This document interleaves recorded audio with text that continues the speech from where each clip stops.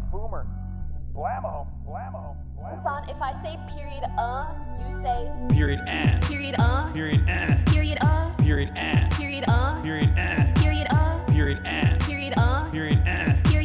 period, period, period, period, Bookie Maine, HasanAbi kicking ass, taking names, haters lining up, watching their schemes go up in flames. Now we don't know what we might have done to earn your ire, but look badly, fucking spit on you too, put out your fire. I spit on you. Period, period, period, period, period, period, period, period, period, period, period, period, period, period, period, period, HasanAbi, himbo player with flowing hair, the damn mayor of commie daycare, top G slayer, retro flare, mother lair, blammo slayer, debonair, billionaire, editor pair, battle hardened, got 10 haters for every stand. Talk shit in my chat, I'll clap your ass with a band. I'm not your friend, I'm not your dad, don't get it twisted, here's my back end. Just be a lad, make sure you've kissed it. period, period, period, period, period, period, period, period, period, period, period, period, period, period, period, period, period, I'm maybe a weeb, and I have to confess that I never really know how to compress. But I got balls of steel, I've never been unnerved. Even when I was bad for saying what America deserved. You could try to shake me, but you won't get too far. Took me seconds to clap the gnome king Keemstar. I've got a million comebacks for every insult I take, and a million segues for the top of the hour ad break. got him, period, What's going on, everybody? I hope everyone's having a fantastic evening, fantastic afternoon, fantastic pre-noon, no matter where you are in the world. I'm Hasan Piker, and this is the Hasan broadcast coming to you live from baby shark, sunny California, Los Angeles, folks. We're live and alive. And I hate you. And I hope I hope all the boys, girls, and MBs are having a fantastic one because today's a beautiful day. Today's a wonderful day. That was Period Abi song by Blammo featuring HasanAbi and a Pokimane. Folks, we are live. We are live. And I hope everyone's having a fantastic one because today's a beautiful day. Today's a wonderful day. Today is a very special day. Now, before we get to why, you might be thinking to yourself, Hasan, why is today a special day? Huh? Why is it? Why is it a very special day, Hasan? Is it because you're wearing a cool shirt and everyone's going to be really freaking annoying about where you got the shirt and ask where you got the shirt, even though you don't know where you got the shirt, but it's a cool shirt regardless? Is that the reason? No, that's not the reason. It's because you had a big day when you were being a big boy, being a big dog, working out. It's leg day. No, that's not the reason either.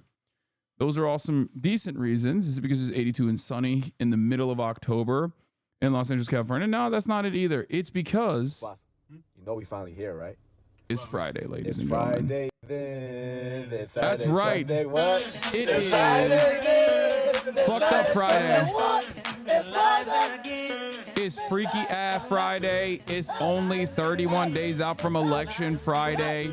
We're doing campaign mania all the way, baby. We got Polar Maniacs rising up, Burger Maniacs in the back. We're celebrating the beautiful, spectacular, celebration-inducing weekend. Ladies and gentlemen, boys, girls, and MBs, your forefathers fought long and hard to make sure that you can have a sense of autonomy and feel like a goddamn human being over the course of the weekend. Our forefathers fought long and hard with blood, sweat, and tears, so we enjoy it. So in celebration of that, every Friday, we obviously start the broadcast by saying Happy Friday. It's Friday, more like it's Fry Slay, and we are not in the good world. If we were in the good world, this would be what was truly going on, and I would be voting for Donald Trump because Doug Burgum is my goat. Doug Burgum is my king. Anyway, folks, this is a part of the broadcast where I tell you a little bit about my personal news, and let me tell you, okay, right off the jump, last night I ended the broadcast at like 7 hours and 30 minutes, another half day. What the fuck's going on? You know, this guy's quitting. This guy is quitting his goddamn job. What the hell is this about? And honestly, after my quiet quitting experiment, because I had to, you know, I had to do some family time with my mom's place, with my little baby back there, who was being good. What are you looking at? What are you looking at? Anyway, yeah, we went to Anna's house. Anyway,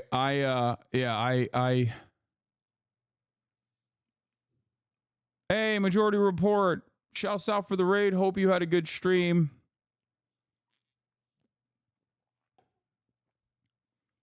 Anyway, as I was saying, I went to my mom's place, had some food, not, you know, a little bit of dinner. We had a rabid genocide defender caller in the fun half. There's still those guys out there. That's crazy. If you're not on the freaking payroll, if you're not on the goddamn payroll of the Israeli government, like, you probably should not be defending it. Like, it makes no sense. Anyway, but yeah, my mom's house is so funny because there's like hella artifacts everywhere. Like, her entire house is just like kitted out with Ottoman Empire Turkish artifacts, like literally the entire house. Everything.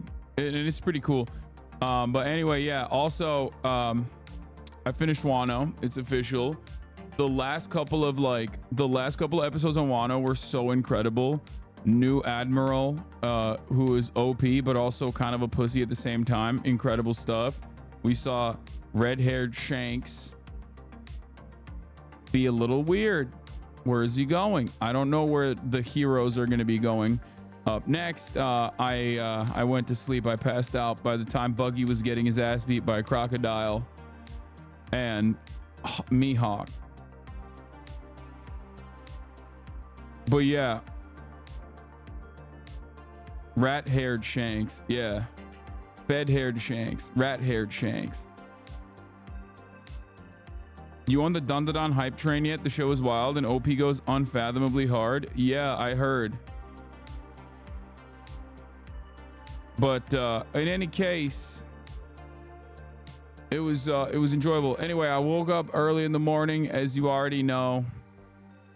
Did a little bit of reading, did a little bit of writing, gathered my thoughts, and then immediately went to work. It was Friday, and you know what that means? That means we were doing leg day, baby. Look at that. Come step in my office, nigga. Take a nigga, bitch. She say, D-Lo, you be saucy, baby. Tired of fucking with them lame. Come forward with some bosses, baby. She don't want no puppy. She want a big dog. Wash my clothes the other day. Found a 10 ball. Flip phone for the judge. It's a throwaway. I'm riding with some shooters. We look like Golden State. I'm Mr. Too Slippery, nigga. I'm with the fucking sharks. You with the fishes, nigga. Hop straight out the Bentley. I'm the biggest, nigga. Caution sign on my neck. Shit a 60, nigga. Yeah. I'm Mr. Too Ski, nigga. Matter of fact, call me Mr. Chase That Cheese, nigga. Grams on my wrist, shit cost like 10 G's, nigga. I feel like Buzz got all these carrots on my teeth, nigga. In my bag, my pocket. Anyway, yeah, had that leg day going, had that leg day glow.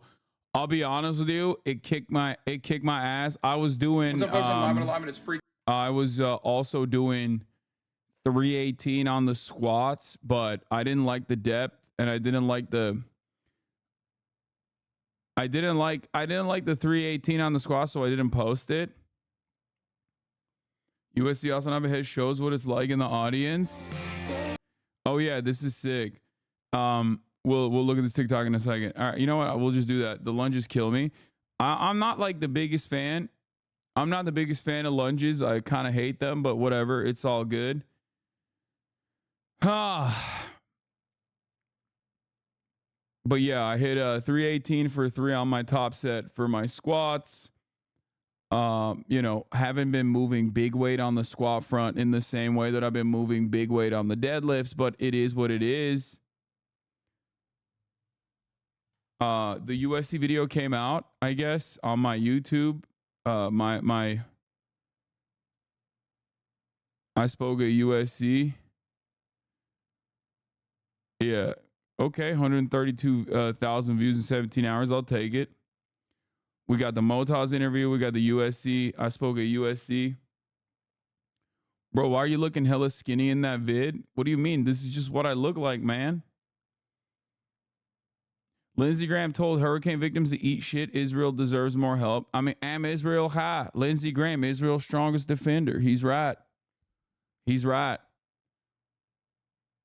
Are you gonna play the? I thought the Motaz interview would have popped off more, but I think the algo is killing it. Yeah.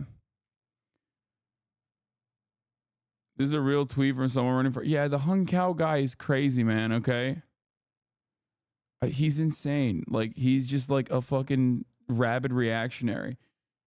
Big boy weather is coming. Bulking season is upon. Don't say it. I don't want to hear it. Don't say it. And I don't want to fucking hear it because that makes me very sad. Okay. That makes me very sad. I don't even want to think about that. I know it's coming. I hate when it starts raining because my gym is outdoors. It genuinely fucks up my performance. I can't play basketball because all my basketball activities are outdoors. I haven't been able to like find a consistent indoor court. At this rate, I'm gonna have to fucking literally build my own indoor gym somewhere, dude. Iran hit 300K subs, by the way. Let's go. Okay, we're cooking. We're cooking. Congratulations to the team. Nice. Get a nice acronym jacket for the rainy days. Nah. So, yeah, personal news wise, that's all I did. Feeling pretty good. Feeling pretty good overall. Let's take a look at these TikToks covering Hasan's speech at USC with press access. He featured my article on stream.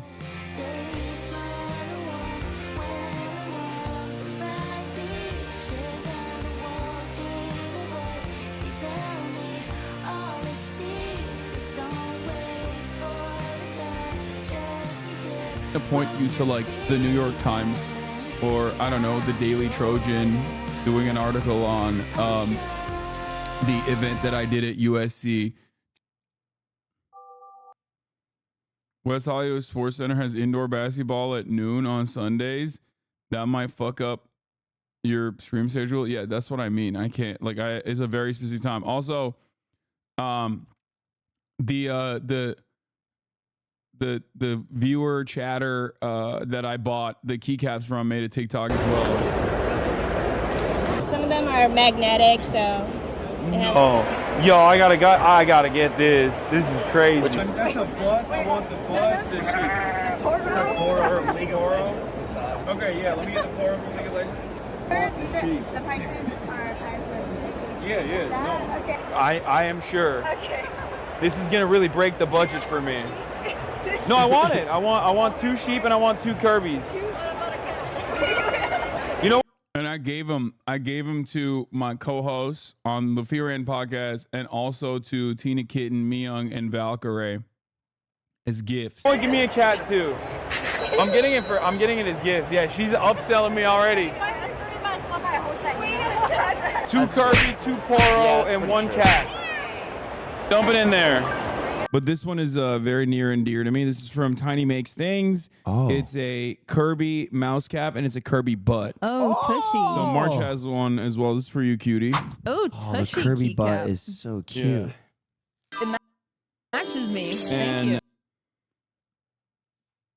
There's my USC TikTok law. Thank you for sharing. Of course.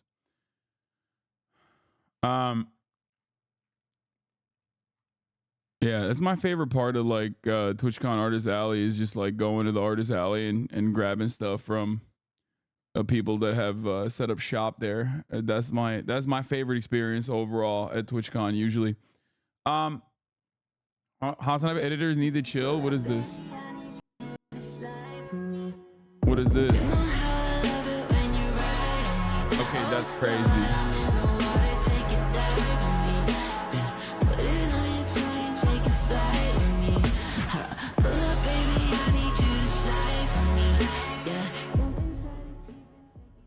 I mean, I'll still hit it with a like, you know what I'm saying?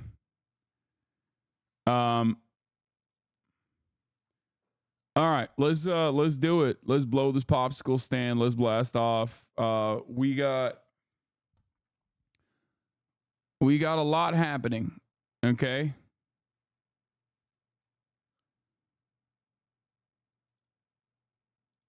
Okay, we got a lot happening. We got a lot happening in the world. Thank you, Themasius, for the playlist. Long hair husky Hasan was my fave arc. I disagree. Okay. I disagree with you on that front. But it is what it is. Are you planning on any Spooktober games this month? Yeah, my gaming editors have sent me a laundry list of games that we could be potentially playing. The plural onesie is Stolen Valor. You didn't even play League of Depression. Brandon crashed the White House briefing and said Israel best friend. Yeah, that's not surprising to me. Biden made a surprise appearance at the briefing. He took questions on Israel and in the end telling Netanyahu to remember what he did for Israel. It's in the playlist. My goat, dude. That's why I'm voting for him. Like, that's why I'm writing his name in, because he's Israel's best friend. He did NATO. He did AUKUS. Ain't nobody does it like him, dude. Ain't nobody does it like him, dude.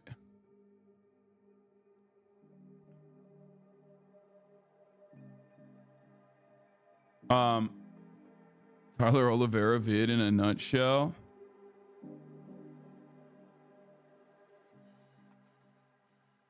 Okay, I'm not even gonna look at that. He said he's back in the race at the end. Thank God. Thank God he's back.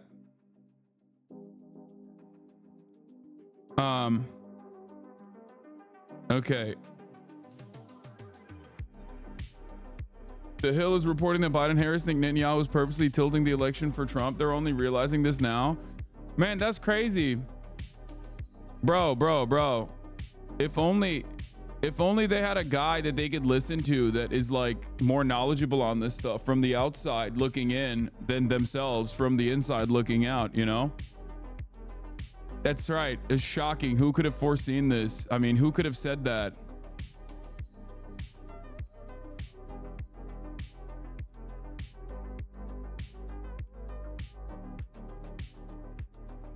Tank for Trump.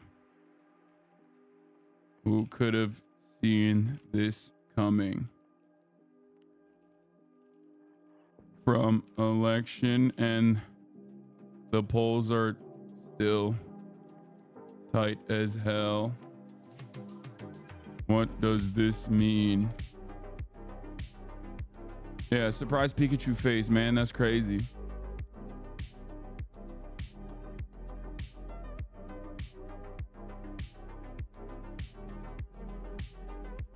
Kamala meets Muslim leaders in Michigan.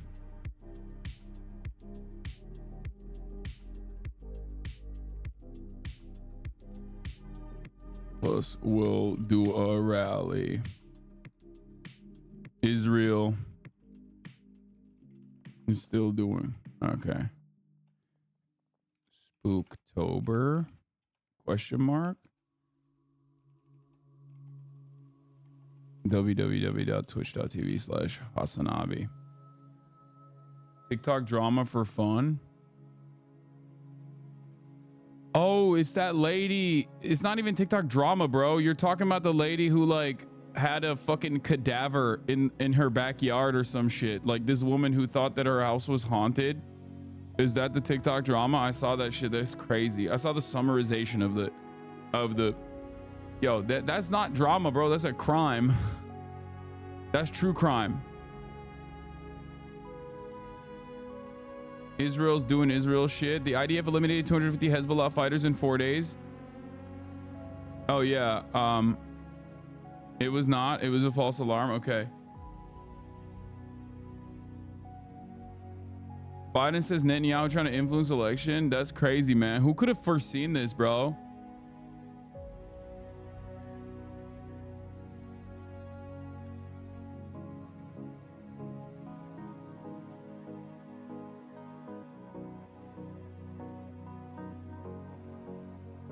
Anyway, we're blasting off. More on the HasanAbi year of vindication continues, okay? Obviously, no shit. Benjamin Netanyahu is trying to influence the fucking elections, and he is pro-Trump. I literally verbatim said this months ago. Yes, dude. And I'm not like a particularly brilliant person, okay? I need you guys to understand. I'm not like a fucking incredibly talented, brilliant individual, okay? I'm kind of a dumbass. I'm a bit of a dumbass. But I think like people sometimes, I suspect, make things unnecessarily complicated in an effort to, I don't know, defend their idiotic positions, okay? And the reality of the matter is, it's super fucking apparent that Benjamin Netanyahu is pro-Trump and is in the tank for Trump and is trying to pull a fucking Ronald Reagan or a Richard Nixon for Donald Trump by just like purposely fucking escalating tensions and opening up new fronts, knowing full well that this absolute baboon in a suit is going to do anything and everything in his power to never actually reign in Israel.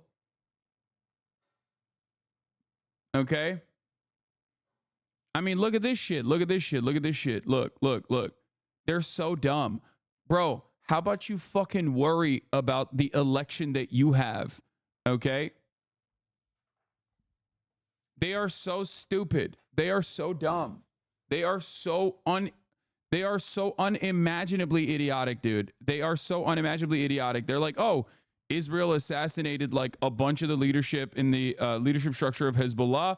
So now they don't have anyone to put up in the fucking Lebanese parliament because we did an act of terrorism, like an open act of terrorism. This basically is a voluntary admission that you are, alongside Mossad, working to assassinate the leadership structure of political parties globally in the same exact way that America used to do in Latin America. Okay? This right here is a fucking straight up regime change backed by terrorism. It's no different than any number of different places that America has done this in Latin America, okay? In Latin American countries, in African nations, globally. They are doing the same exact shit. It's just sloppier, and it's also more apparent, more in front of your fucking eyes. That's it.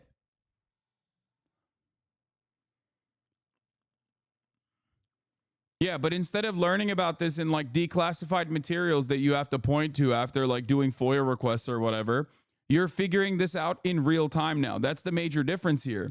And you can figure it out in real time, and you can develop a distaste towards it in real time. Not that the outcome will change. You know? But that's precisely what's happening.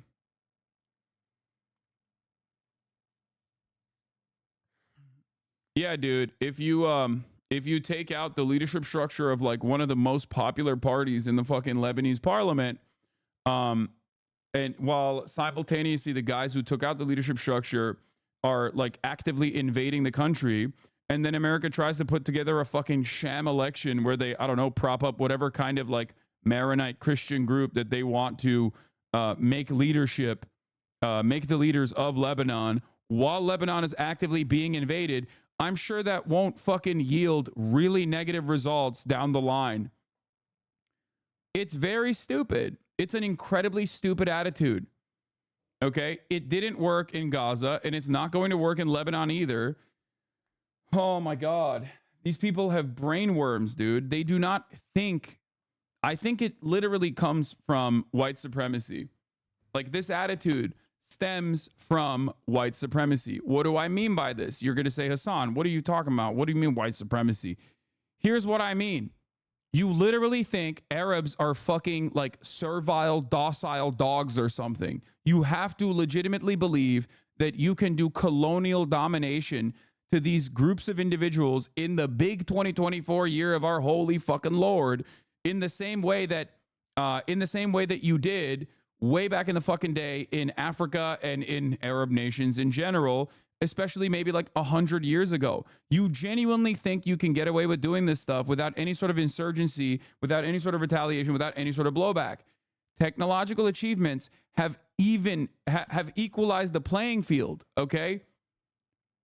It's no longer a thing. It's no longer...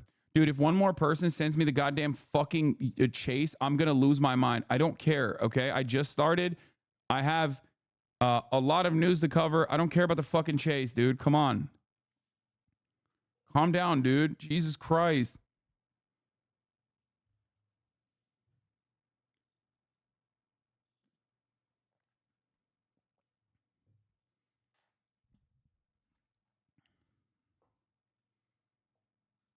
Anyway, it's Christianity in general, in my opinion.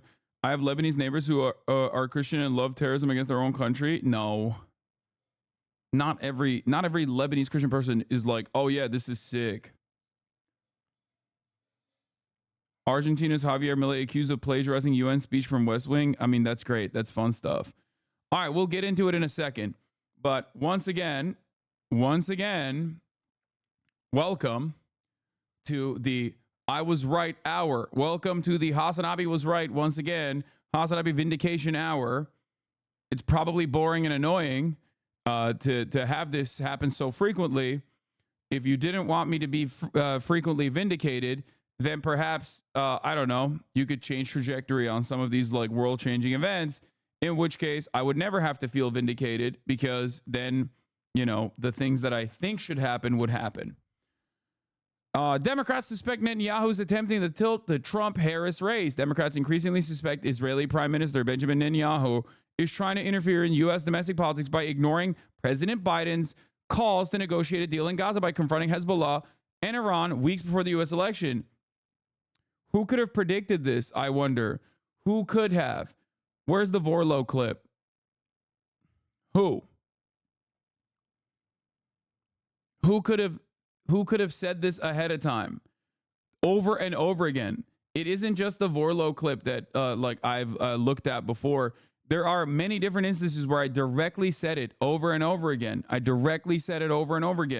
Leaving Benjamin Netanyahu, this unstable psychopath with so much power to do whatever the fuck he wants without restraining them at all, without packing this stuff up and implementing a ceasefire. Okay? I think you even mentioned it with Ro Khanna. Yes, I did.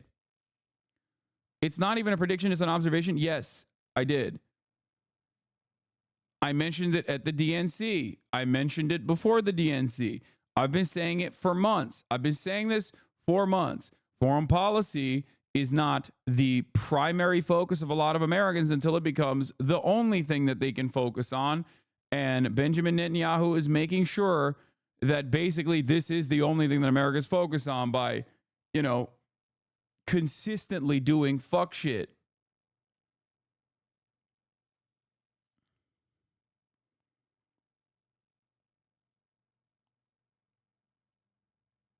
Anyway.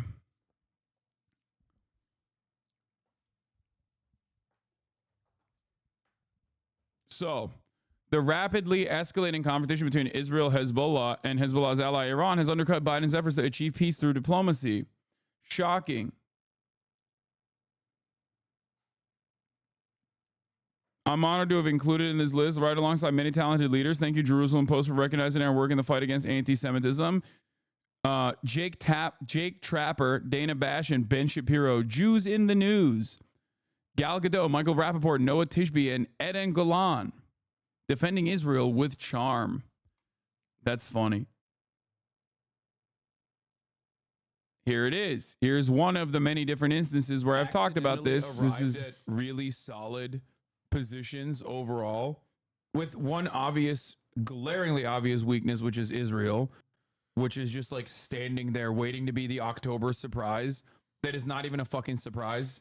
It's like everybody knows that Benjamin Netanyahu is in the tank for Donald Trump and is getting increasingly more unhinged every single fucking day, and like not trying to put forward like weapons transfers as a condition in an effort to curb Israel back, like in an effort to rein Israel in, is basically just allowing them to run the table. Yeah. Like,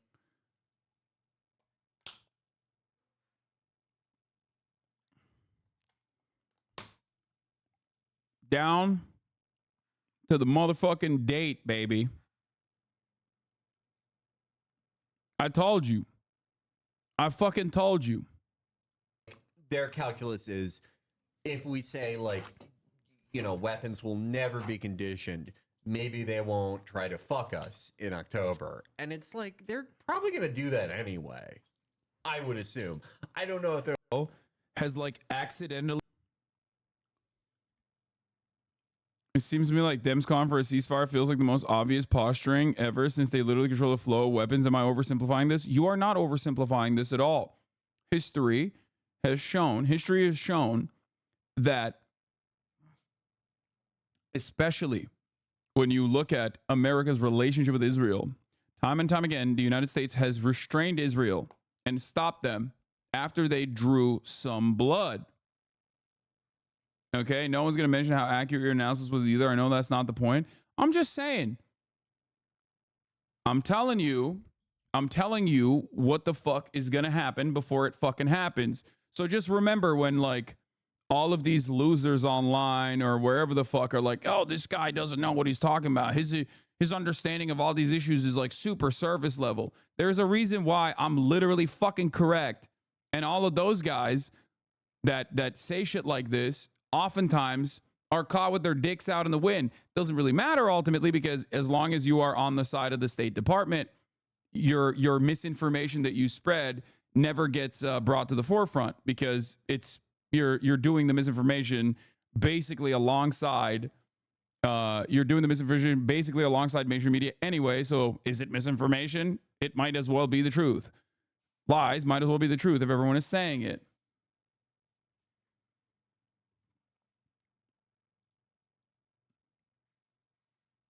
If you were advising Harris, what do you think would be the smart way for her to distance from Biden and do the right thing? I mean, I've been saying this over and over again. I was like, I know there's some fucking campaign staffers and whatnot in here, okay? I've been screaming from the rooftop since the Kamala Harris swap for Kamala Harris to separate herself from Joseph Robinette Brandon. I've used historic examples. Specifically LBJ, which is the closest comparison you can arrive at in terms of, like, separating from Biden on this deeply unpopular war before it is too late. They have refused to do so the entire way, the entire step of the process. Joe Biden, who was losing to Donald Trump on the issue of Israel by like 25 points, Kamala Harris came in and literally was like, oh, this deeply unpopular thing that Joe Biden was doing that led to him basically losing the election in all the polls, which led to me changing, which led to me being swapped in for Biden. I'm going to tell the world I'm actually in the tank for it. Okay? I'm going to tell the world in the historically stupid fashion, in this like unprecedentedly stupid way, I'm going to tell everybody I'm exactly like Joe Biden on this issue. This will certainly win me some favors. With who? Who knows? It's very stupid.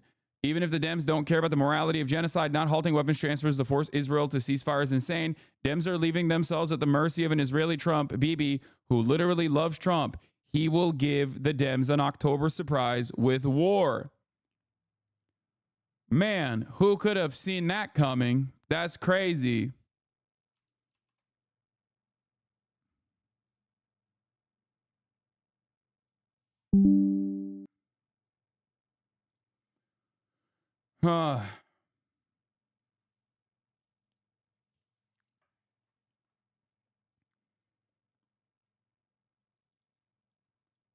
To the Harris staffers in the chat, please be smart and do something. They can't do nothing, dude. It doesn't matter. And I said it over and over again that Democrats, if they don't care about this issue on the morality front, I actively argued on a cold, calculated, soulless front as well, just purely on electoral bounds. Okay. Do you think a war in the Middle East will massively swing the elections? Like, isn't war only usually unpopular if America's directly involved and our troops aren't hurt? Well, I mean, Israel's actions are trying to desperately bring American troops into the fray. So there's also one other aspect of this conversation that I think many Americans do not recognize. Remember, when Americans say nothing ever happens, they mean nothing ever happens to them. they get the benefit from living in the imperial core. They get the benefit from being thousands of miles away because things are happening all the time. Death and destruction is permanent, especially if you're in the global south. The issue, however, is when you go to war with Iran, if you strike their fucking nuclear facilities, for example, and then Iran retaliates by lighting the entire oil refineries in the fucking Gulf on fire, all of a sudden things are happening to you because, and this is something that, again, I've said for months. Another thing that I've reiterated is going to war with Iran isn't necessarily just like boots on the ground and horrifying warfare, okay? American troops being drawn into battle. That's a problem, but that's not the only issue, okay? From an electoral calculus, that also means all of a sudden the price of fucking oil is skyrocketing. The supply is diminished. The refinery capabilities are gone. Why are they gone? Because Iran knows how fucking wars are conducted. You just light their fucking refineries on fire. And in the words of the IRGC commander in Iraq that said, if we cannot have these benefits, you can't either. That's what they said. It's basically mutually assured destruction.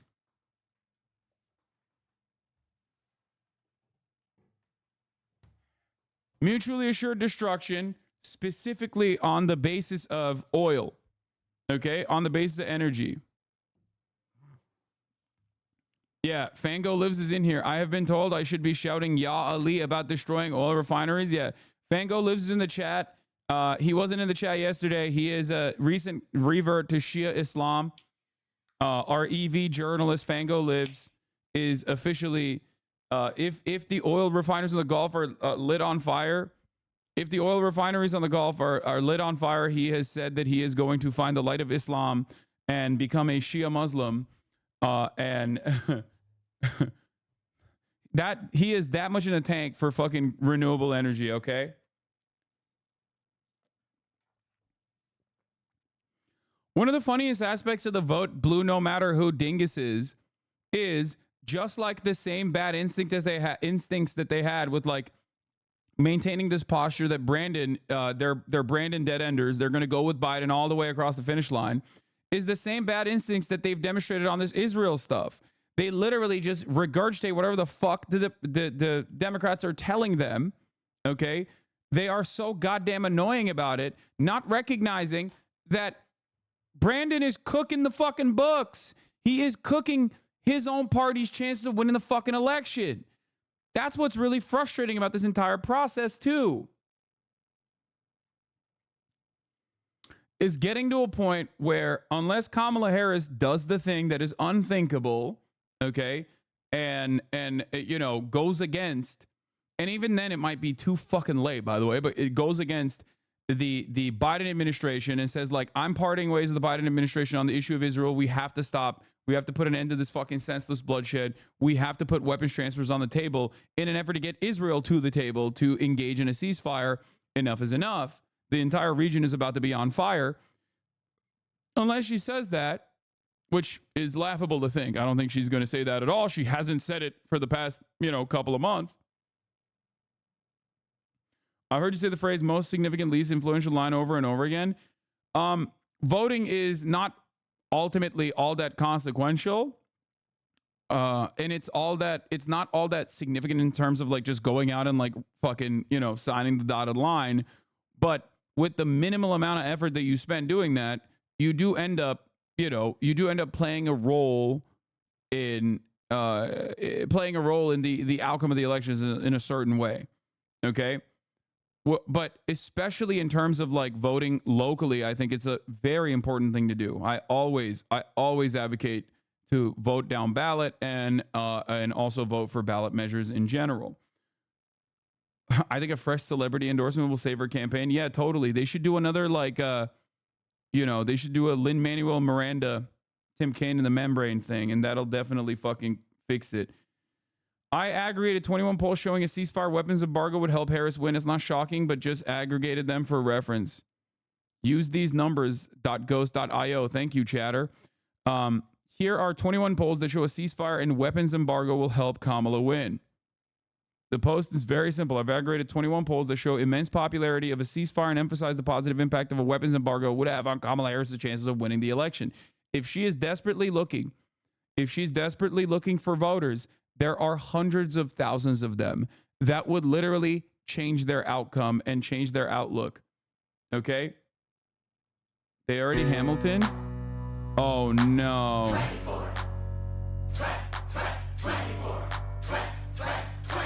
2024.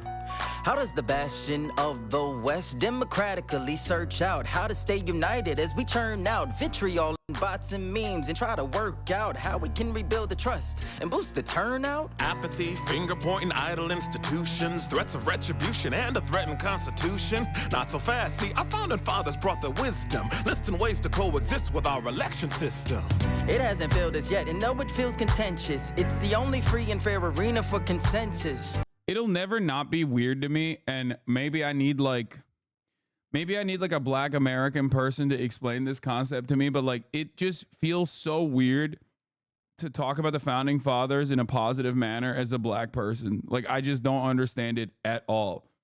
I will never understand it. It doesn't make any sense to me. I don't know. I'm a white dude. I'm Turkish. I'm like far removed from this process. So like, I just genuinely don't get it. This is a liberal version of that. So I don't understand it extra hard. Like I see what, like you get black conservatives who will wear like a 1776 shirt or whatever. And I like kind of understand that a little bit, but anyway, let's continue. It's not perfection, but let's soften our objection. We simply gotta focus in on this election.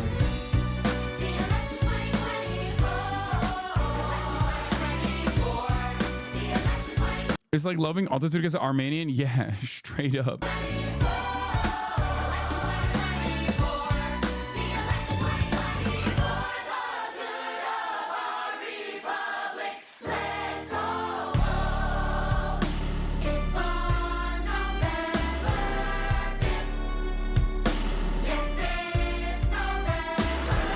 Yes, sweetie. Preach. The battle for access. 2024. Monsieur Citizen. Monsieur, what is this? Purging eligible voters? They're up to old tricks, changing all of the requirements for voter ID. Vote Riders, they'll help you for free. So what happens when we vote? Well, without a doubt, the black turnout is momentous, especially in the South. Spread the word and drive your friends. Rock the vote, then see 6 million new black voters coming from Gen Z. Let's go. My vote. I am not throwing away my vote, cause I improve my mobility through eligibility. I'm not throwing away my vote. I am not throwing away my vote. It's a party at the polls. Let's go. America decided by ladies who vote. Woo! You could say it's common sense we're voting for. In 2020, women. I'm gonna be honest. We've literally fucking lost. Like we've lost the sauce a little bit. I'm permanently sauceless. This video has been out for 2 fucking weeks, and not a single one of you motherfuckers sent it to me until now. Like this is so in the pocket. This is so extremely my shit. I could have been using for the past 2 weeks this specific video to punish you, goddamn libtards, every time you get libbed up.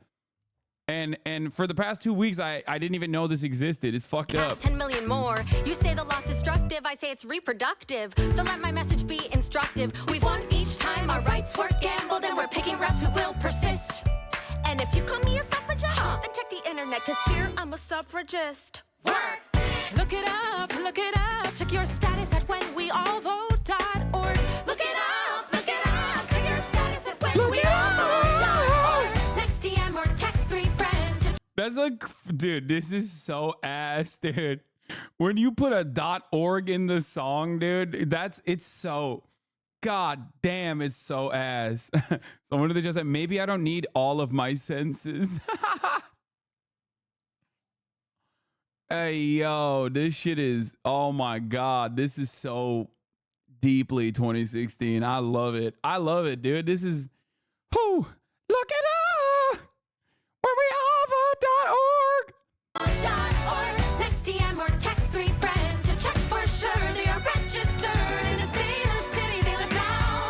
Even better, you can show them how to register. Cause it's easy to make it a norm. Go online, you can fill out a form and then early voting Voting can become a routine or through the mail vote absentee. If you it can ease your anxiety, voting your conscience upon your society.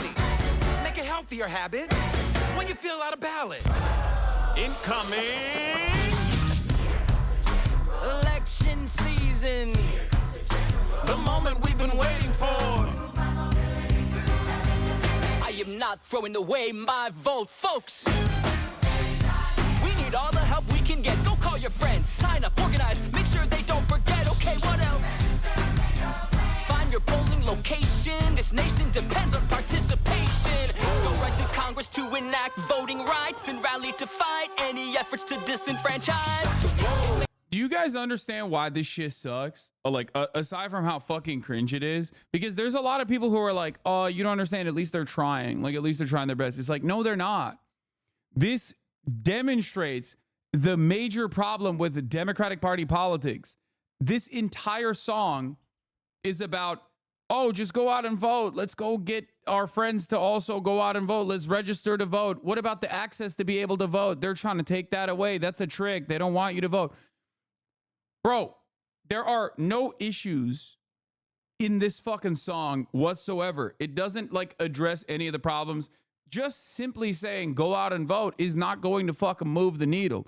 It's not going to get people to go out and vote. That's why I hate those like get out the vote initiatives that I have also participated in the past as well. Like, it needs to be associated with like something to go out and vote for, okay? And if at the tippy top the campaign is not communicating what those changes are going to be, it's just not substantive, okay? If I'm going to make like a serious if I'm going to have a serious moment here and talk about like beyond all the cringe shit, like the major problem here is that there is not really anything steering people in the right direction. There is no like communication structure from the Democratic Party that says like, these are the things that Americans are feeling. This is how we're going to solve those problems. Okay. And in areas where they try to do that, they, I think, fail in a spectacular fashion. There are certain aspects of the Kamala Harris campaign that they could be pushing on, like fucking combating price gouging. You know what I mean? Not saying that these guys should rap about that. That would still be fucking whack as fuck. But like, you know, just simply going out and be like, just vote. Voting is fun. It's cool. It's sick. You should go out and vote. You should go out and vote. Like, who the fuck's going to get tricked by this? This actually encouraged me to unregister. Yeah. This is making me not even want to vote down ballot, bro. They feel bureaucratic, but our system's democratic. We can buck the status quo if we stay at it. So, election, Vote. election, Vote. election. Vote. Here comes the general. Vote for what's right, ham fam. I think one of the funniest parts about this is that like the ham fam, you know, Hamilton fans, they already are 1000% voting already. They're voting illegally. Okay. So, you know, anyway, this is Hamilton. In my 2024 crazy notification received on Monday, history has its eyes on us. You know, it's bad when Hamilton comes out making a song about this election, which is truly a battle for the direction and soul of America. How is America so screwed that Hamilton, it has to reemerge from his grave to tell us all to vote? I'm shaking. Oh my God. This is for our asexual, biromantic President Donald Trump.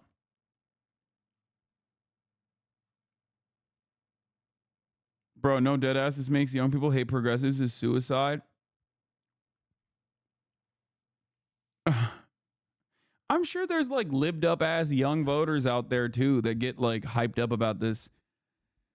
I just think it's like, do you think God doesn't visit us anymore because of how cringe their creation was? Yes. Yes. God gave up a long time ago after Tim Kaine and the membrane. It was solidified. Okay. It was like, nah, we're done. We're done with this. I'm packing this shit up. Obama was right. Americans deserve nothing like the health care that he could have gotten us.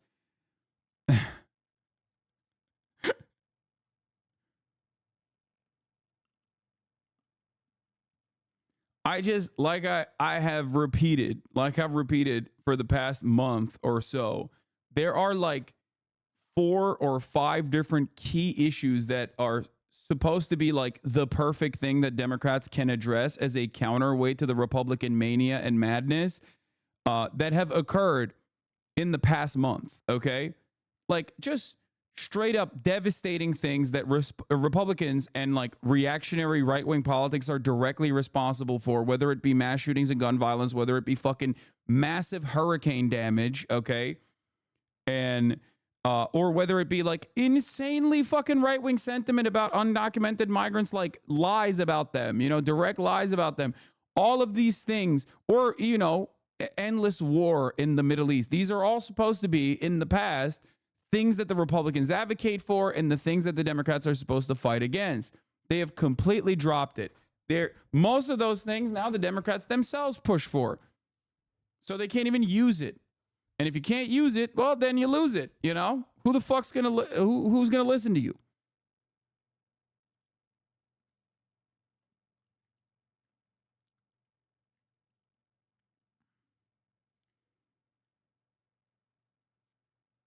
Anyway,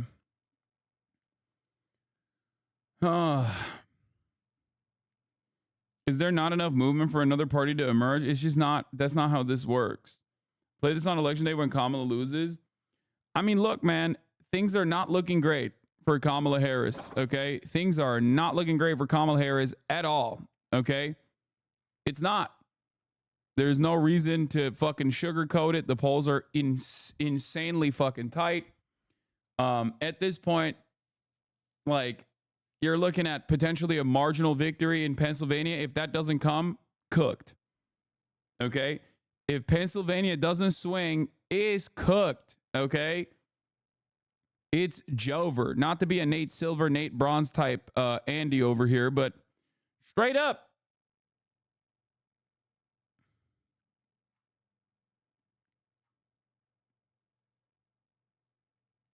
Are you going to react to the new Johnny Harris vid, or do I watch my own? Tell me no. Tell me now. Yeah, I'll watch it. The old election doomerism arc. Love to see it.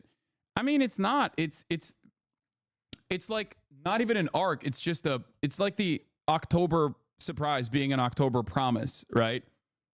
It was telegraphed. And this was also telegraphed. How was this telegraphed? What did I say? The only reason why there was a lot of momentum for Kamala Harris, and the only reason why there was a lot of momentum after that swap out before the DNC, was specifically because Kamala Harris represented a change, okay? She was not like an embarrassing person to go out and vote for, to go out to bat for, in the same way that like this, you know, hollowed out carcass like Brandon was, right? All of a sudden, people were like, whoa, wait a minute. This is exciting. They're responding to public pressure. And it's crazy because she has basically adopted all of the worst parts of the Brandon campaign. And there's some communication in the background, at least according to like some of the big donors that Kamala Harris has spoken to directly, according to them. She's going to make changes at the SEC and FTC, which is insane to think about. It's like, so you're just going to be worse than Biden? Like, you're going to be more right-wing than Biden? That's psychotic. Like, the only good salvageable aspects of the Biden administration, you're just going to fucking rip apart? That's insane.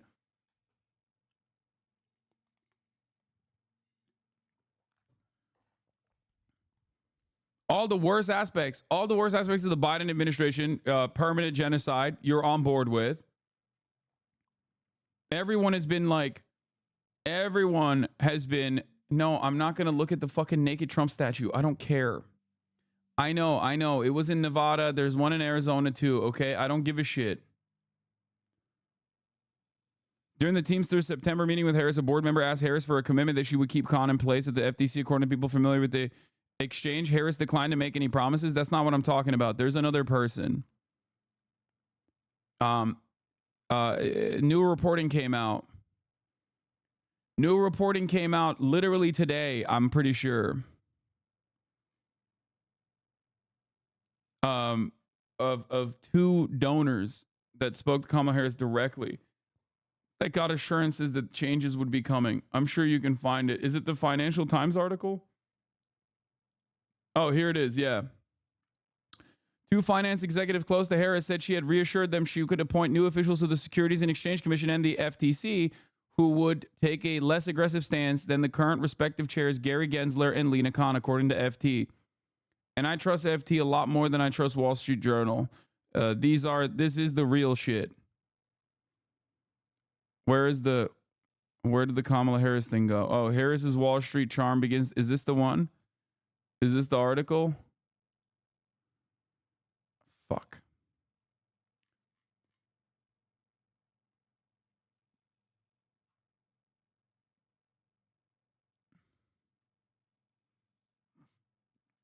You are a little naive to think that she would have changed her positions compared to Joe. They're both horrible, but Joe had a reputation he could fall back on. She just pronounces words better than him. No, I don't care about Kamala Harris's personal ambitions and personal motivations. It was not naivete.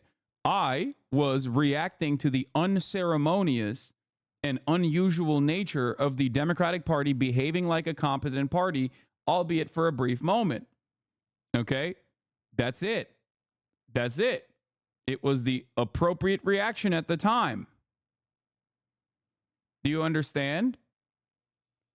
And I kept reiterating that this would be good if they followed through on this momentum and kept making bold and radical proclamations, but it would be devastating if they went back to their old school bullshit, rush to the middle.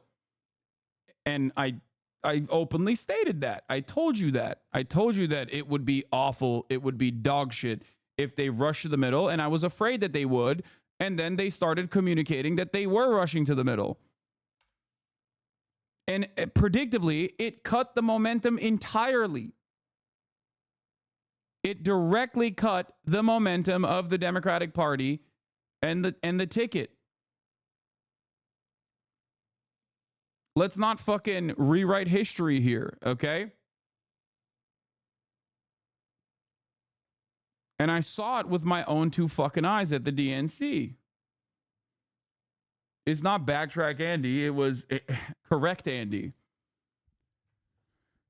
I was cautiously optimistic, responding to the unceremonious nature in which the Democratic Party responded to public pressure. They've never done that. Here is David Dayen. Buried in here is a pretty problematic development. Harris has hosted corporate chief executives, including Ryan McInerney. What? How do you say that? McInerney,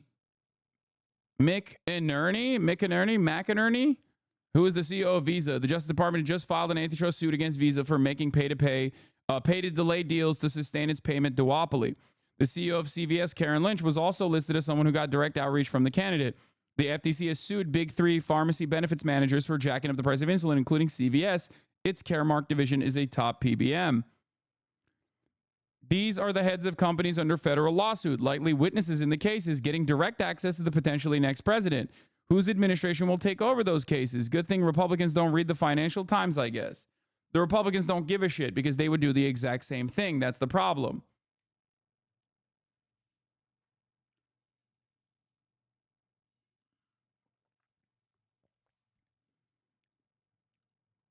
Every day that goes by, it unironically makes me feel like AOC and Bernie Sanders might have been fucking right for warning us.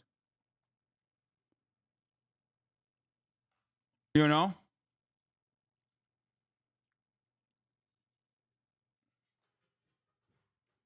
Perhaps we were wrong. They were like, hey, do you want genocide with a side of like at least somewhat reliable domestic politics that is like more pro-labor and more fucking pro-consumer protections than any other fucking historic presidential administration? Or do you want permanent genocide with less of that? They're like, nope, genocide is going to happen no matter what.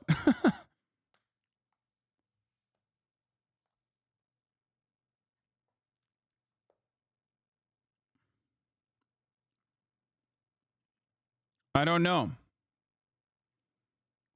Unless Harris starts telling better lies, I'm going to throw my vote at Jill Stein. New Nevada poll. Nevada from John Ralston, one of the most important. John Ralston is the Nevada guy, for those of you who don't know, in terms of like, if you're an election watcher. Nevada, Harris up 3, Rosen up 7. That's shocking that Rosen is only up 7. That's not good. Harris is up 3. That's also not good. That's kind of weird. Donald Trump at 44. Kamala Harris at 47. I hate to be a tease. Actually, I really don't. But we have something very interesting in Nevada poll results coming tomorrow from one of the country's most respected guys in the field. Wake up early.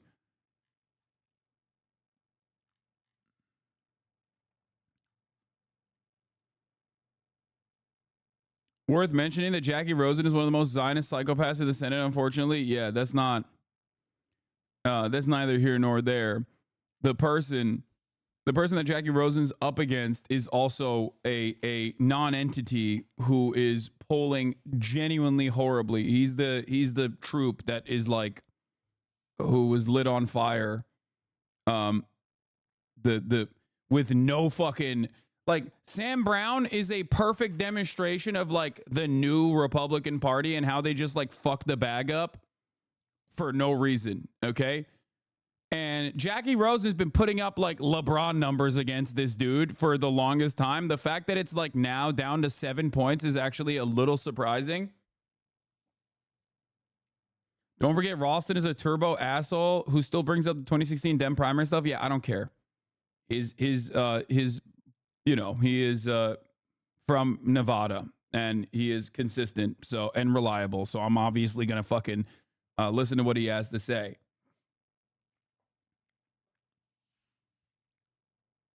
A lot of these guys are turbo assholes, though, of course.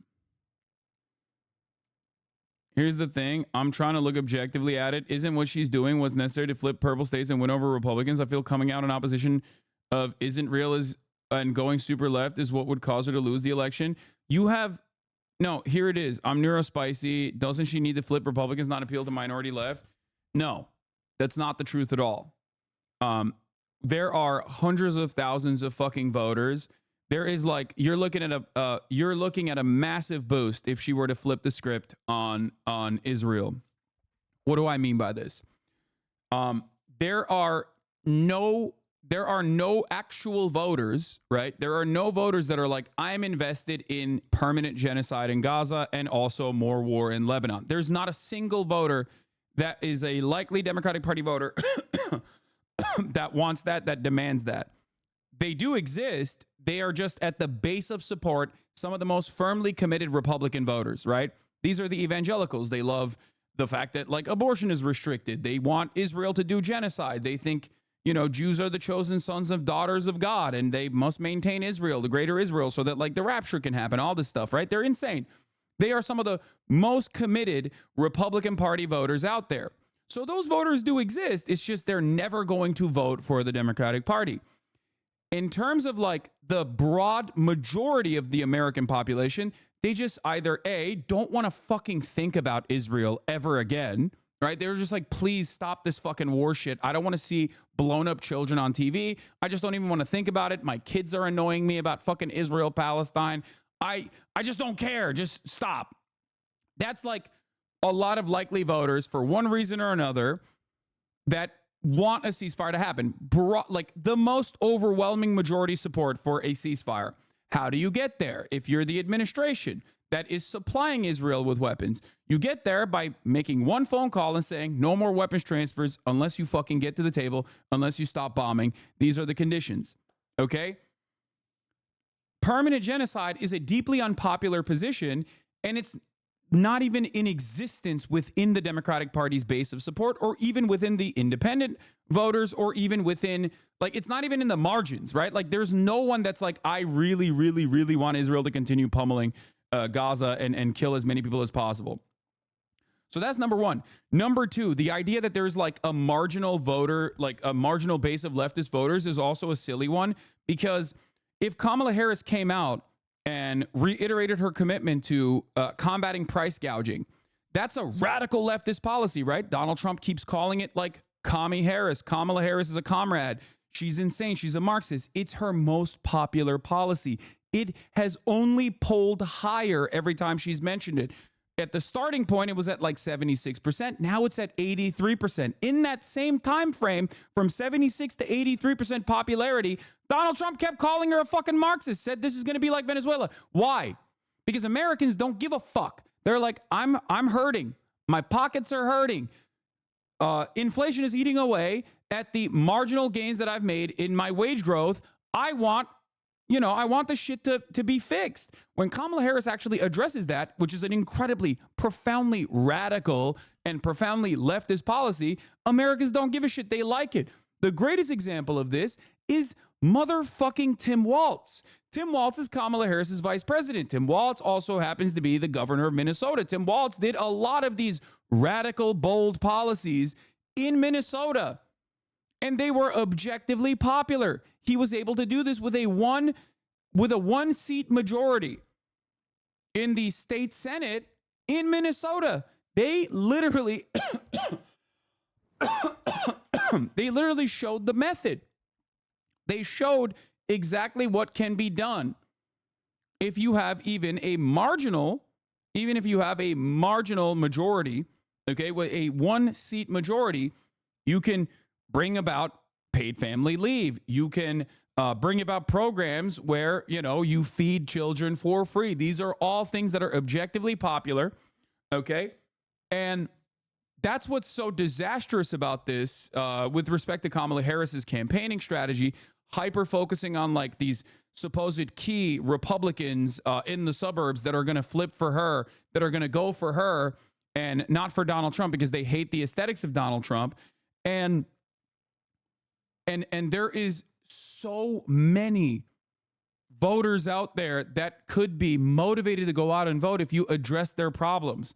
There's also so many voters that you could probably flip if you address those problems from the Republican Party's base of support as well. Because at the end of the day, there are plenty of people who still want to make sure, no matter how angry, no matter how bloodthirsty they might be, no matter how much they think like immigrants are eating cats and dogs or whatever the fuck, they still go to the fucking grocery store and see the prices. And if Kamala Harris made an active effort to say, no, we're going to fix that problem for you, they might even be more interested in possibly voting for her. So the opportunities are endless.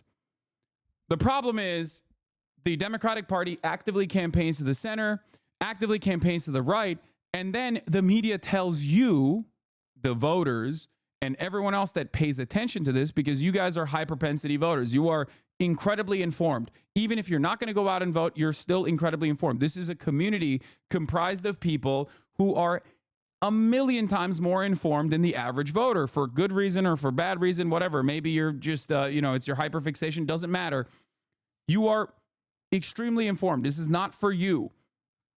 Having said that, however, there are still a lot of people that come in here that are also hyper-informed, that only get their information from MSNBC, CNN, New York Times without applying any sort of critical thinking to it. So they just come in here and basically regurgitate what they heard over there. And what they heard over there is almost always the same.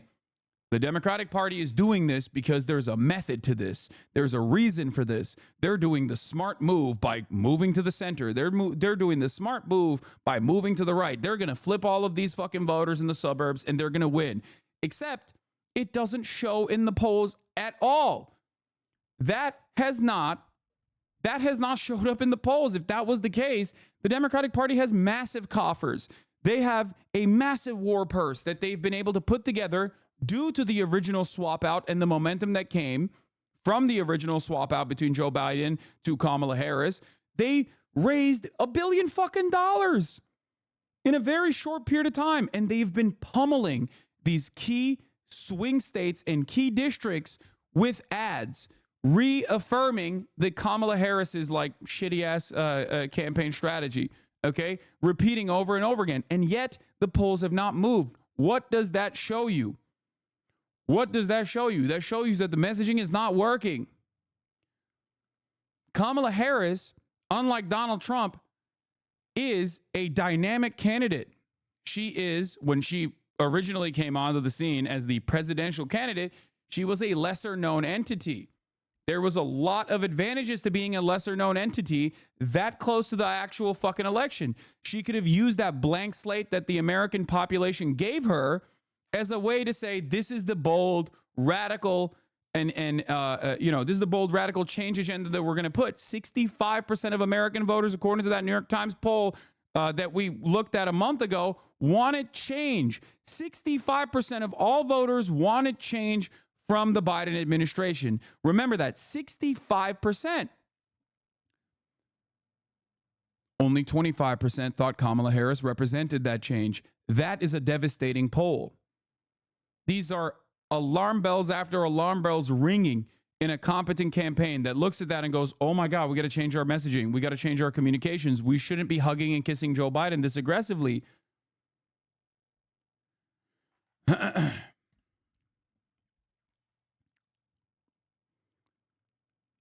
But the media plays the same song and dance. Okay? They play the role of basically making you dull and basically fucking deluding you into thinking, no, there is a reason for this. There is a good reason for this. She's going to flip these Republican voters and it's going to be awesome. Meanwhile, every time she portrays herself as like a Republican, but, gay, there are a shit ton of voters that she's leaving behind in the normal progressive wing of the party. Young voters, Latino voters, black and brown voters that would be more motivated to go out and vote. And more importantly than just go out and vote, door knock. The activist base of the party is profoundly important because grassroots mobilization is profoundly important for turnout for the Democratic Party. But when you don't actually get those guys, they're not going to go out and fucking vote. I'm sure there are door knockers for the Harris campaign in this community, wonderful individuals who are kind-hearted. I know for a fact that there are people who get their doors knocked on, and the thing that they reiterate to the door knockers is, I'm not voting for Kamala Harris unless she changes course on Gaza. And when they say that to the door knockers, like, what are they supposed to do?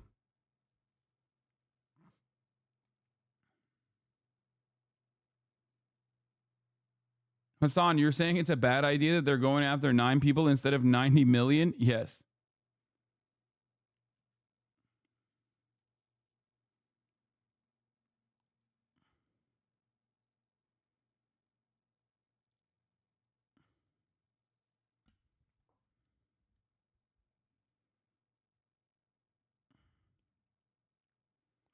Just a thought, don't execute me. Maybe they're trying to demotivate Trump's base by presenting a center-right Kamala.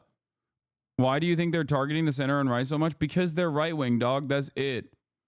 Okay? That's the real reason. If you want to know what the real reason is because they care about moneyed interests more than they care about their constituents, and that they would rather have a close election, one that they might even inevitably lose, with a close election where they push for very conservative policies and gear up the base for the inevitable conservative policies, because it's like somewhat of a uniparty on a lot of issues when it comes to immigration now, when it comes to foreign policy, it's always been uniparty. When it comes to deregulation and taxation or cutting taxes, it's pretty consistent. So they would rather prime the American base of whoever fucking still votes out there to be more susceptible to this sort of right-wing ratcheting than actually put forward a clear and coherent agenda that is a counterbalance to creeping fascism, accelerating fascism coming from the Republican right. You don't have to look any further than what happened to the Labour Party in the UK to see exactly what's going on in America.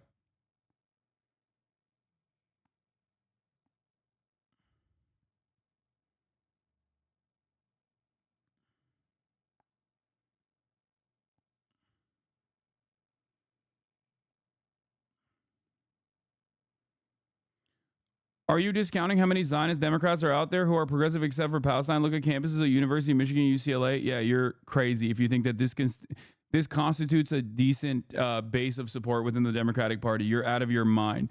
No polling shows that, for the record. Polling shows the exact opposite, as a matter of fact. Even if you were to look at American Jews, which is a reliable Democratic Party voting bloc, 75% usually goes to the Democratic Party.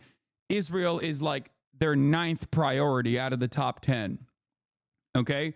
The notion that like American Jews are going to not vote for Kamala Harris because she changes trajectory on something that most American Jews, as well as like most Americans in general, want in terms of like getting this foreign country, Israel, to do a ceasefire is silly.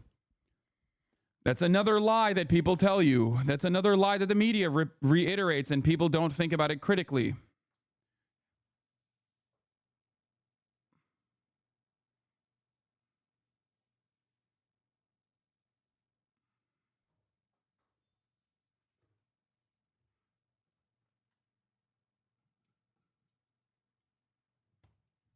It's funny to think, though, that like, I mean, Jews live in what?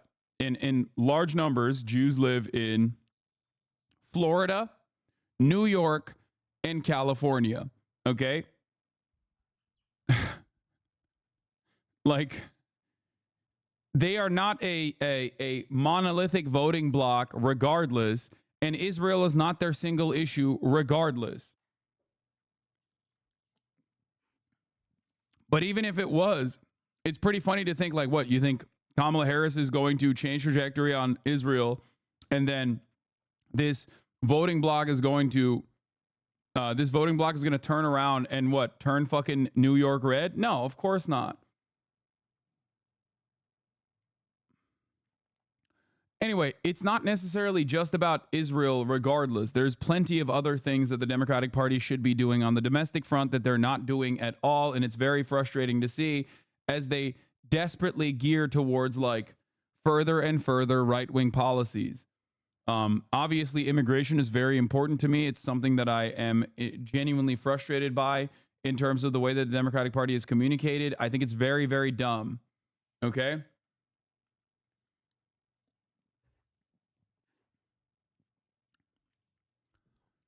Kamala Harris and everyone else is relying on the fact that people won't care about Israel when the time comes. And there are plenty who don't, because it's under the banner of American foreign policy. And the system is designed in a way where you don't have to think about American foreign policy, because if you did, you'd go fucking crazy. Understand this, okay? Having said that, however, there are people who do care.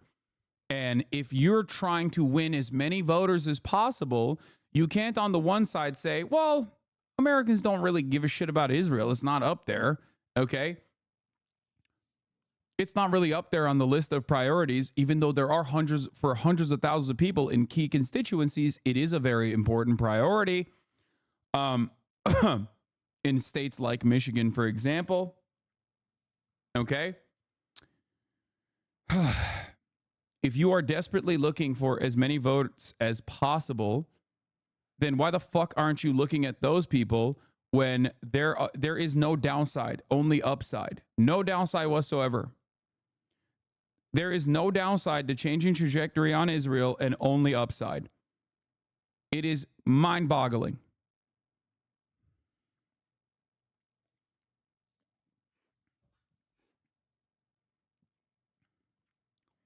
This was funny, yeah. Photos show New York Congressman in blackface as Michael Jackson.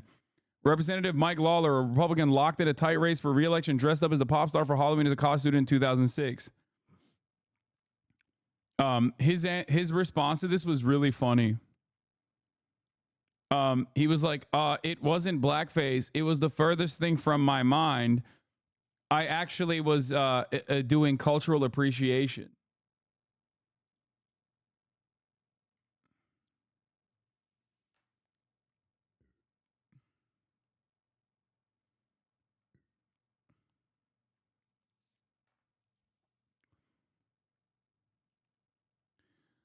Once again, the issue with Israel is not just one that is electorally beneficial for the Democrats if they change trajectory. It's also truly morally repugnant. Okay? Like, I don't care if every American was screaming from the fucking rooftops going, "Am Israel high," I'd still be maintaining my position.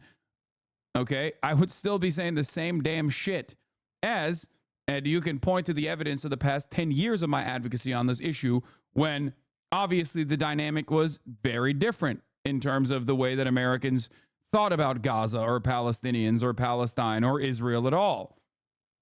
Just so you know.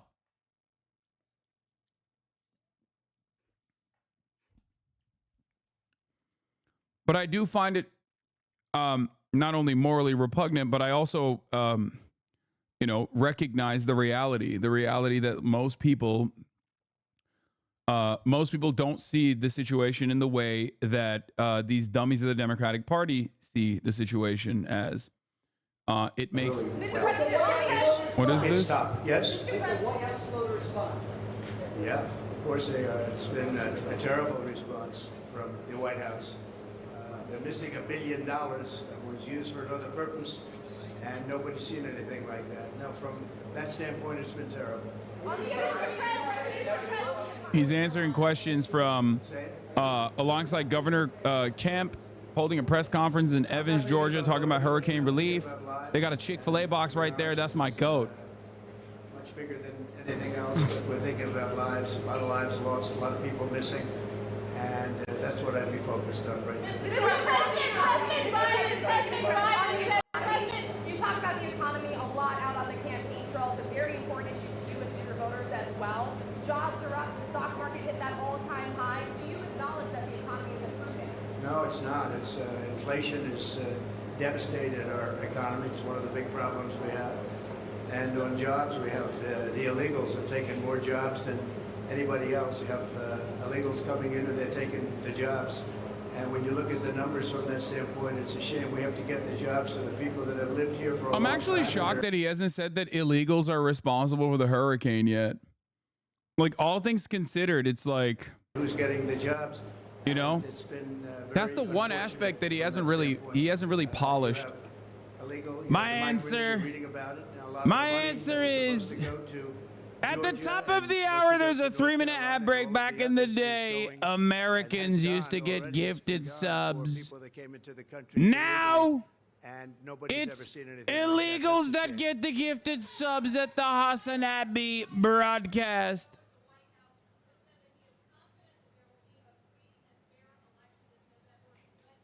Illegals are getting the gifted subs. Americans need it to avoid the 3-minute ad break at the top of the hour. Believe me, folks. But you can also subscribe for $6 under brand inflation. Here's the 3-minute ad break now. Oh, it's coming? Yes, they can control the weather. It's ridiculous for anyone to lie and say it can't be done. Oh, shit. She's back to her old tricks, bro. Well, I won it easily in 2016. Oh, that's so sick. I wonder who she means when she says they. Came up, we're up 7, so I think we're pretty far up, and we seem to be going Hey, up. Yo, is she back? Is she back? We're going to keep it that way. She forgot all about the school trip that she had to do to the Holocaust Museum and the paper that she wrote about how I'm Marjorie Taylor Greene. I'm sorry for saying that Jews have a space laser. I have found out that Jews do not have a space laser. They, however, do control the media and also the weather. No space laser, but I have not changed my mind on the weather machine that Jews have. It is obvious to me. This is a map of the hurricane-affected areas with an overlay of electoral map. Political parties show how hurricane devastation could affect the election. They are doing it.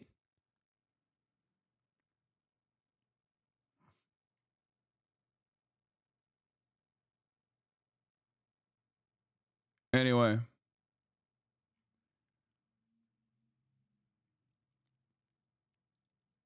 the port streamers, they have the hardest job. Immigrants are stealing the streaming jobs.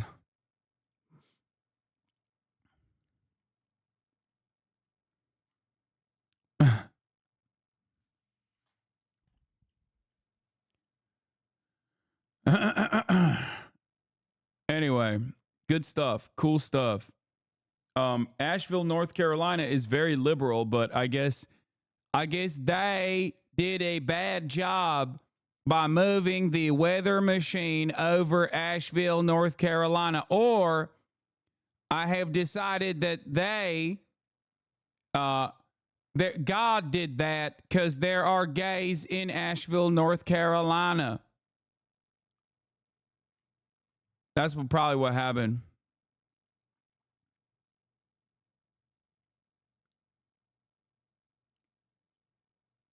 Anyway.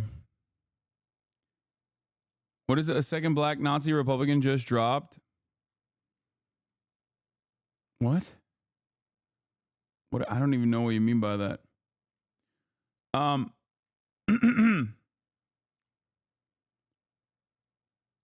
Okay. We'll get back to all of that stuff, but let's get started on the jobs report this morning, blowing way past expectations, showing a hiring surge. But guess what? Illegals are the ones that are taking over those jobs. It doesn't matter. We have breaking news now. The new jobs report is showing U.S. employers added 254,000 jobs in September, a sign of a sturdy labor market. Meanwhile, the unemployment rate fell to 4.1%, changing just slightly from last month. ABC News business reporter Alexis Christoforous is here to break down those numbers for us. Alexis, what does this tell you about the economy right now? Wow, Diane, this is a blockbuster jobs report, and I don't really think anybody saw it coming. We see the stock market rallying on this news. This is that sweet spot the Federal Reserve has been working so hard to attain, a slowdown in inflation, a cooling off of prices, but not pushing the economy into a recession. So this report tells us that we have still a solid job market, 254,000 jobs added, and actually July and August numbers were revised to show 72,000 more jobs added than previously reported. When we take a little deeper dive in, we saw wages inched up a bit, but not enough to fan inflation once again, and also jobs added in food and services, drinking places, healthcare, government, social assistance, and construction. Those were the areas that we saw the most jobs added, Diane. Now, just 32 days from the election, how do you think these numbers could impact what voters do at the polls? This could, well, look, we know that the economy and inflation continue to be a top priority for voters. So these numbers are very positive. I have to think that President Biden will be coming out soon to praise these numbers. And it looks good for the Biden-Harris campaign as they move closer to the election. But this is also the last clean report we're going to get. By that, I mean before the election. And that's because the October report will reflect Hurricane Helene. It will reflect this short-lived dock worker strike that we saw. And there's also a work stoppage in parts of the Boeing company. So all of those things can play on the October report and skew it. So this is sort of the last clean report where we get a pretty good picture of the overall job market. And Alexis, I just want to point out, you said Biden-Harris campaign, but I know you meant the Harris-Walz campaign, but it's been a very confusing election season. The Biden administration. By the way, remember, this is supposed to be the reasonable Republicans, okay? Marco Rubio. Okay? Marco Rubio is supposed to be the reasonable Republican, the adult in the room. What does he have to say about the jobs report? Another fake jobs report from the Biden-Harris government today. 16 of the last 17 reports have been significantly revised downwards after media helps them with their fake headlines. But all the fake numbers in the world aren't going to fool people dealing with the Biden-Harris economic disaster every day.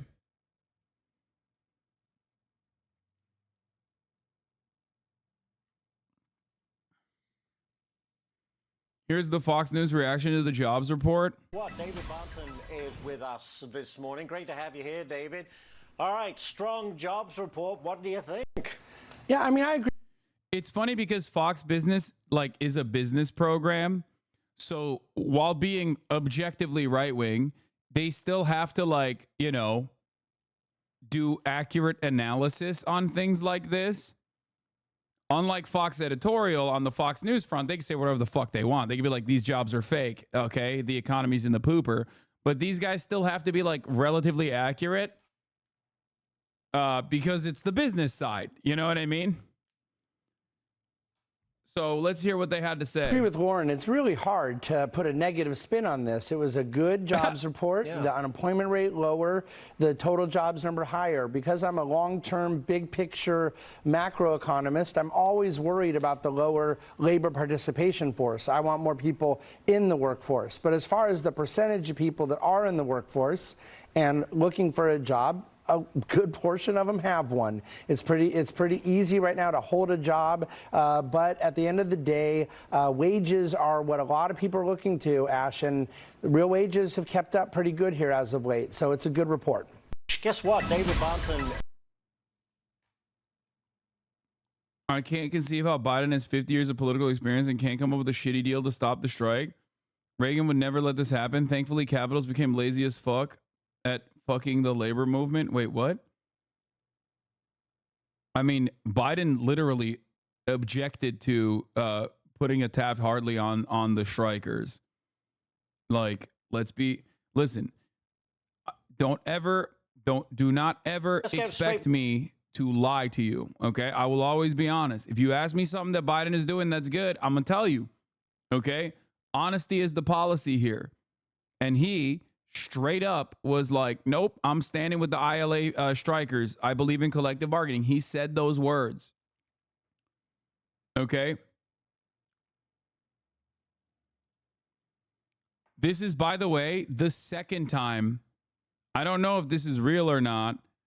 We're told Pete Buttigieg was the point man for the administration getting the agreement to suspend the port strike, named specifically by both sides in the press release. Is quiet but effective leadership people appreciate. Pete Buttigieg, this is the second time Pete Buttigieg has been named. If this is correct, I haven't seen it yet, but this would literally be the second time that Pete Buttigieg has actually negotiated on the side of a union quietly. Don't know if this is accurate for this one, but he was literally credited. He was credited in the union papers for the railroad strikers by name. It wasn't Pete. It was the acting labor secretary. He's trying to steal valor. Oh, no. But the unions have credited him for it before. It's not the first time this has happened. Our members, B-Trades and SoCal, heard it was Julie Su that made it happen. I think so, too. Julie Su was named by name by the ILA leader, saying she's out there door knocking for us and you know, screaming bloody murder. Oh, here it is. Okay, never mind. Seen some viral tweets suggesting Pete Buttigieg single-handedly resolved the port strike. Acting Labor Secretary Julie Su, a woman with less visibility, was at the union headquarters all day yesterday working on this, just not on TV. The ILA's president called Su terrific. Yeah. Julie Su is the acting labor secretary, chat. A person who was named directly. Okay, striking dock workers just told Charleston NBC affiliate that an agreement has been reached about two major points: automation and pay, and work will resume throughout the year's end while the final deal is hammered. Thank Julie Su and Pete Buttigieg by name. So they might have given Pete Buttigieg some credit. This is not the first time that this has happened. This is the second time this is happening with yet another negotiation resolving. The first time it was with the striking rail workers, which was obviously bad because the administration used the legislative power to stop them from striking, and then quietly made the railroad companies concede to their demands. Pete Buttigieg was mentioned by name once again on that deal as well. I still hate him. I still think he's a rat. But, you know, I'm gonna be honest. I'm not surprised by Pete Buttigieg being named here. However, having said that, I suspect that he's trying to beef up his bona fides for when he inevitably runs for president, to be like, see, I'm so pro-labor. I was mentioned in labor papers or whatever. Having said that, the one name that routinely was brought up was not Pete Buttigieg. Okay? The name that was routinely brought up was Julie Su on the NPR coverage. But more importantly than the NPR coverage, the person who worked behind the scenes that the ILA president himself, directly fucking named on that Fox News, on that viral Fox News hit, was Julie Su. Okay? Acting Labor Secretary Julie Su. But remember, Biden did also, to give him to give him props, straight up fucking said, I don't believe in Taft-Hartley. There is such a thing as collective bargaining. He did say that. He's a genocidaire. He's a piece of shit. He's an old monstrous asshole who is basically fucking tanking the Democratic Party's chances of winning this election by being such a firm, committed ultra-Zionist. But on the issue of labor, he did fucking say that. That's just true. Make with that information what you will, but he did do that. Okay? He's our LBJ. Yeah, he is. He's our LBJ, baby. Anyway, about 12 hours after the strike began on Tuesday, Biden issued a statement urging the U.S. Maritime Alliance to present what he called a fair offer, citing the 800% growth in profits some ocean carriers saw in the pandemic. It's only fair that workers who put themselves at risk during the pandemic to keep ports open see a meaningful increase in their wages as well, he wrote. Biden's message to companies also tied hurricane relief efforts, noting that dock workers play an essential role in getting essential supplies to the communities affected by Hurricane Helene. He said now is not the time for ocean carriers to refuse to negotiate a fair wage. Do you understand how significant it is?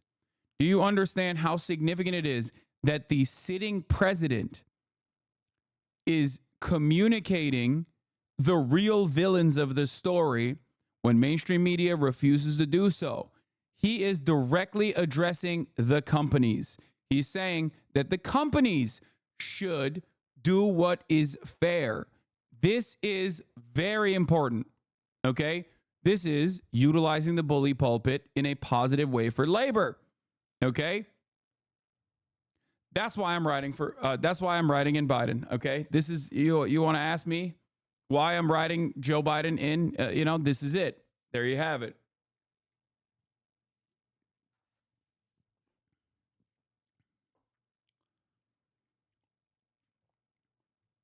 If not for Israel, Biden has been the most progressive president of my lifetime. Yeah, it is kind of interesting to think about, like, pre the month of October, because then he also did the immigration thing in October, like on October 4th or October 5th. He was like, I'm also gonna fucking kill migrants, Jack. Like, if it wasn't for the month of October, like, he doesn't go right wing on immigration and he doesn't fucking do the permanent genocide in Gaza, Jack. He is objectively the most progressive president in like the past 50, 60 fucking years, okay? Straight up. Which is crazy to think.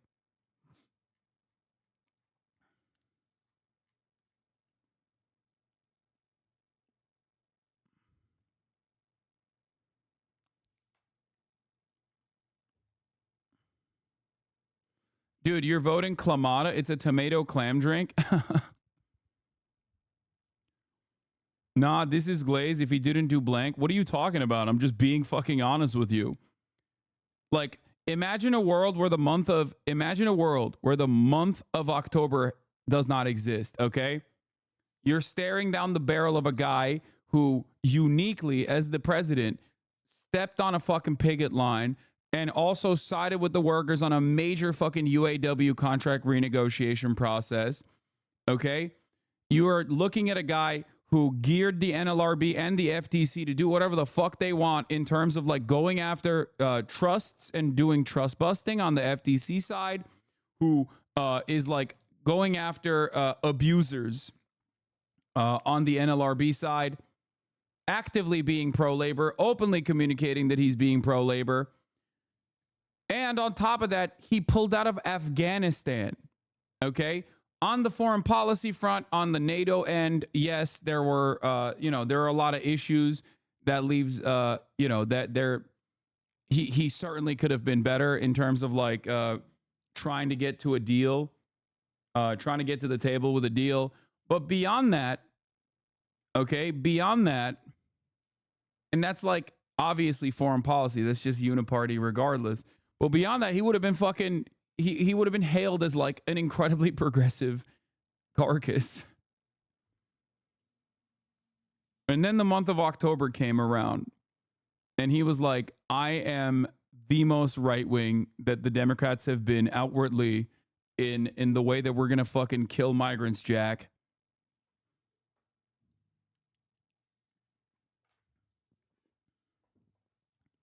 Did Kamala say anything about the strike? Yes, she also repeated Biden, the same language that Biden repeated. At the NLRB, I was able to help get so many injunctions to get workers their jobs under Biden. How would you feel if you did half a genocide law? Wait, what do you mean? First of all, he didn't do half a genocide. He's doing a full-blown one, okay? Oh. Am I hallucinating Obama legalizing gay marriage? Okay, yes, that is very progressive. But we're talking about progressive in ways that are unique in terms of like economic policy, which has the capacity to reach out to the broadest, to the broadest subsects of American society.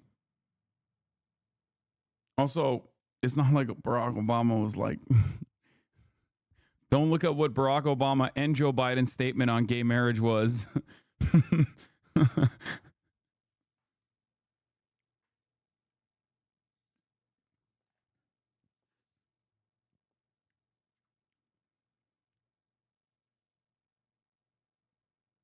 Anyway.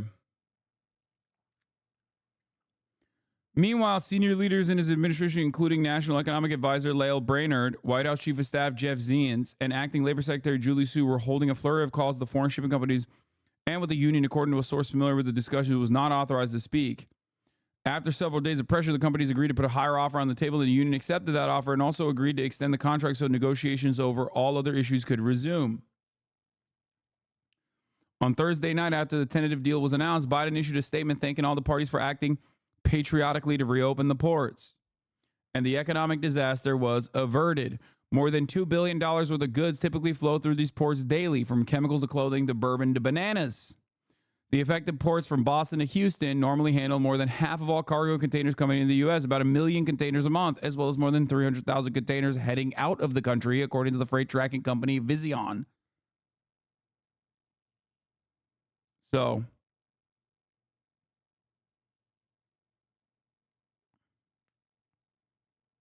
you know.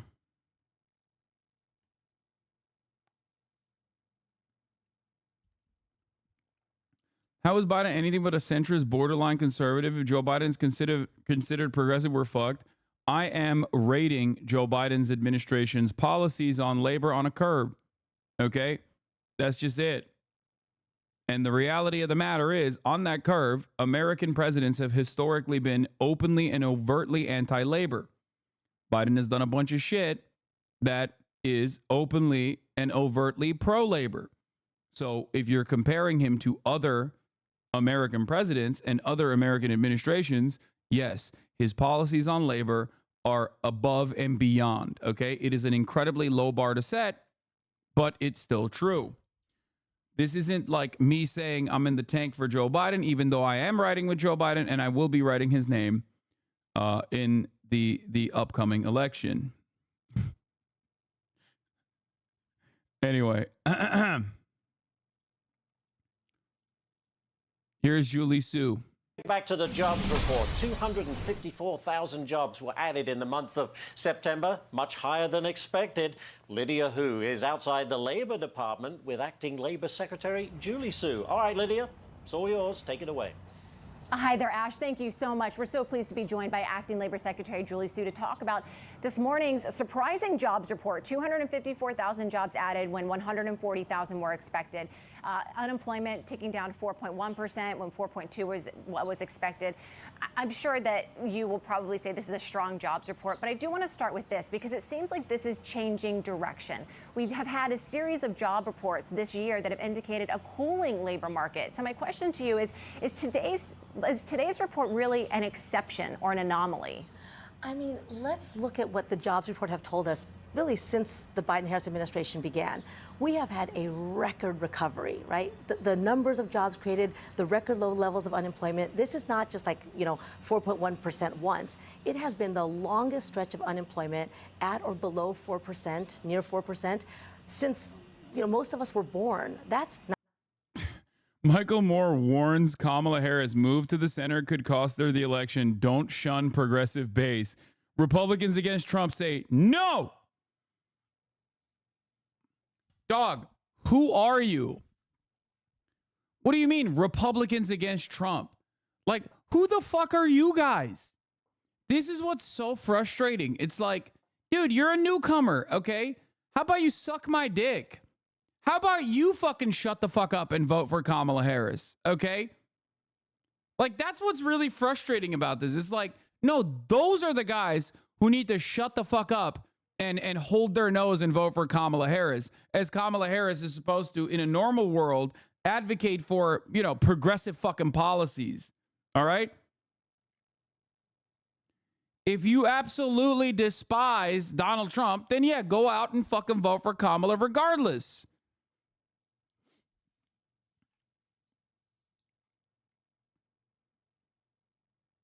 There are far greater numbers of progressives that are reliably voting for the Democratic Party than there are these like fucking Republicans against Trump. I hate this shit. Some news in my look at Harris's GOP outreach. Our Revolution, founded by Bernie Sanders, polled progressive activists and found that 1 in 4 knew someone considering a third-party protest vote now. Kamala Harris chases the disaffected Republican vote. She is genuinely hemorrhaging the base of support. And then all these dumbasses are going to turn around and be like, well, what do you expect? Of course we're going to fucking listen to the Republicans that voted for us because you guys won't. It's like, dude, you're pushing these people away. They are responding to the things that you are communicating. What the fuck do you expect? Oh, not that it matters, because honestly, they don't give a shit. This is what happened in 2016. They didn't give a shit. They didn't learn the lessons. They don't care. I mean, look at this. Look. Kamala Harris, a radical liberal who would raise taxes, take guns away and health insurance, and explode the size of power of the federal government. She wants to recreate America in the image of what's happening in the streets of Portland and Seattle. We won't give her the chance. That's what Liz Cheney said in August 11, 2020. I quote retweeted it yesterday. Said, love that the Kamala campaign is doing an event with this person. Liberals love laughing at Trump when he brings up Tulsi Gabbard on stage like she's going to siphon votes from Dems, but then will declare this move by their own campaign as brilliant in the same breath. It's objectively stupid. It's stupid in the exact same fucking ways that the other move is stupid, right?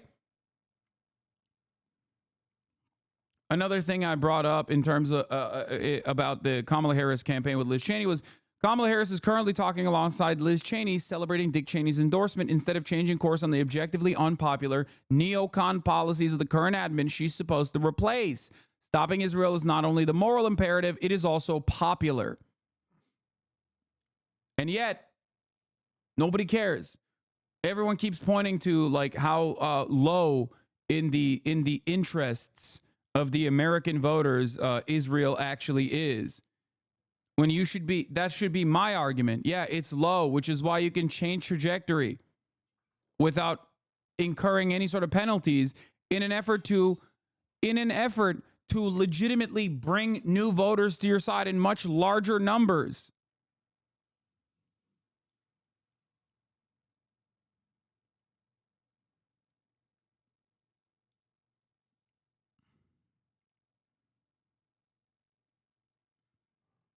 Anyway.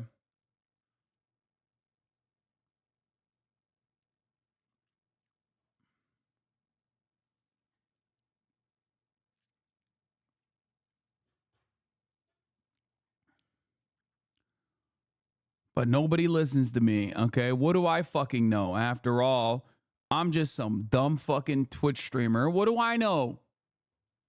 What do I know?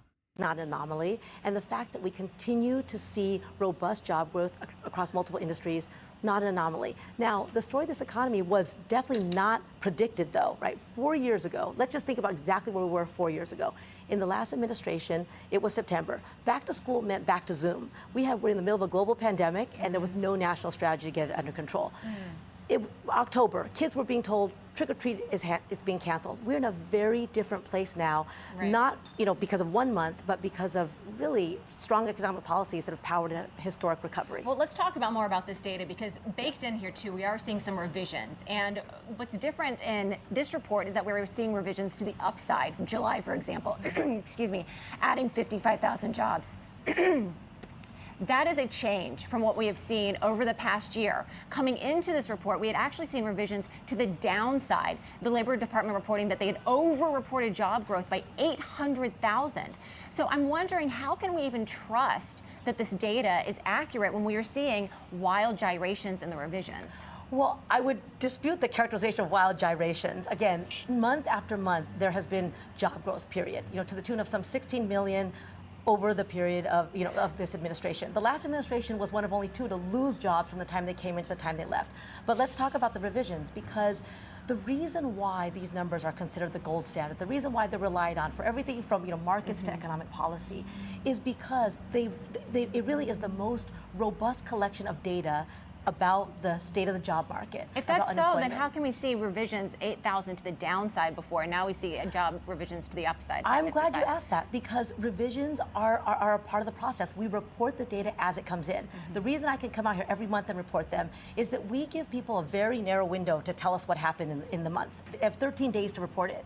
Some people don't make that deadline, right? I'm sure you as a student, I as a student, sometimes we miss deadlines. But once we report it, it gets integrated, for sure. But it gets integrated into the numbers. And so the revisions actually prove just how transparent and reliable they are, because we report the facts as we see them, and the facts are a very good story. Let's drill down into some of those sectors, because you mentioned a few of them where you're seeing some job growth. But one area where we are not seeing job growth is manufacturing, and that is concerning. In this report, we saw 7,000 manufacturing jobs lost in the country. The expectation was 5,000, and that's continuing what is troubling to some, a trend of declining manufacturing jobs. According to our good colleague Edward Lawrence, who usually has this post, the 3-month average now is roughly 9,300 jobs lost per month in manufacturing. So what is wrong with manufacturing in America? Again, let's look at the overall picture. So manufacturing jobs have grown under this administration, also not by accident, right? Part of the Biden-Harris Investing in America agenda. I think it's roughly 160,000 jobs that have been added under the administration for exactly. manufacturing. So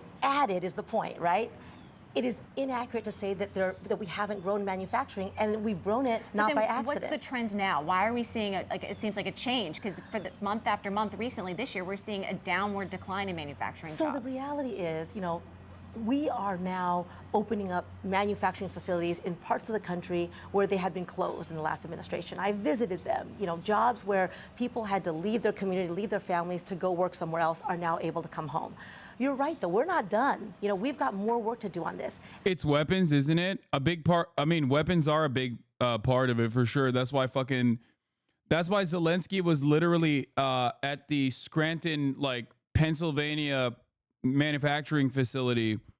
And dude, something that was genuinely scary for me, at least, that didn't get a lot of media reporting was talking about how America's endless support for continued wars. Okay. America's endless support for continued wars was actually, oh my God, I thought this was a joke. It's real. Kamala Harris will appear on Alex Cooper's Call Her Daddy podcast next week, one of the top podcasts for women in the U.S. The interview will be focused on reproductive rights. Oh my Lord. Okay, we'll move on from that story. I'll get back to what I was saying. One of the things that is truly scary about America's future is trying to sell the idea of a war economy to the Americans as a positive, because see, look, we're making artillery shells in domestic manufacturing.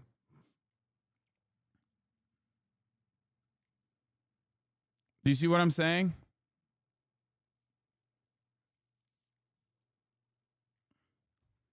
If they start packaging a pro-war sentiment amongst the American working class. They try to like actively say like, look, these wars are actually positive for us because you get good jobs. You get good paying jobs. That is a devastating prospect. We kind of do that already. But it's in a weird way. We don't like, we do that, but in a weird way, we don't like openly say it. It's basically the difference between calling it the Department of Defense but then switching the narrative to directly saying, we are now gonna have the most lethal military, right? Like the optics on that, when you start saying the quiet part out loud, that to me spells a change in attitude. Like when you're no longer trying to even hide the truth, that means that things are gonna get worse. We must do all of our part and fight for freedom from the workers in Scranton who make Pennsylvania the arsenal of democracy to the brave Ukrainian soldiers protecting their country. We stand with Ukraine in their just defense of their homeland in the face of Russian aggression. My policy always is, it doesn't matter, never sign artillery shells, okay? I think it's a gross practice. Even if it's a just war, it's still a gross practice. I think it's like disgusting to do. Okay. And in many cases, it's also not a just war regardless. Like, even if those artillery shells are always going to fucking hit like Russian targets, it still doesn't change the reality that you are literally fucking signing a weapon of war. I think that you should always be anti-war across the board. Maybe I'm too much of a fucking pussy. I just think that like the optics of this shit is awful. Straight up, because you have no assurances that that is not going to end up killing a child. Make it like a letter. The name written is who it gets delivered to. Yeah, you are ending a life. You are ending a life. No matter what. You know, you are saying, I love ending life. I don't like it. I think it's nasty.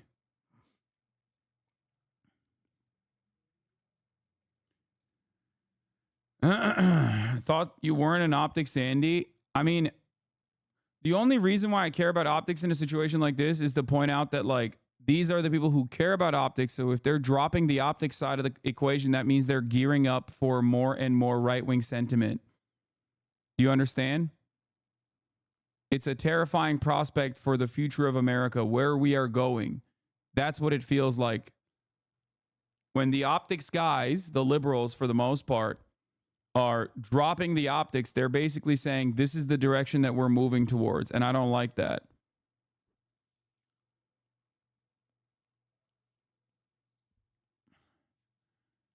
I also think that the morality of it is a dog shit to sign an artillery shell in general.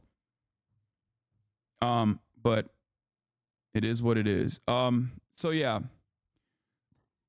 Over the summer, a group of former Nikki Haley supporters who now back Kamala Harris told her presidential campaign how she could close the deal. Harris could emphasize ironclad support for Israel's security. She might commit to appointing at least one reasonable Republican to a higher level cabinet position. Why not talk about energy dominance after picking a moderate running mate? It's crazy because she did all of those things verbatim. Like, is the Nikki Haley voters for Kamala Harris the only people that she's listening to? This is crazy. The Haley voters working group didn't get everything on the list. Harris bypassed Governor Shapiro and Andy Beshear, picking the more progressive Tim Walz as her running mate. But this week, Harris campaigned alongside Liz Cheney and Walz, told a debate audience that she'd have an all-of-the-above energy policy and keep producing more natural gas and more oil. And the vice president said in her major interview in August that she'd include a Republican in her cabinet. Mission accomplished. They're moving towards the policies, the center of the country embraces, said Robert Schwartz, co-founder of Haley Voters for Harris, and now a senior advisor to the Haley Voters Working Group. There were some things on the list that they were going to do anyway, but it's been fun to see them moving in our direction. To the frustration of progressive Democrats, most of them biting their tongues until the election, the Harris-Walz campaign entered the election's final stretch with the party's most conservative messaging in years. Harris didn't just stand with Cheney. She called the former House GOP conference chair an extraordinary national leader, a true patriot. She didn't just recant her old pledge to ban fracking. She told Pennsylvania media that she cast the tie-breaking vote to open up more fracking leases, and she promised to maintain the most lethal fighting force in the world. The Trump campaign has labeled all of this a ruse, a San Francisco liberals' makeover, just in time for early voting. Trump campaign spokesman Stephen Chung derided Cheney this week as a stone-cold loser shilling for a weak and failed and dangerously liberal Harris. In swing states, the campaign and its allied PACs continue to pound Harris voters over progressive positions she took during the doomed 2020 presidential campaign but abandoned in the White House. They are matched by paid Democratic messaging that has reintroduced Harris as a border state prosecutor who will deliver a middle-class tax cut, and by interviews and speeches where the Democrat ticket boasts that they own guns and, in Harris's case, won't hesitate to use them. We've moved right on every issue. It is insane. Like, when Joe Biden became the presidential candidate, I was shocked that the Democratic Party had once again moved towards such a conservative guy. Okay?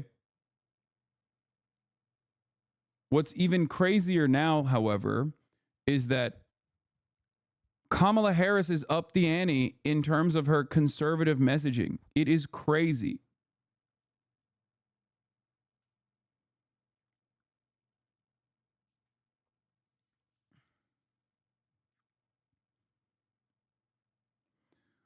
The Democrats most frustrated by Harris's messaging are not threatening to bolt the party or abandon Trump. They do worry that other people might, and Harris is not doing everything she could to keep the working class voters who drifted right after 2016. Our Revolution, a progressive group founded by Bernie Sanders after his 2016 primary bid ended, polled 1,300 activists in swing states last month to gauge whether Harris had a problem. The result, first provided to Semaphore, was that 1 in 4 activists knew someone who was considering a third-party protest vote. The group would focus on contacting 1.2 million people who supported Bernie Sanders or Elizabeth Warren in the primaries, hoping that Harris would make that job easier. You can't take progressives for granted, which I think the campaign is doing, said Our Revolution Executive Director Joseph Geverghezi. When I think about Wisconsin, I think about Foxconn and Trump's broken promise to bring it there. I think about Scott Walker starting a war on public sector unions. I don't think about campaigning with Liz Cheney in the birthplace of the Republican Party. Anti-war activists who have demanded Harris support an arms embargo in Israel have grown particularly frustrated. Last month, the uncommitted movement of anti-war Democratic delegates announced that it could not endorse Harris, and its members would make their own minds up after the Harris campaign refused to add a Palestinian-American speaker to a DNC lineup with numerous anti-Trump Republicans.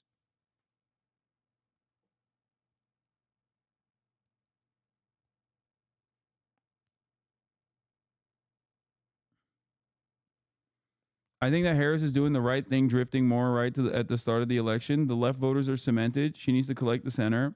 Yeah, that's not true. But it doesn't matter because you're going to repeat that. Whether the Democrats win, you're going to repeat that. Whether the Democrats lose, you're going to repeat that. That's it. What is the center?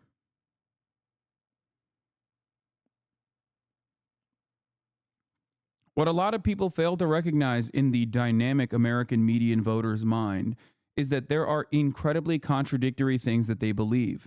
Oftentimes, things that are directly at odds with one another. What you are supposed to do as a good campaign is identify what some of these top issues are, top 5 issues are. It's not black and white. There's a gray area in between. Yes, dude, it is. But that doesn't benefit what you're saying, you know? That is the argument I'm making. It's not black and white. That is the reason why you have this insane thing where QAnon supporters will be like, I'm anti-big corporation, I'm anti-big pharma. And also, that's why I'm voting for the Republican Party to deregulate businesses. Okay? American voters are pretty fucking dumb. And what you fail to recognize is that the center is not directly in the center of all issues. The center doesn't mean, oh, I actually want 30% less Holocaust on the migrant population. That, like, no one votes like that. Okay? There are a bunch of different things that they hear on their day-to-day, and they pick up on it, and they go, okay, well, this person actually represents this interest that I have, so I'm going to vote for them. That's how it works. A lot of people are stupid enough to think that like every American voter is literally making an accurate assessment and going, you know what? I'm glad that the Kamala Harris campaign is triangulating to the center on the issue of immigration. I really do think personally that, you know, we should build concentration camps just 30% less. I don't want mass deportation. I want pretty high levels of deportation. No one thinks that way. The median voter or the average American ultimately thinks both at the same time that there should be mass deportations by 60%, but also that mass amnesty should be delivered to Americans that have been working on U.S. soil for years and years.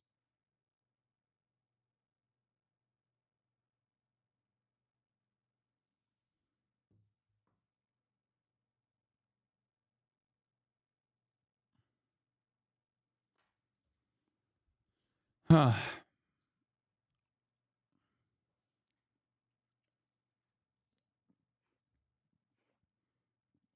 a centrist. I believe in policies the majority of America supports, like single payer, many more gun restrictions, a carbon tax on oil companies, high access to abortions, higher taxes on the rich, and so on.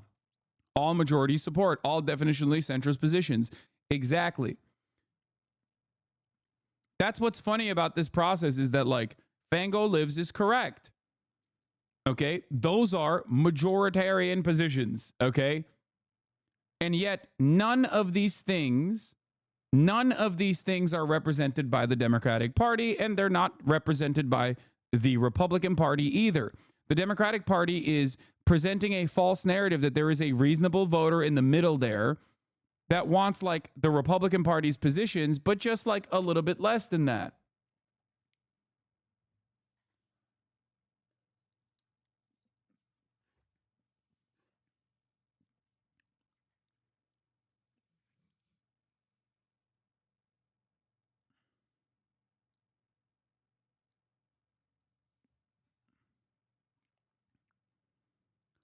The base of the Democratic Party does not get super excited about Vice President Harris pursuing Dick Cheney harder than she's pursuing the voters for whom Gaza is a top policy issue, said Abbas Alawieh, a co-founder of the group, in the call about the decision. That is a flawed approach, given that the majority of voters in our country want to stop the unconstitutional flow of weapons to not just Benjamin Netanyahu, but to endless wars. Dick Cheney is the poster child for endless wars. Yeah. Hasan, I think you're missing a key component in this. Big donors. Corporations don't want Trump because of volatility, but they will not fund Kamala if she goes too far left. That is the real reason for the center-right position, in my opinion. Don't agree with all of that at all, though. Yes, no, you're absolutely right. No, that is the reason. Both parties care about their corporate benefactors more. Republicans get to hammer on the culture war narratives and the culture war issues that they can laser in on that don't disrupt the regular order of business in terms of their deregulatory agenda, in terms of their tax cut agenda, which benefits major corporations and the super wealthy, right? The Democrats, on the other hand, have to set up a counter against the Republicans. They have to turn around and act like they are actually against a lot of the things that the Republicans are openly for. This presents a problem for them, however, because they can't literally be like, no, we're the same as the Republicans, we're just gay. Okay? If they openly say that, then people are going to be like, all right, well, then I'm voting for the Republicans then. But that is precisely what's going on with the Democratic Party.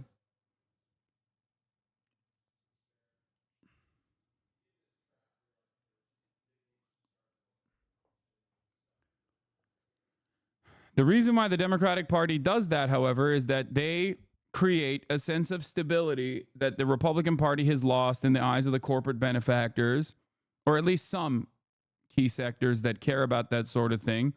That's why, when it comes to oil and gas giants, they are deeply invested in the Republican Party. But some of these other industries are more invested in the Democratic Party. But ultimately, they all align when it comes to never increasing wages, never bettering the environment for labor and union participation. They're all on board regardless of whichever side they land on in terms of who they are voting for or who they're giving money for, who they're giving money to. Sorry. Jason called, the campaign manager for Jill Stein's Green Party presidential bid, argued that the real Kamala Harris continues to reveal who she is. For Harris to campaign with Liz Cheney while trumpeting Dick Cheney's endorsement at every opportunity is a perfect illustration of how the parties of war and Wall Street are fundamentally converging and leaving the working people behind. The pro-Harris Republican rebuttal to this is simple. The left is making demands that could cost Harris. Moderate and conservative voters are just asking her to beat Trump. Endorsers like Cheney have even played up their differences. We have plenty of policy disagreements with Vice President Harris, she said in Wisconsin, to underscore that Trump is a unique national emergency that transcends debates over party platforms. Even on substantive issues where Harris has moved toward them, like energy, the shift had little to do with their influence and far more to do with things like surging energy prices after the Ukraine war and swing state job distribution. Former Illinois Rep. Joe Walsh, a Republican who's campaigned in a swing state for Harris, said the voters he met were interested in defending democracy and didn't have many other litmus tests.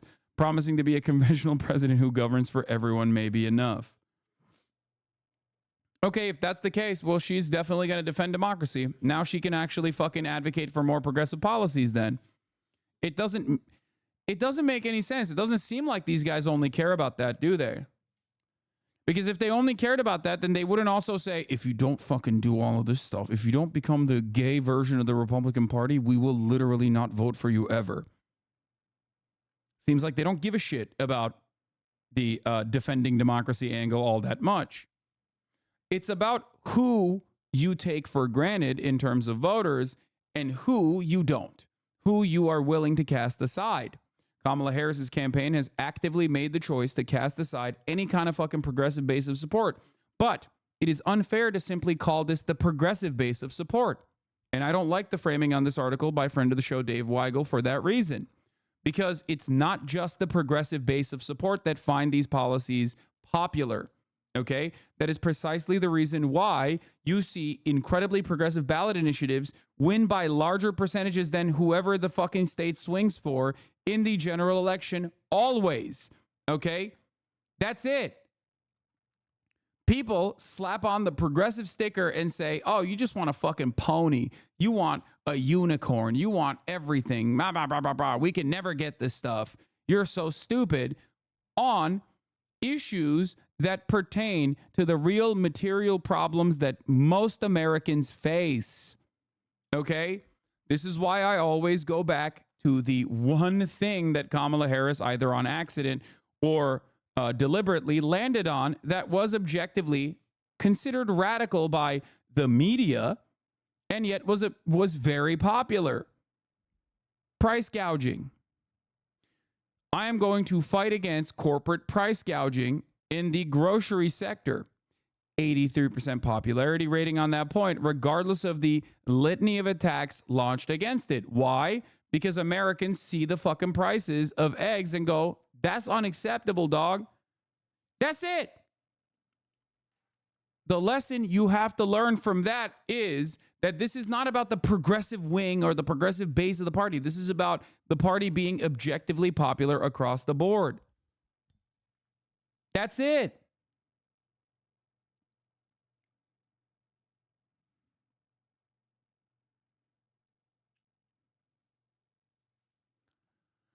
She has made things easier. She's not a crazy lefty. She's been inclusive. Her convention speech was Reagan-esque in many ways, said Walsh.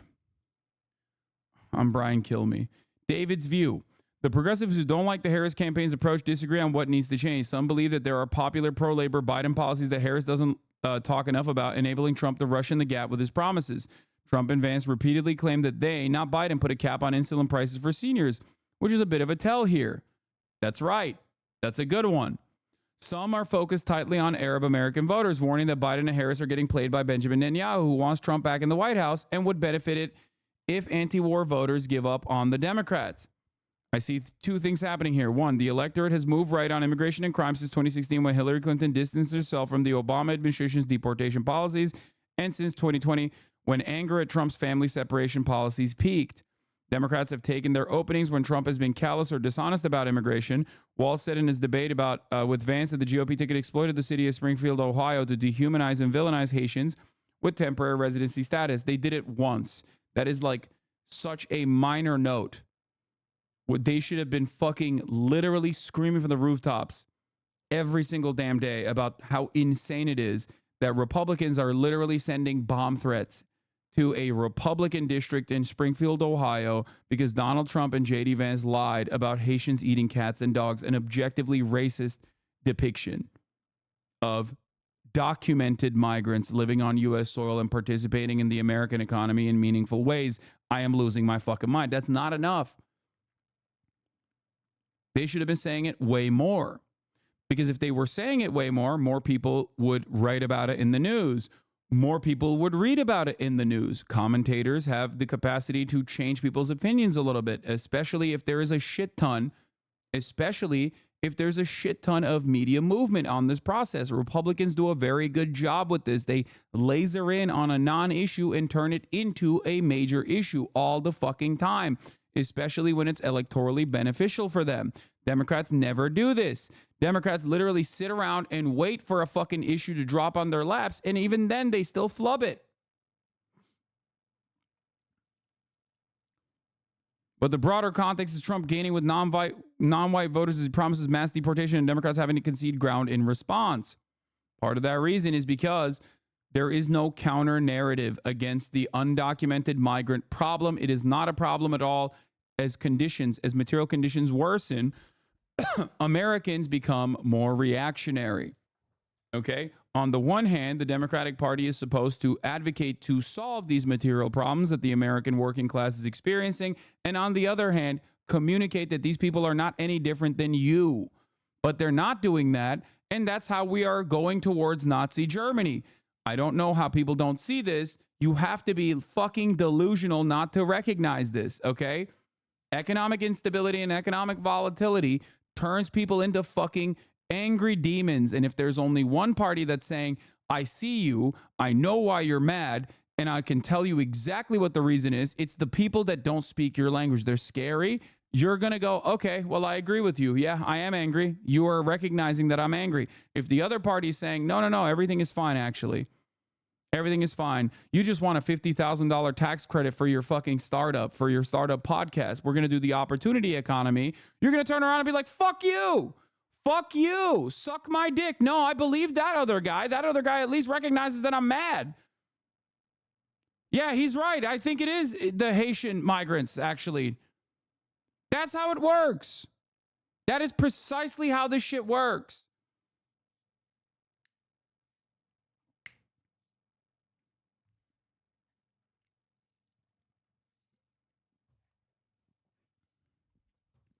For years and years, I have talked about Texas GOP Latino outreach. For years, I have talked about this. Texas GOP Latino outreach is now national, okay? It is the Republican Party's national outreach. That's why you're seeing the Hispanic voting bloc swing towards the Republicans in very meaningful ways, okay? You have to understand something here. A lot of people just go, what the fuck? Why are these Latinos like voting for Donald Trump when he says like they're rapists and drug dealers? They don't see themselves as that. They see themselves as documented American citizens. They see themselves in a different capacity as the Hispanic population in the United States of America firmly gets billed under the white banner. And this is already happening in this country. While the Democratic Party simultaneously does not address any of the material circumstances that Latino voters historically respond to in a positive manner, in Texas especially, okay? Especially young Latinos respond very positively to to fiscally progressive policies, okay? Not even just young Latino voters, actually. Old Latino voters also outcompete every other voting bloc, every other demographic in terms of their analysis on bigger government initiatives, which is the most reactionary fucking framing you can slap onto this. Like, they want social safety nets.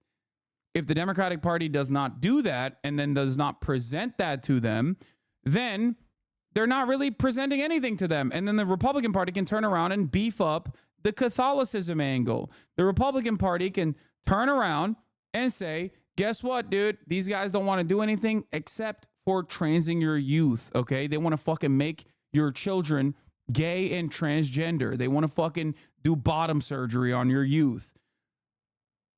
And especially if you are a low information voter, especially if you are, if you fit the bill of an underserved community that historically does not have higher levels of educational attainment, you are more susceptible to that sort of misinformation. So obviously, that has been profoundly fucking successful in Texas, a state that is firmly Republican, that has a shit ton of Latino voters. The Republican Party saw that, and they realized, like, oh, dude, this, like, all this anti-immigrant sentiment doesn't actually work against us, especially if we at least still identify some of the things that Latino voters care about. Okay? Social conservatism. So then they use the social conservatism angle as a way to win over Latino voters. That's it. That's how it works. And I've been talking about this for fucking years, dude. I've been talking about this for years. More frequently than I talk about the top of the hour ad break, which comes at the top of the hour every hour. If you no longer want to see those ads, all you're going to need to do is subscribe, which you could do for $6 or for free with a Twitch Prime by connecting your Amazon Prime account to your Twitch account, where you get one free Prime subscription a month. Use it on your favorite broadcaster. This is literally the way my parents think, Law. They're anti-immigrant immigrants. Very cool.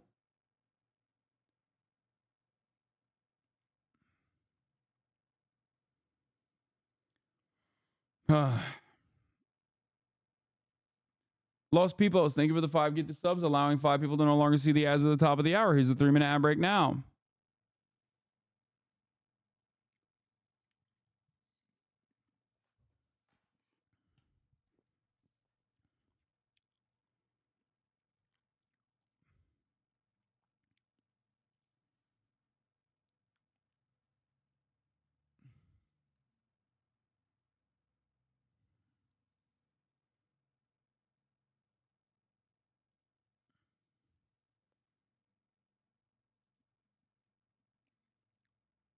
Democrats' advantage with Latino voters continue to shrink. Harris leads Trump nationally among Latinos 54% to 40%, but Democrats' edge is at its lowest level in the last 4 presidential cycles. What ends up happening is the Latino voters that are younger, that do care about immigration, that don't want the dehumanizing language, see it from the Democratic Party as well. They get frustrated. They're like, I don't want to fucking vote for this. And the other group of Latino voters that are maybe older, especially a little bit more socially conservative, look to the Republican Party and say, well, they're saving us. They're giving us the things that we want. The Democrats are not giving us anything. I don't care about the social progressive shit.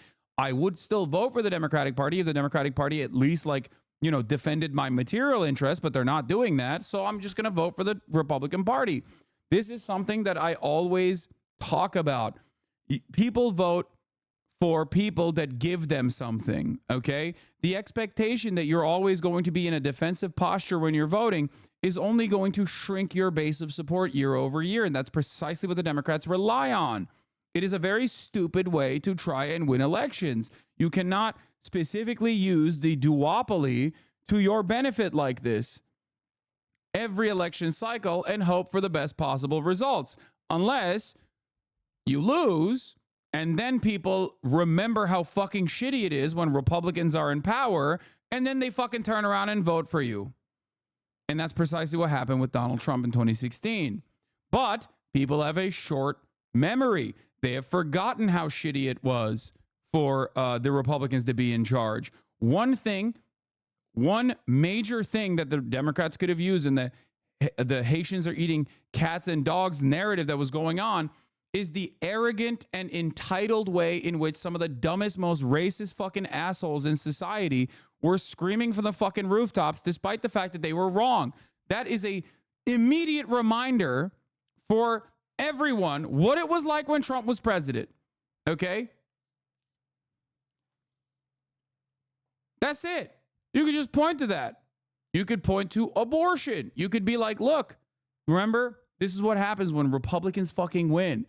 Okay? They push these policies. Many people think, oh, I want these policies. You can use abortion as a argument for immigration, for being pro-immigration and being anti-Republican immigration strategy. You could be like, a lot of people think that they want this, but when it happens, they don't want it. They think it's brutal. They think it's barbaric. Okay? That's it. Because a lot of Americans are like, oh, mass deportation now, mass deportation now. I love mass deportation. I think it's fine. What? I think it's fine if the U.S. is making their border policy more rigid. There's a serious underground economy trafficking migrants around the Americas to both the U.S. and other countries in Latin America. What?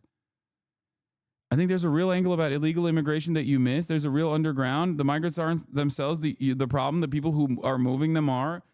Yeah, dude, how do you fucking fix that? You fix that by fucking streamlining the process of migration, not by fucking making a rigid border. Literally think about this a little bit, okay? Greg Kazar talks about this so perfectly, okay? He's right. Hardline, rigid approach to fucking border policies benefits the cartel. If you want to stop the flow of human trafficking, you have to serialize and process migrants better. You have to fix the fucking migrant process. People that have no other options that need to come into the United States of America that are escaping violence are going to take any measure they can. Prohibition of alcohol did not work. It was an unsuccessful policy. Demonstrably, it just creates a black market. If you want to eviscerate the black market, you have to make it safer and easier for people to fucking come into the United States of America. I'm from South America, dog. The migrants are the victims here. I don't give a fuck where you're from, dumbass. It doesn't matter. You're still stupid on this point, okay? It's so frustrating when people just do standpoint theory to me. Like, oh, dude, I'm sorry. You're from South America, so I guess I should just let you fucking make an idiotic proposition here. You're pointing to a real problem, a problem that I also understand exists. I'm telling you what the solution is, and you're like, nah, it's better if the Democrats actually go along with the Republican agenda that is born out of white supremacy, that dehumanizes you anyway. Like, what do you mean? I don't care about this shit. I've never cared about this. Just so you understand, this stuff doesn't work in this liberal community, okay?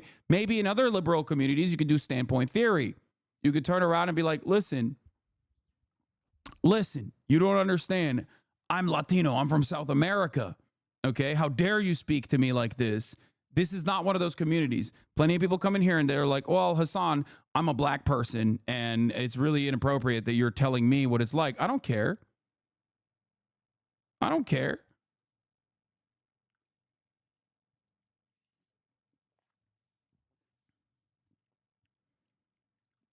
Anyway, I didn't say it's the only solution. No, you also said that you, one, assume that I'm missing an angle on immigration, okay, an angle that I'm not missing on.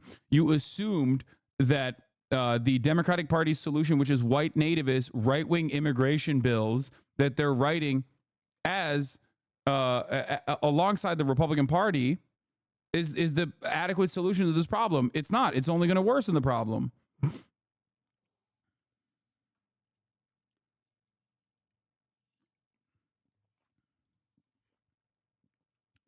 If that's not the solution that you think is the apt one, why are you defending it?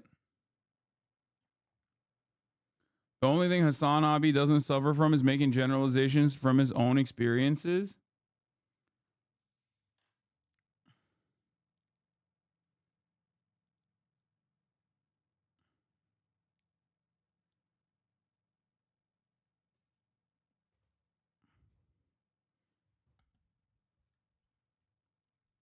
That's literally not what I said.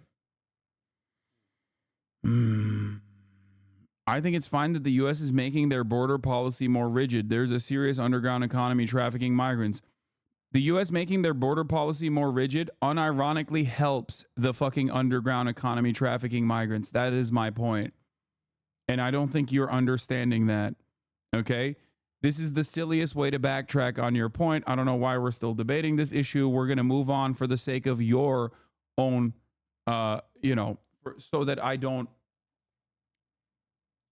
I'm not defending it. I just said there's a reason to secure a border, not to make a concentration camp.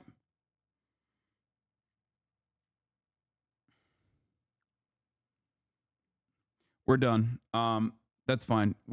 I'm not going to I'm not going to reiterate my argument over and over again. It seems like you are just refusing to hear. I think you just triggered a bunch of people when you said Republicans only appeal to Hispanics on the grounds of social conservatism. Every conservative Latino just got activated. Yeah.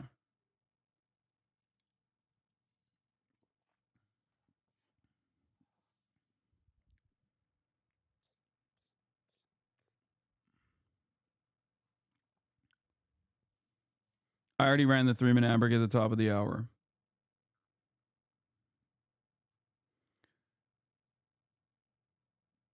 Anyway, 2, Democrats are reaching out to the voters who make the fewest demands. That doesn't mean they're ignoring their traditional base, but it does explain why they feel safe relying on them alone. Bailing out the Teamsters' pensions didn't help them secure the union's endorsement.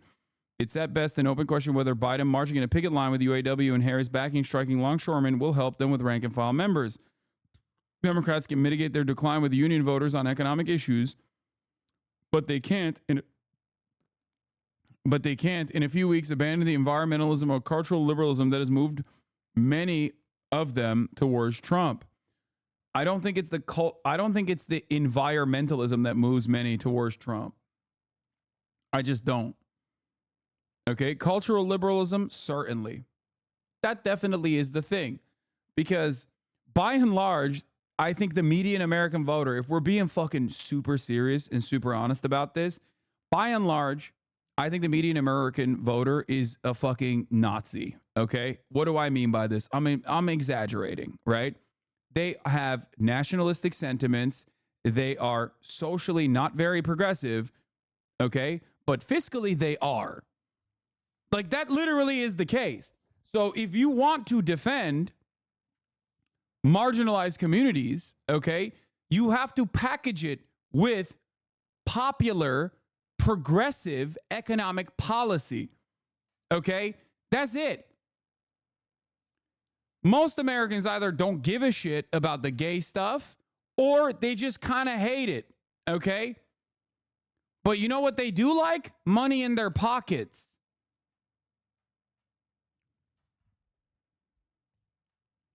So if you don't do that, because that is the way to defend marginalized communities as well. You're like, yep, we're going to give everybody health care. And you're going to shut the fuck up if trans people get health care. What the fuck's wrong with you? Who cares? That's the way to do it. Tim Walz actually communicates this stuff pretty well, right? Like he, or at least he used to. How can you say that the median voter is socially conservative when LGBTQ rights have expanded and the backlash to Roe has been so strong, etc., in recent years?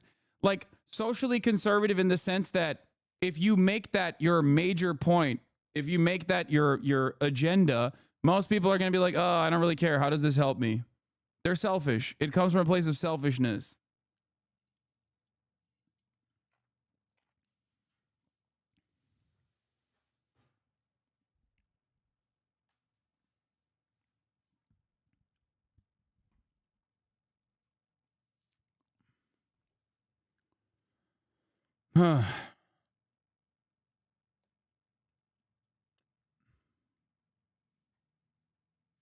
In what conceivable way have LGBTQ rights have been expanded? I'd like to know this. I think people just talk about like gay rights, gay marriage. That's pretty much what they're talking about. That's more so an argument for when systems that are beyond your control actually fucking move in a more progressive direction. A lot of people don't really care. Okay? A lot of people just go, okay, this is the new norm. Who cares? And they move on. The Republicans have to desperately fight back against that.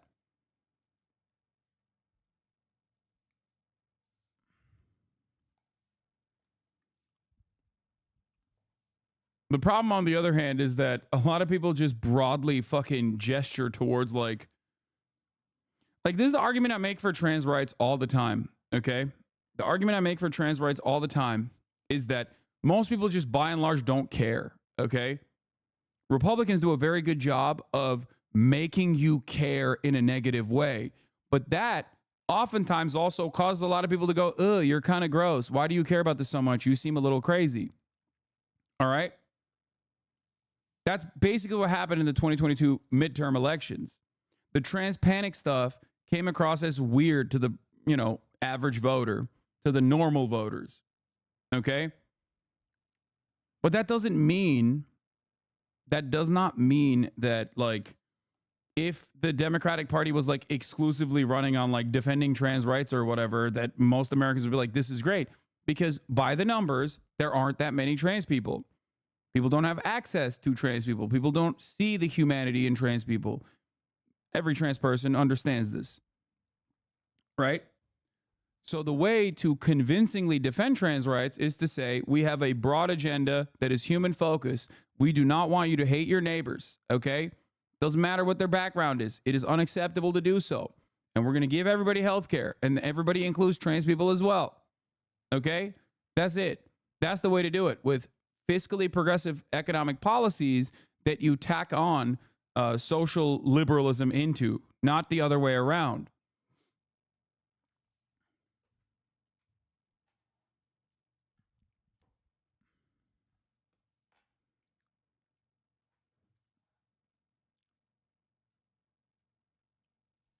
I've learned that people will forget what you've said, people will forget what you did, but people will never forget how you made them feel. Anyway. Also, that manufactured interest in social issues they don't care about is only possible when no left-wing economic policy is even proposed. Yes, it has no traction when universalist safety nets policies are actually the other side of the conversation. Thank you. That's the other side of the equation that we often forget. You are absolutely correct. What do I always say? Another thing that I repeat myself over and over again when the election cycle happens is that if Democrats gave Republicans something to fight against, like universal and otherwise progressive, but like universal social safety nets, okay, beefing up our social safety nets, then the Republicans would have to present themselves in the least popular ways possible by actively fighting against social safety nets like Social Security and shit. That's objectively unpopular. But the Democrats don't even fucking do that.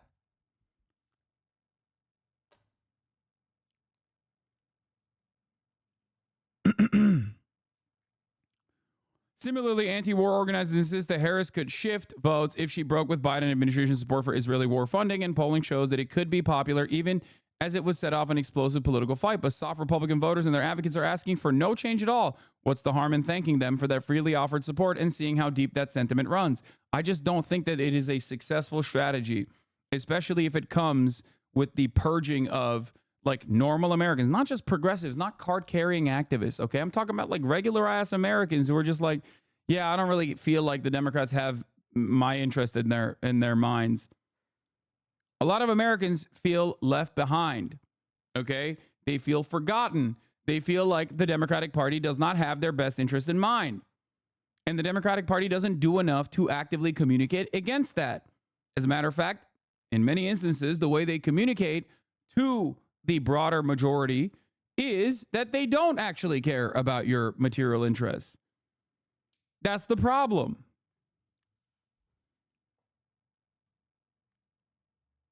Anyway, my dad is a Jew. I have family in Israel, and even he would support Kamala if she secured a ceasefire through an arms embargo. Yeah, I mean, that's...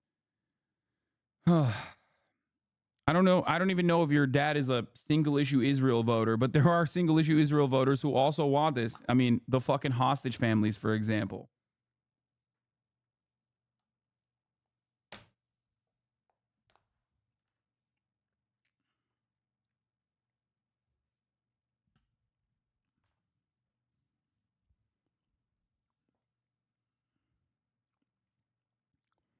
In the New Yorker, AL Press asked where Harris has avoided the mistakes of Hilary Clinton, which reached out to Republicans but took union laborers for granted. Certainly improved on the optics. Clinton didn't visit a single union hall in Michigan or Wisconsin after she became the nominee. In the Washington Post, Liz Goodwin and Jacqueline Alamany look at why the vast majority of progressives are grinning and bearing it. On immigration and the war in Gaza in particular, members of the left of Harris's stances are avoiding harsh critiques as she faces Trump, hoping to hash out their differences after the election. That's fucking bullshit. Are you auto Jew if your dad is Jew, or is that the mother? No, Judaism is matrilineal. What the fuck is an auto Jew, man? Like a Jewish person that is really interested in automobiles? Is that what you're saying?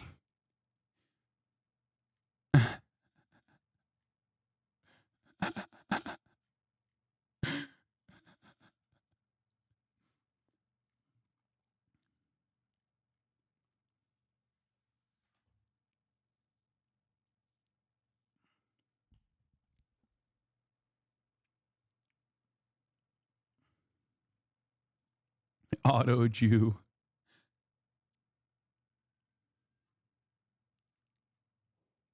Anyway.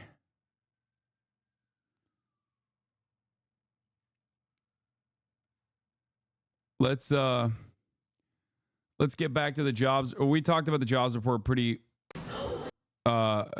aggressively at this point. Let's hear what the Biden surprise appearance at the White House press briefing was. Hey, folks. My name's Joe Biden. Welcome, Mr. President. We've been waiting for you. Welcome to the swimming pool. This is great. Hey, look, folks, good afternoon. The past 2 days we've gotten some very good news about the American economy. Just yesterday, shipping carriers, after some discussion, an International Longshoremen Union came to an agreement to keep ports in the East Coast and the Gulf ports open. We averted what could have become a major crisis for the country, and a tentative agreement which includes record wage increases for dock workers and shows the importance of collective bargaining and represents, I think, critical progress toward a strong contract. I especially want to thank the carriers, the port operators, and the Longshoremen's Union for reaching this agreement at a time when the nation has experienced such terrible... Who do you think exists less, single-issue pro-Israel Democrats or single-issue pro-Dick Cheney Democrats? Single-issue pro-Dick Cheney Democrats, for sure. Because there's like 3 total pro-Dick Cheney Democrats out there. Not even. It's just Liz Cheney and Dick Cheney, so 2. The number is, the actual number I can give you confidently is 2. There are 2 pro-Dick Cheney Democrats out there. Liz Cheney and Dick Cheney. That's it. Devastation from Hurricane Helene. It was truly a service to the American people for all these parties to come together to respond to our request to keep the ports open. I was determined to avert a crisis at this moment because it's a critical moment. If we didn't do this now, we'd have a real problem. I also want to thank my White House team for the work. They worked around the clock to bring the parties together. But today, we got more incredible news. Although the strength of the American economy it's about the strength of the American economy. New jobs report, as you all know, you've been reporting, created 250,000 jobs in September. The expectation was for 150,000 jobs in September, which has far exceeded that number. Not only the previous 2 months was the previous 2 months was revised up 75,000 jobs. And from the very beginning, we were told time and again that the policies we were pursuing, we'd put forward weren't going to work, make things worse, including some of the other team are still saying they're going to make things worse. But we've proven them wrong. You know, we've told our we were told our American rescue plan was too big and it would crowd out private investment. We proved them wrong. We vaccinated a nation and got immediate economic relief to people in need. When I came to office determined to end trickle-down economics and grow the economy from the middle out and the bottom up, I know you're tired of hearing me say that over and over again, but that was the policy, that it remains the policy. Because when you do that, everyone does well. When the middle class grows, the nation's stronger. And the nation's stronger when there's a strong union movement as well. We were told it wouldn't work, but I was also determined to do what was ignored for much too long. Presidents have been authorized since the 30s to be able to spend the money given by Congress to spend the money on hiring American workers and using American product where they were available. And that's what we did. We were told that was going to be a big problem. But all the money I was authorized to spend by the Congress has gone to hiring American workers and using American products. We were told it wasn't going to be. We were told that was going to be a big problem, but it's working. We're also told that our historic laws to invest in America and all Americans would crowd out private sector investment. Well, that was proven wrong too. We've attracted nearly $1 trillion since we've come to office in private. By the way, my comment was in response to the standpoint theory argument. That's probably why you're the best commentator on the platform, because you use facts and data to inform your opinions rather than generalize off your experiences, which is what grifters excel at. Private sector investment. Dude, can I imagine what it would be like if he stayed in the race, Lamau? Yes, a beautiful prospect for an American future. Okay? Excuse me. In my mind, he's still in the race. That's why I'm writing him in. From domestic and foreign companies investing in America. In America. Not this stuff of shipping jobs overseas for cheaper labor and bringing back a product to America. We're building it here and sending it overseas. And look at the results. Across the board, unemployment is down 4 to 4.1%. And every month, in fact, that Vice President Harris and I have been in office, we've created jobs every single month. The nation has now created 16 million jobs since I've come to office, more jobs created in a single presidential term than any time in American history. Our GDP shows our economy grew at 10% under my administration. Unemployment reached the lowest level in 50 years. We're also told inflation couldn't come down without massive job losses or sending the economy into economic recession. Once again, outside experts were wrong. Inflation has come down. Wages have gone up faster than prices. Interest rates are down. Record 19 million new business applications have been filed for. The stock market continues to reach new heights. We've got more work to do, though. Can I write you in? Yeah, if you want. Keep getting prices down. I got the same level of chances as the Green Party, so. Like more affordable housing, extending what I've done for seniors, and lowering prescription drug costs by letting Medicare negotiate the prices, make sure that's available to everyone. And by the way, what we've done so far, just when we brought down the prices for seniors under Medicare, it's saved the taxpayers billions of dollars. Billions of dollars. Save the taxpayers billions of dollars. That's important to note, because they don't have to pay the exorbitant and irrational prices that these companies are charging. The simple fact is we've gone from economy in crisis to literally having the strongest economy in the world. And but we've got more work to do. We've got more work to do to deal with the things I've just mentioned, and we're going to have to deal with unforeseen cost of what this hurricane is going to cost. It's going to cost a lot of money. And I'm going to probably have to ask the Congress before we leave for more money to deal with some of those problems. But that remains to be seen. I'll take a few questions before I turn it over to you. Pick out people. Okay. Yes, sir. Yes, sir. Go ahead, Josh. Thanks again for doing this, Mr. President. 2 questions. The first, Florida Senator Marco Rubio described today's jobs report as having fake numbers. What do you make of that, and how worried are you that many Americans are hearing that the jobs numbers aren't real? Well, look, I'm going to be very careful here. If you notice, anything the MAGA Republicans don't like, they call fake. Anything. The job numbers are what the job numbers are. They're real. They're sincere. They're what we are. And by the way, just look at how the EU talks about us, how they like to have an economy like ours. Let's talk about the rest of the world looks at us and what we're doing. So well, I don't want to get going. And then secondly, could you clarify some of your comments yesterday with regard to strikes on Iranian oil facilities? What did you mean by them, given some of the reactions we're seeing in the market? Well, look,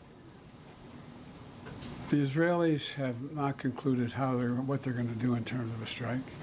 That's under discussion. I think if I were in their shoes, I'd be thinking about other alternatives than striking oil fields. Good, Wisha. Thank you, Kareem. Thank you so much, Mr. President, for being here. This week, Senator Chris Murphy said it's certainly a possibility that the Israeli government is not going to sign any diplomatic agreement prior to the election, which is what you have been calling for so long, potentially to try to influence the result. Do you agree? This is the big one, dude. This answer is phenomenal. And I'm going to give you the Republican version of this as well after. Do you have any worries that Netanyahu may be trying to influence the election and that's why he has not agreed to a diplomatic solution? Guys, I'm shocked. I'm shocked. Really? No way. You think Benjamin Netanyahu is trying to influence the outcome of this election? That he's in the tank for Donald Trump? How could you make such a wild assertion? After all, Benjamin Netanyahu has, openly recognized that Donald Trump is the most popular politician in Israel, more popular than Joe Biden, and also more popular than Benjamin Netanyahu and any other Israeli politician. Donald Trump has done more for Israel than anyone else, really. And also, beyond that, Benjamin Netanyahu went to his house to kiss the ring. Wow. How anti-Semitic of this reporter to be asking these sorts of questions to Joseph Robinette Brandon. I cannot seem to place my finger on this. I can't understand how we would arrive at this conclusion that I have been screaming of the fucking rooftops for months at this point. You mean to tell me that Benjamin Netanyahu has routinely fucking shit on Biden for the past 12 months, as Biden has kept saying over and over again that he's just going full tilt, permanent genocide mode, no matter what? It's just weird. How else could we deal with this? How else could we possibly deal with this sovereign nation, our attack dog in the region, that is objectively out of control? How? Shocked. No administration has helped Israel more than I have. None. None. You're a fucking idiot, dude. You old, monstrous corpse. You fucking dingus. You dumb fuck. No administration has helped Israel more than I have. It's a fucking foreign country, you jackass. You're the goddamn American president. Have some fucking respect and decency for the office. These are things that I don't even give a fuck about myself. But you should. None. And I think Bibi should remember that. And whether he's trying to influence the election or not, I don't know, but I'm not counting on that. You've said many times recently that you want to speak to him, that you plan to. No, I didn't say plan to. I didn't say want to. You don't want to? No, I didn't say that. You're making it sound like I'm seeking and then speaking. I'm assuming when they make the judgment of how they're going to... This is good. This line of questioning is good. Maybe it'll piss him off to fucking actually... Because he's such a personally malicious and vindictive asshole that if they keep hammering on the point that Benjamin Netanyahu is making you look like a fucking clown ass, maybe then he'll change trajectory instead of crying about it behind closed doors and then giving unlimited weapons and trillions of dollars to Israel. Another $50 billion to Israel meme remains to be true. Potentially, maybe that's the angle here. I don't know. Just keep being like, hey, Biden.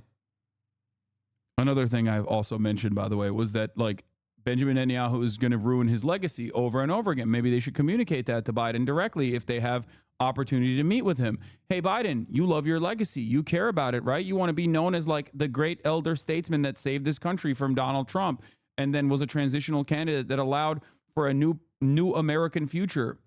Benjamin Netanyahu is going to tank that for you single-handedly if you keep giving unlimited weapons to him to engage in a genocide. Everyone's going to remember he's a genocidal monster who got also made a fool. Donald Trump, at the very least, is like, no, I love the permanent genocide that Israel is doing. That presents at least like some, that at least to the dumbest Americans makes it seem like Donald Trump is the strong man in this relationship and not Benjamin Netanyahu, who routinely has made you look like a fucking asshole. Going to respond. We will then have a discussion.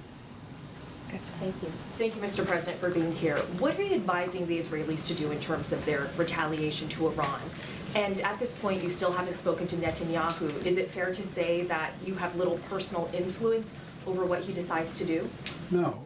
Look, our team. So this is great. This is great because like then he has to admit like, no, all the genocidal stuff that he's doing, I'm on board with, which he is, by the way. Just make no mistake. He is not some fucking random dickhead. Okay. He is actually personally invested in the permanent genocide. Okay. He is. Which is why he's letting Benjamin Netanyahu do it. Just so you guys understand. He is, however, seemingly doing it in the most like squishy liberal way possible, where they have to like maintain the veneer of rule-based international order. Here, let me explain this to you. For example, makes you really admire all the falsified evidence, expert testimonials that the State Department produces to try and pretend this is all above board, right? The Leahy Law is great because it proudly and smugly declares the U.S. cannot arm human rights abuses, and then has a carve-out that's like, unless the State Department says nah, a true microcosm of the liberal rule-based order. Okay? You know a law is a real law when a handful of obscure members of Congress constantly have to try and pass subsequent laws to enforce the original law, a real thing that guides U.S. foreign policy. This person replies to Adam Johnson, says, makes you really admire all the falsified evidence that and expert testimonials that the State Department produces. This is a statement about the rule-based international order and the veneer that like the American government, the song and dance that the American government plays to make it seem like we have some rules. Okay? Words cannot begin to describe how important it is to commit to the bit, how central the liberal rules-based order bit is to the United States bureaucratic NGO DoD soft power ecosystem of frustrated humanitarians. It can never die, no matter the evidence to the contrary. It is too big to fail. Once the bit shatters, you have a few million people who wake up and realize they're little more than 2-bit PR instruments, native informant recruiters, and selectively enforcing lawfare dweebs. It will never go away, regardless of how many war crimes the U.S. arms and funds in 4K. Do you understand? That's why I always have like, that is also why I always have like a little bit of frustration when I talk about NGOs. They might be right on the issue of Israel, but they are still playing that role of like, well, the American government, like, you know, it's more than just like an outsourced State Department vehicle. Like, I promise, like these are, and there are genuinely really good people that work at these institutions that do want to fucking help people, and they do marginally move the needle in the right direction. But ultimately, the U.S. the vestiges of American empire are going to behave in the ways that churn out the most bloodshed, and therefore the best possible outcomes for the imperial core. Okay, all you're doing at that point is basically operating like a PR guy. You know, you're basically laundering America's reputation by saying, "But look, we got these people. These are the people that are doing the right things." They're even saying it. That's why it falls on deaf ears. They play the exact same role that the United Nations plays, right? They play the exact same role that the UN plays. The UN is like, well, we got rules. Why are we not applying them? And then when you do try to apply those rules, America's like, fuck off, suck my dick. Those rules were not an application in Iraq nor Afghanistan. And those rules are not an application for Israel as well. Israel is an extension of America. That's it. They are there so that the educated liberal thinkers look to those institutions and go, well, you know, some reasonable people are out there. Some reasonable people are just like demanding that people listen to reason, right?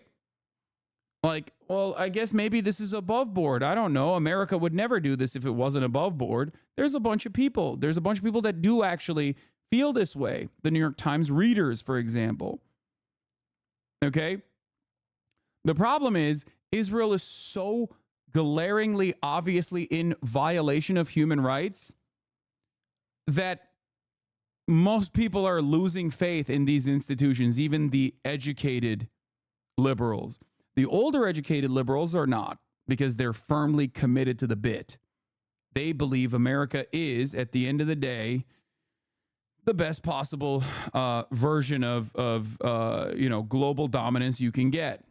The alternative is far scarier. You got China. Who knows what those guys might do. They're scary. They look different. They sound different. I don't really know their culture. I don't understand it. The alternative is Russia, the USSR, socialism. The alternative is Islamic fundamentalism. I don't want that. I'm scared of that.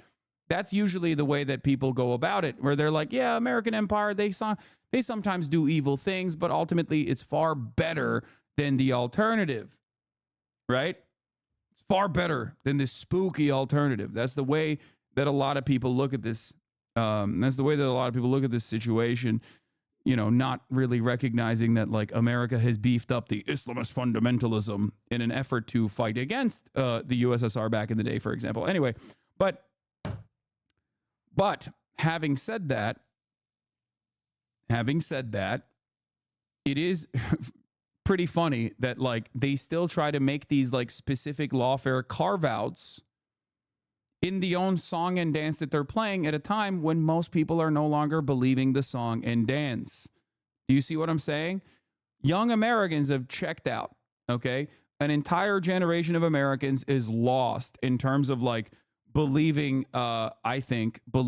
mainstream media. They are completely checked out because they don't even have access to it for the most part. But beyond that, they're checked out in, like, believing the credibility of these institutions because they didn't do a good enough job of maintaining this song and dance. How the fuck do you bring these people back? How do you bring them back? They made the mistake of running the same exact propaganda that they've run for years and years when there was no alternative to that propaganda, when you had no way of seeing what Palestinians were saying on the ground, the victims of this genocide were saying on the ground. Now with social media, you directly have access to a person who's getting fucking bombed every goddamn week. And you're like, oh my God, this is unimaginable. This is death and devastation. This is death, destruction, and devastation of the highest order. How could we ever fucking let this happen? When that exists, quite difficult for CNN to keep having Jonathan Concuncrius, Frankenstein's monster's ugly ass fucking big old head, come in and contextualize why these Palestinian children had to be killed because they're fucking Nazi children or whatever the fuck they're saying. That's it. Doesn't work. And they haven't been able to pick up the pace on a full-throated propaganda machine that churns out these sorts of, like, biased results. They haven't been able to socially condition people into believing that, like, Israel is the defender of the Western world. It's the first shield against the Western world. There are, of course, some online that, you know, frequent Reddit or some of these other places that already have, like, existing underlying Islamophobic attitudes, and Israel can capture them. But ultimately, it's a failed endeavor because people can still see the harm that they are causing. Anyway, having said that, however, Biden's response here is really fucking stupid. He's like, I'm the greatest defender of Israel. How dare you fucking say that? Are in contact 12 hours a day. They're constantly in contact. I've already had my presidential daily brief. We've already had interface between our military, the diplomats. It's in constant contact. They are trying to figure out, it's the high holidays as well. They're not going to make a decision immediately. And so we're going to wait to see when they want to talk. But over the past few months, they've consistently defied your administration's own. Like, the media should have been asking this question like 8 months ago, man. What do you mean? How many fucking red lines was a red promise for fucking Benjamin Netanyahu? How many instances has Biden turned around and offered another $8 billion in weapon shipments to Israel over and over and over again? Advice. So do you believe that the Israelis are going to listen to the advice you're giving them? What I know is the plan that I put together received the support of the UN Security Council, the vast majority of our allies around the world, as a way to bring this to an end. Look, the Israelis have every... They didn't ask that question. They know that. They're saying, why has Israel violated that over and over again and made you look like a fucking baboon? Right to respond to the vicious attacks on them, not just from the Iranians, but from everyone from Hezbollah to Houthis to anyway.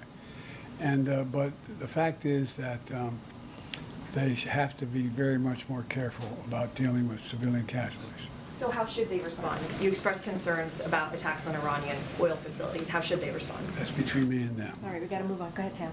The election is a month away. One, I'd like to know how you're feeling about how this election is going. And then also, do you have confidence that it will be a free and fair election and that it will be peaceful?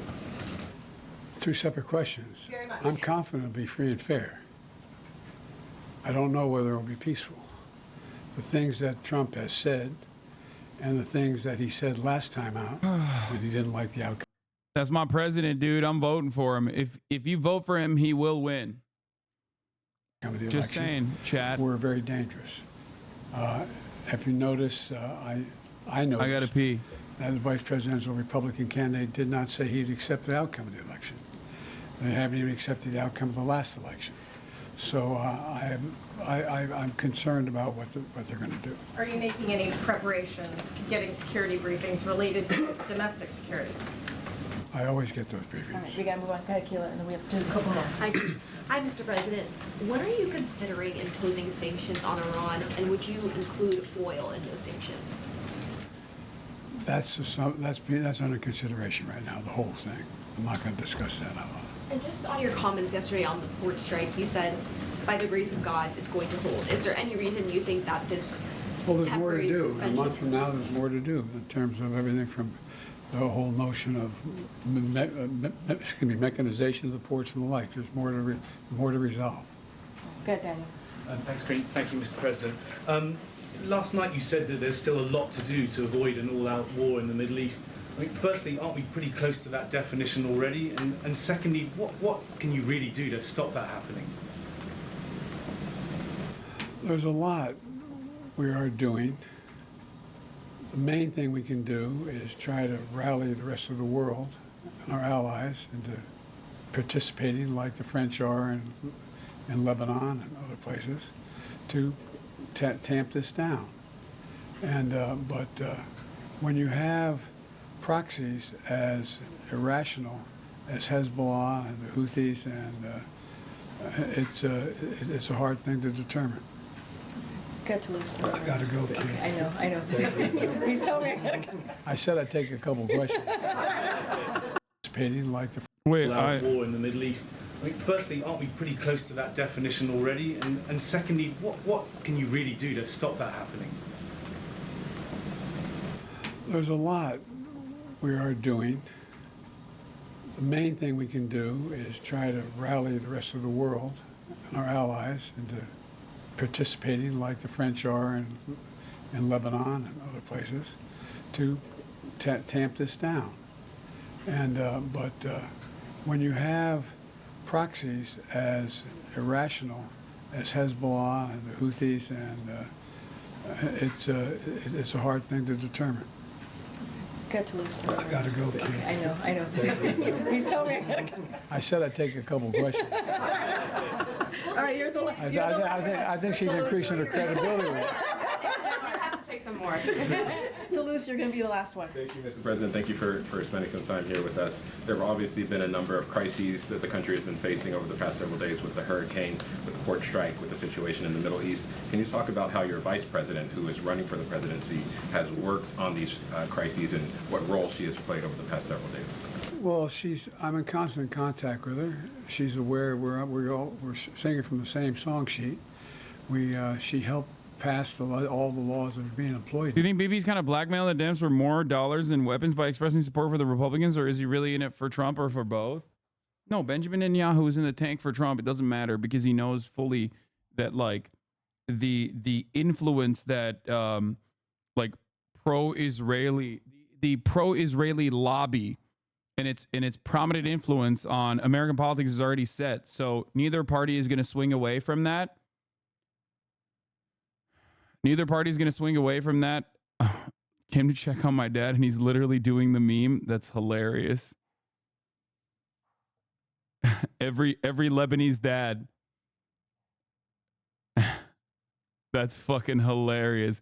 This is like every Arab father and unc, dude.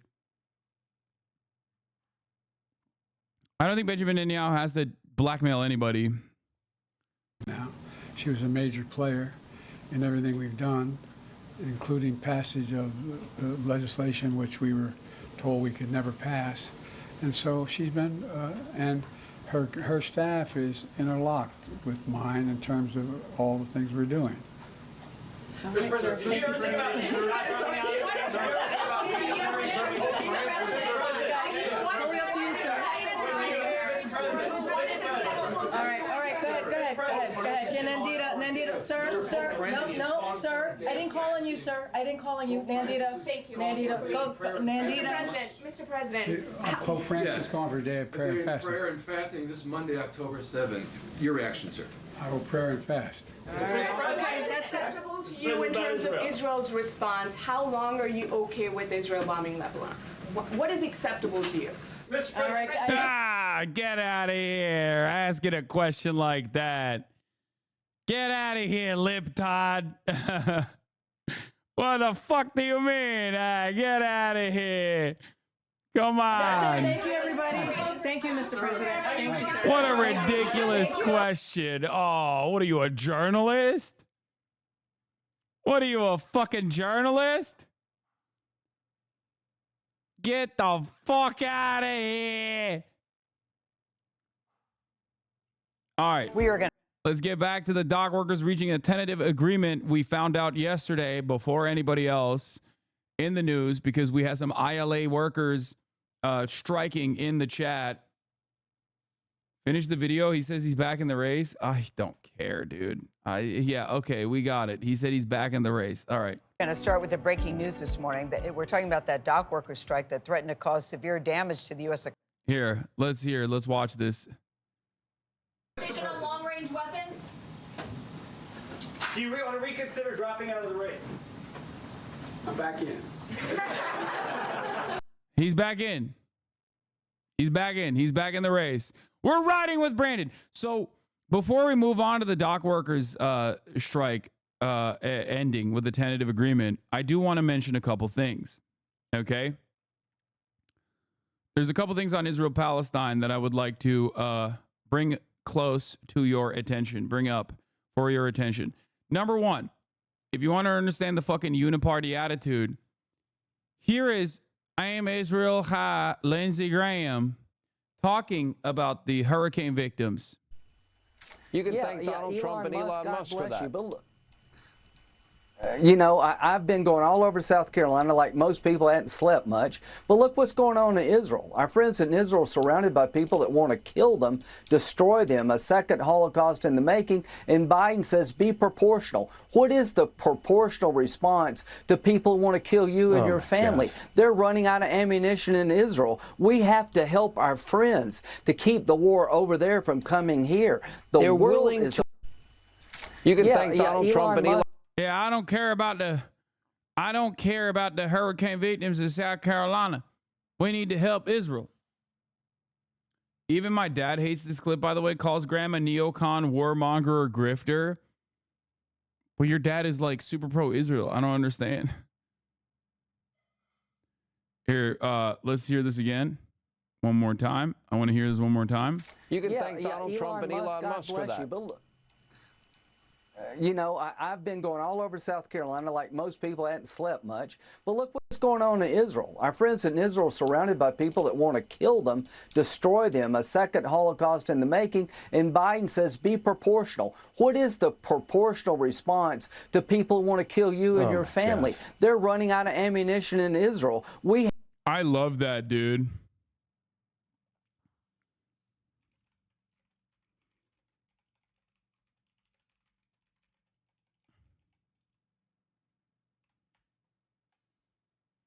How the fuck does this guy keep getting elected, man? I mean, how did Mitch McConnell keep getting elected? Partisan bias. Israel.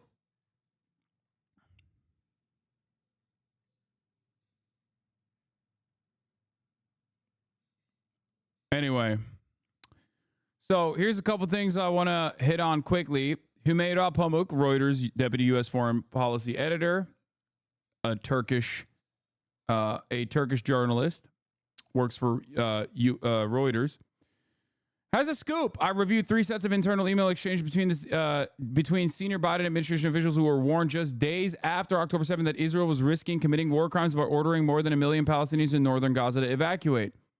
The email exchanges, which take place between October 11th and 14th and involve senior White House, State Department, and Pentagon officials, include Biden's top Middle Eastern aide, Brett McGurk. Now, you might recall that name because Brett McGurk is the one that was telling the Israelis that, they should pummel Lebanon as well, and it would be sick for them. Provide a rare insight into the thinking of the U.S. government in the early days of the Gaza war.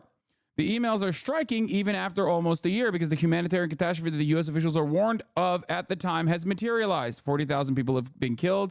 Gaza is reduced to a wasteland. Children are starved, and the region is still on the brink of a wider war. The emails, which haven't been reported before, reveal alarm early on in the State Department and Pentagon that a rising death toll in Gaza could violate international law and jeopardize U.S. ties in the Arab world.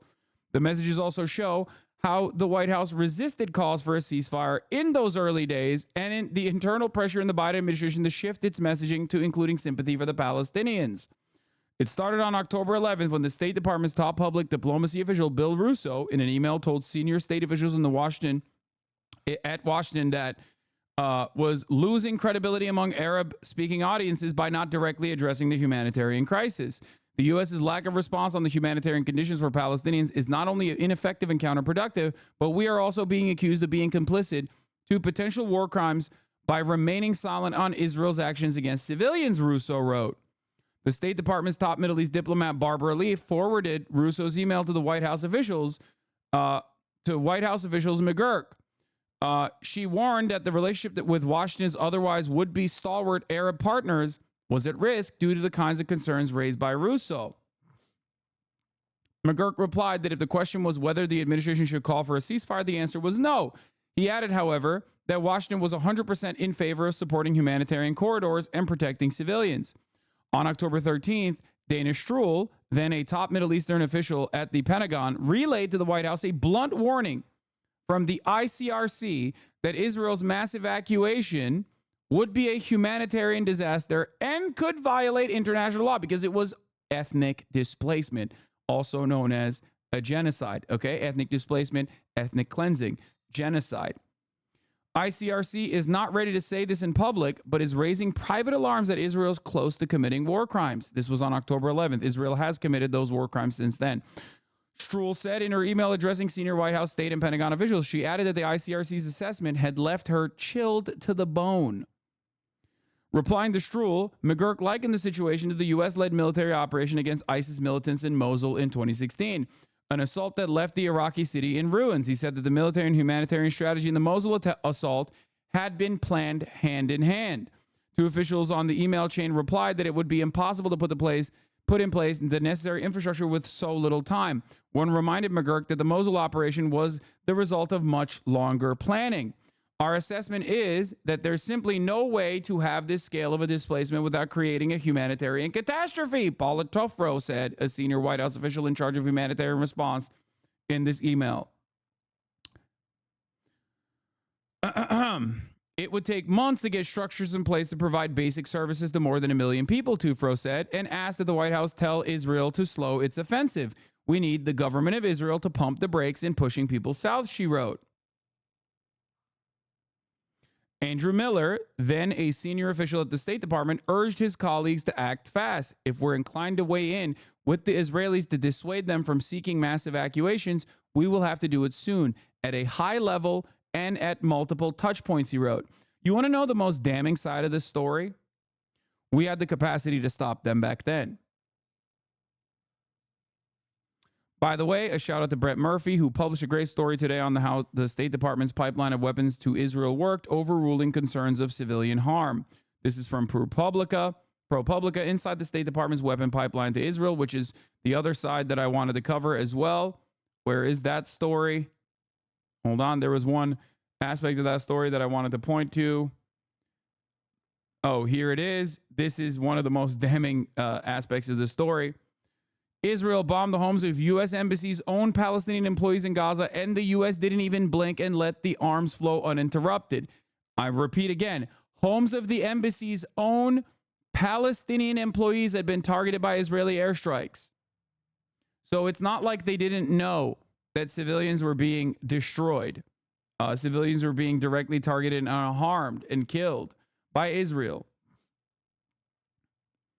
In late December, another aspect of the story, the Israeli embassy sent the State Department officials working on arms transfers to Israel cases of wine from a winery in the Negev desert with personalized thank you letters on each bottle.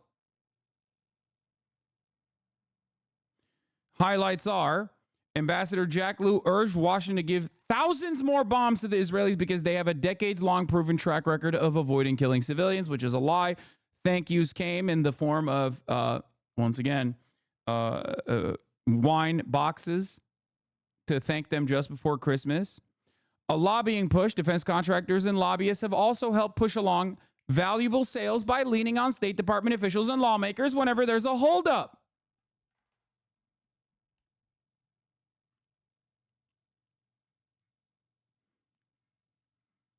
Wonderful stuff.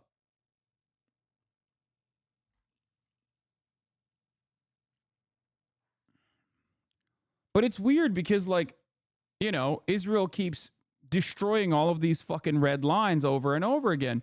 Here, this gives you a pretty decent understanding of how these guys operate. The Republicans for Harris are saying that no matter their policy disagreements, they can't let Trump win. If you want to understand the mindset of liberals like this, look to how wrong they are on every other issue, just like they're wrong here. Doesn't seem like people understand that the reason there has not yet been a ground invasion of Gaza on October 23rd, Dante Atkins said, and this is like, this person is like a perfect demonstration of the Divorcelli style of liberalism that you see on a regular basis from the likes of like Brianna Wu and many others.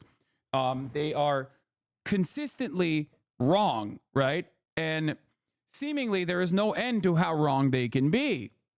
Okay? But they maintain this like vapid and confident ignorance in these positions, and no one ever actually calls into account. So I'm just using this as like a way for you to recognize that, you know, whenever you hear someone chirping in this like incredibly fucking weird liberal way, either look to what their statements were early October about what Israel hasn't done yet and what Israel won't do and how Biden stopped them or whatever, or key search Joe Biden around the time when Joe Biden was, when people were demanding he drop out. In almost every single one of these circumstances, those guys are always pro-Biden. They were riding with Biden. Why are they no longer riding with Biden? It's because they do not have real opinions. They are just repeating whatever the fuck MSNBC is telling them. They're repeating whatever the fuck they read in the news. They're repeating whatever the fuck the Democratic Party is communicating. Do you understand?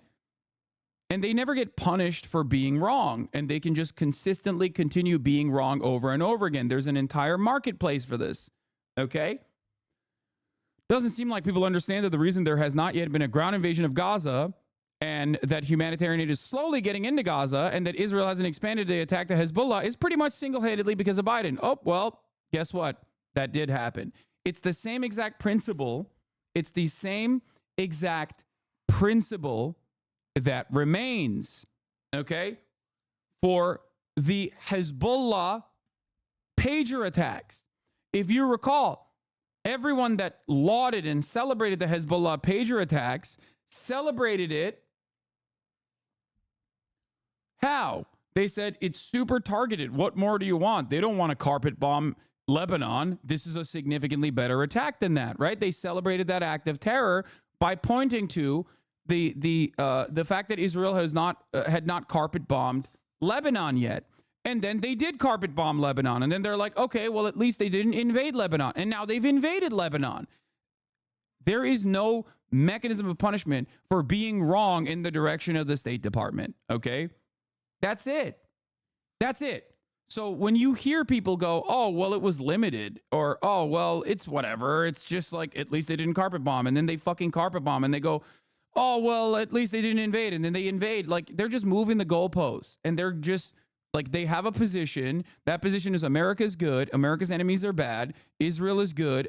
Israel's enemies are bad. And they're just going to fucking massage the narrative over and over again throughout the entire process. Okay? Like, you have one guy who's single-handedly preventing Israel from launching a horrific ground war into Gaza and allowing aid to get in and preventing a regional expansion, and his likely opponent is demanding that war, and you're all, I'm going to sit this one out. Well, okay then. October 24th, I don't think Israel will actually launch a ground invasion of Gaza. A lot of that is owing to internal Israeli dysfunction, and a lot of that is owing to Biden saying that that's a very bad idea. Why I quit the DSA. Don't worry, guys, everything is fine. Anyway, Kamala Harris, I believe, is live now. I don't know if she's going to be up. Oh, this is right after she talked to the Arab leadership in Michigan. So maybe we'll see something different from her this time around. Is there a live stream with the subtitles?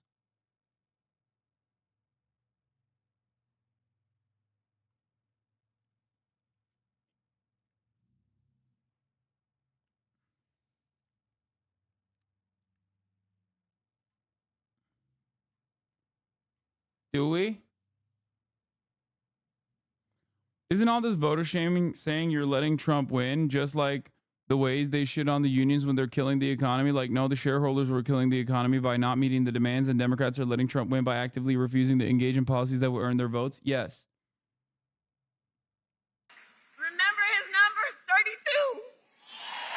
Today we got 32 days until the election.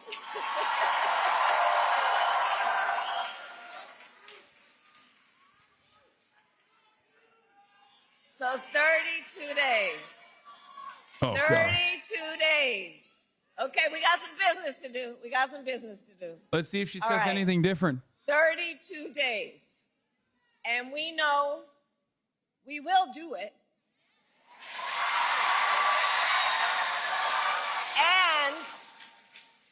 And this is going to be a very tight race until the very end. This is going to be a very tight race until the very end. We are the underdog, and we know we have some hard work ahead. But here's the thing about us. We like hard work. We like hard work. Hard work is good work. Hard work is good work. And with your help in November, we will win. We will win. We are not playing around.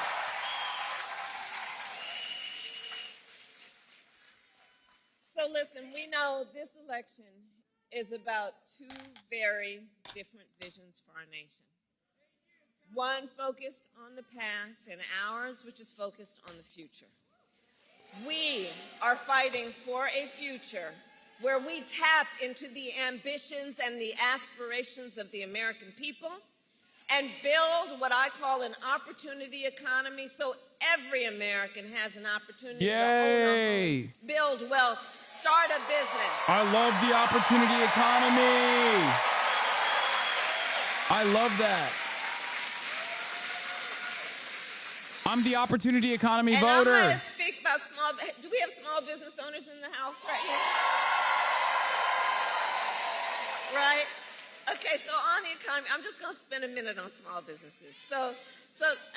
Because let me tell you, so growing up, our mother often worked very long hours. And so my sister Maya and I, we would go over to Miss Shelton's house. Miss Shelton was from Louisiana, and we called her our second mother. And Miss Shelton was a small business owner. And so from being a child, I know who our small business owners are. They are community leaders, civic leaders. This shit sucks, they bro. Mentor. They hire. This sucks harder than not even having a fucking subscription at the top of the hour when there's a 3-minute ad break. You know what I'm saying? If you were a small business owner, you'd at least be able to fucking subscribe. That's why I'm also for the opportunity economy and the small business owner. Like, I'm sorry, Trump's fucking personal anecdotes and stories are infinitely cooler and more fun to listen to and unhinged.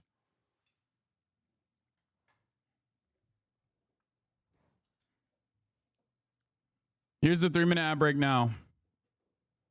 You heard Eric talk. I'd much rather listen to him talk about Hannibal Lecter or some shit than whatever the fuck this is, okay? You know, my mother saved up for years to buy our first home. I was a teenager by the time she saved up enough to do that. And right now we know there's a serious housing shortage in our country, and it is part of what is driving up costs. So we will cut the red tape and work with the private sector to build 3 million new homes and provide first-time home buyers with a $25,000 down payment assistance so you can just literally get your foot in the door and you'll handle the rest. We need to lower the cost of living. Look, our economy is making good progress. Just this morning, we got a solid jobs report, right?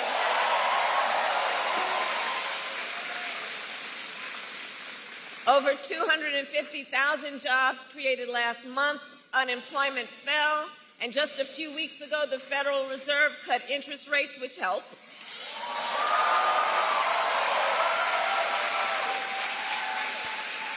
But there's still more we need to do. Prices for everyday things like groceries are still too high. You know it and I know it. And I have a plan on lowering costs on everything from health care to groceries, including taking on corporate price gouging. Look at the cheers for that. Because as Attorney General, Look at the cheers for that in comparison to everything else. Where there are a few of them, not everybody, but those who take advantage of desperate people, in particular in the middle of an emergency, and there needs to be consequence. I will give a tax cut to 100 million Americans, including $6,000, extending and expanding the child tax credit. So during the first year of a child's life,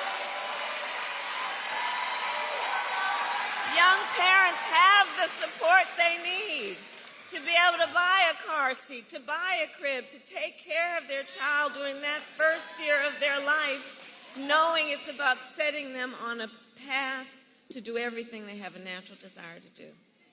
And look, I say all this to say, I will always put the middle class and working families first. I come from the middle class, and I will never forget where I come from. I will never forget where I come from.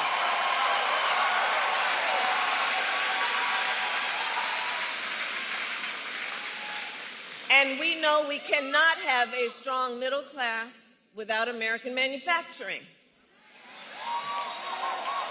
So over the last 3.5 years, we have brought manufacturing back to America, creating 730,000 manufacturing jobs.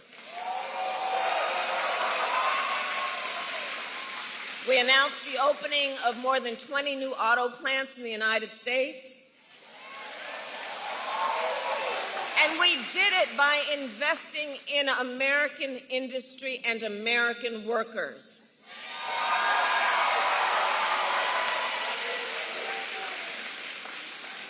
And I will make sure that America, not China, wins the competition for the 21st century.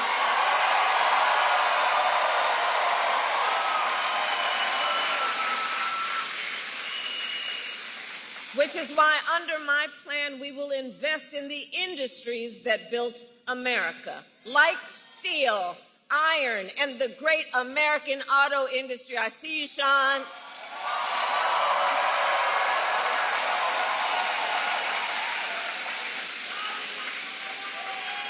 And we will ensure that the next generation of breakthroughs, from advanced batteries to electric vehicles, are not only invented but built right here in America by American union workers.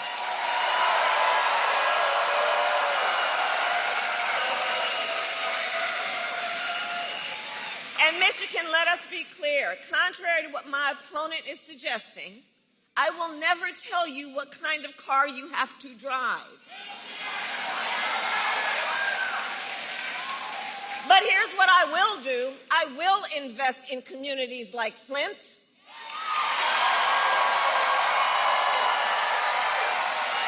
Flint, which helped build the auto industry and the UAW.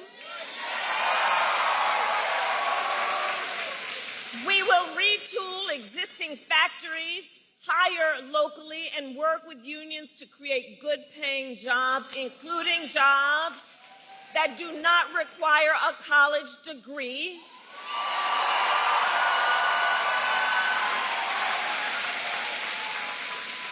Because we understand a college degree is not the only measure of whether a worker has skills and experience to get the job done.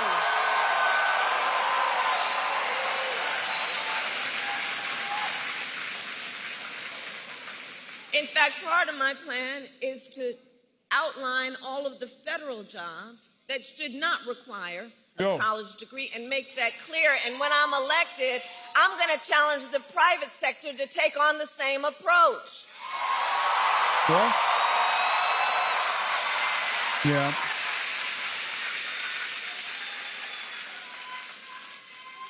And then there's Donald Trump.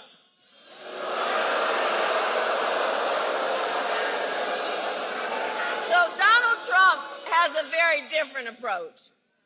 So Donald Trump makes big promises, and he always fails to deliver.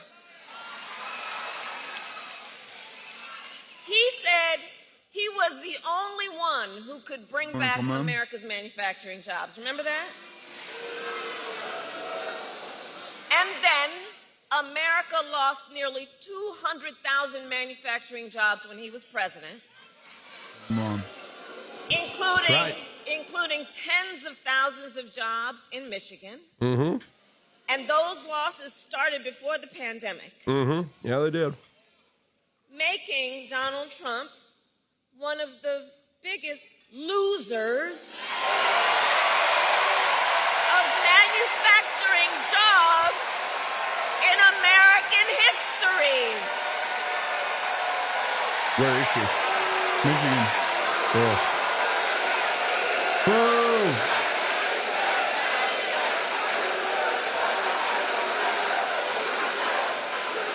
And his track record for the auto industry was a disaster. He promised workers in Warren that the auto industry would, I'll quote, not lose one plant during his presidency. And then American automakers announced the closure of 6 auto plants when he was president. We need a medic over here. Are they passing out? We need a medic over here. Yeah, people love her. Right here. People love her so much, they're dying. They're dying. Okay, can everyone part so the medic can come through, please? Let's let the medic through.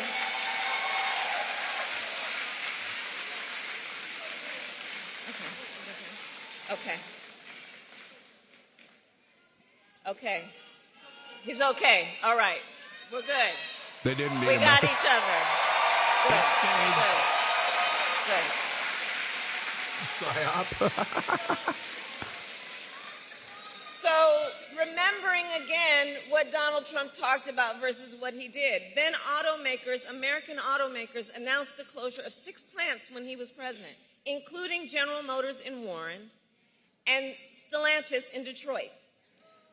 Thousands of Michigan auto workers lost their jobs. Are there protesters?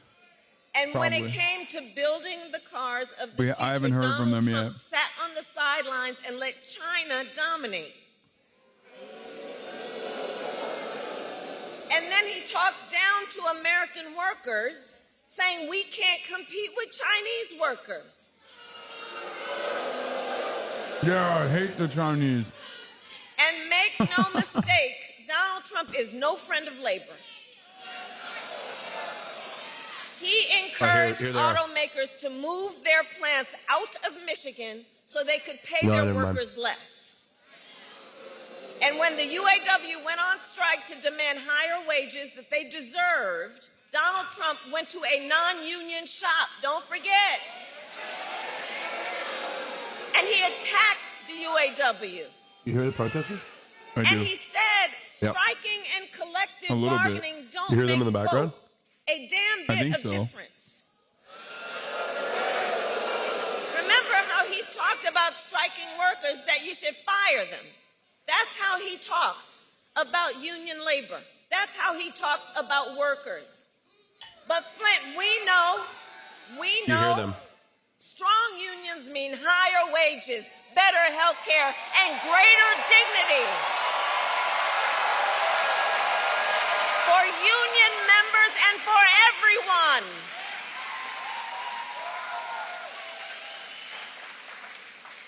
And on top of all of that, Donald Trump signed a $2 trillion tax cut that mostly went to the wealthy and big corporations, not to working people. Boo. And now he is making the same empty promises to I don't care. I want to hear about how much more Israel should be allowed to strike Iran. But I'm a strike Iran voter. We will not be gaslighted.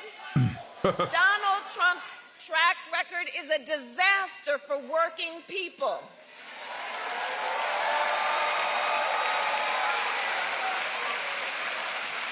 I feel like Americans get riled up at the prospect of striking any country, though. Check this out. 2 days ago, his running mate, maybe you saw that.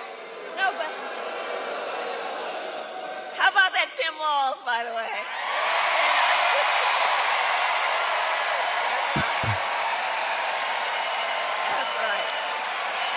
That's right. Someone said Tehrangelis. So Yes. 2 days ago, Donald Trump's running mate suggested that if Trump wins, he might let the Grand River Assembly plant in Lansing close down. The same plant that our administration helped save earlier this year, along with 650 union jobs.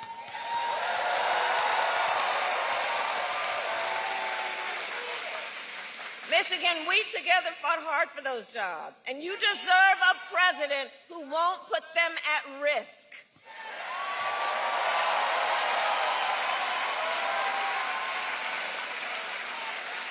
And for anybody watching, you know, if you want to learn more about Donald Trump's plans, just Google Project 2025.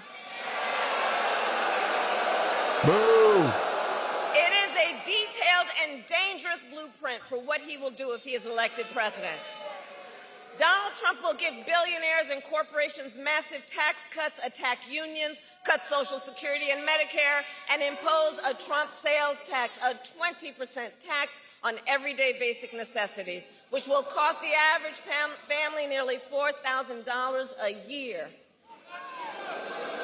And on top of all this, Donald Trump intends to end the Affordable Care Act. I'm not going to lie. Even This is probably the best Kamala Harris speech I've ever seen her deliver. Really? And still Yes. has no plan to replace it. You watched the debate. You watched the debate. You saw that. Like, it's very openly pro-labor. I mean, she's in Michigan, so she has to hit that. He said he, quote, has concepts of a plan. Concepts. She's talking about. No, you know, I She have even said brought up that I the do combating believe price gouging. He is an unserious man. And the consequences of him being president again are absolutely critically serious. Because think about it. Even I'm not on going to talk healthcare, about the he has a democracy concept shit. of a plan. So he's going to threaten the health insurance of 45 million people in our country based on a concept. Let's go. Okay, never mind. That's actually, again, good. To take I thought us she was back, gonna do the you boring remember January that when 6th shit. insurance companies could deny people with pre-existing conditions? Remember what that was like?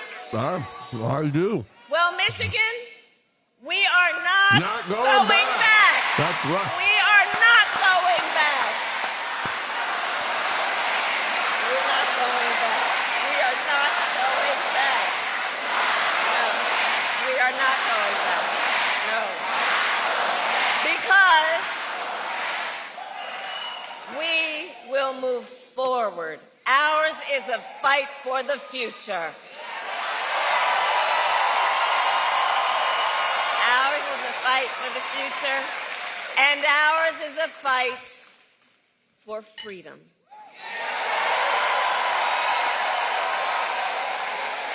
Like the fundamental freedom of a woman to make decisions about her own body Who are you voting for? Joseph Robinette Brandon. I'm writing him in.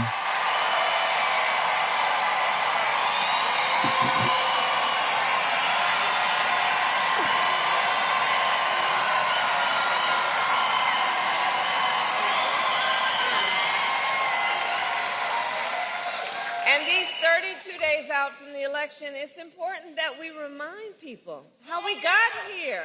Donald Trump handpicked 3 members of the United States Supreme Court with the intention that they would overturn Roe v. Wade, and they did. People will take you seriously. I am and serious. now more than 1 in 3 women in America Are you really? lives in a state Yeah, I'm with a gonna write Trump him in. abortion ban. Many with no exceptions, even for rape and incest, which is immoral. And when Congress passes a bill to restore reproductive freedom, I'm not going to write Joe Biden, though. I think I'm going to write Joe Brandon instead. Because I feel like I don't even want it to, like, even on accident. I will proudly sign it into law. I don't even want on accident for Joe Biden, like, to even aesthetically support him. Yeah. Well, I'm not endorsing any And candidate, here's what I want to say. but I will be voting for one. Look, and that's not our only battle. Across our nation, we are witnessing a full-on assault on other hard-fought, hard-won freedoms and rights, like the freedom to vote, the freedom to be safe from gun violence, the freedom to join a union. There's chatters in here saying they're Jimmy Carter guys, and I respect that. With pride. He looked pretty fucking sexy. He looked pretty fucking sexy. And the freedom to breathe clean air and drink clean water. I don't know how he's still alive. Flint, you know all too well, Flint, that clean water should be a right for everyone, not just for the people who can afford it. I don't know why And as they president, I wheel will him out on camera like to that. work with communities like Flint to ensure you not only have clean water, but the opportunity to recover economically and thrive.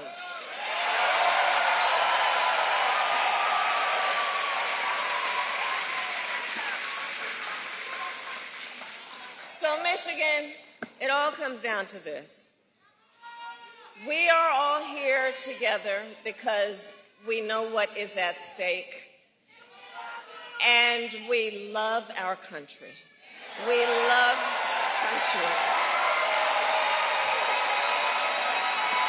We love our country.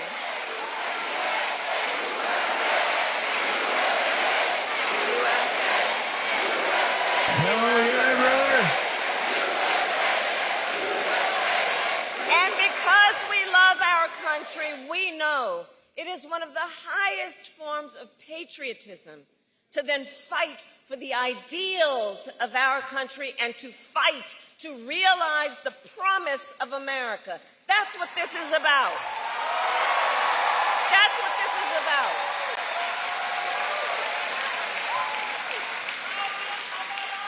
So, Election Day is in 32 days. Damn, 32 days? Yeah. And Holy already shit. I gotta cast my ballot. ballots are in the hands of Michigan voters. You made up your alone. mind? Oh, I've made up my mind. I'm voting for Trump. So if you have That's received it, your folks. ballot, please do not wait. No Fill it tax out on and tips. return it today. No tax on tips. Early We're going to voting close the starts southern border. statewide on October 26th. That's right. They're eating your And cats, now folks. is the time They're to eating make your your pussy. plan to vote. They're eating your pussy, folks. Because, folks, the election is here. You're a The election goddamn, is here. you're a goddamn patriot. And That's we right, need folks. to energize, organize, and mobilize. And remember, your vote is your voice, and your voice is your power. So, Flint, today I ask, are you ready to make your voices heard? No. Wow. Met with the Arab leadership, Arab delegation. Did they? Didn't even mention fucking Palestine. That's nice. Did they? When did this happen? Earlier before this, I think. Are we ready to fight for it? Like, it's so dumb. It's so dumb to go to Michigan and not bring up Gaza. God bless you, And God bless the United States. Like, I'm sorry. You're a fucking idiot. Like, you're literally an idiot.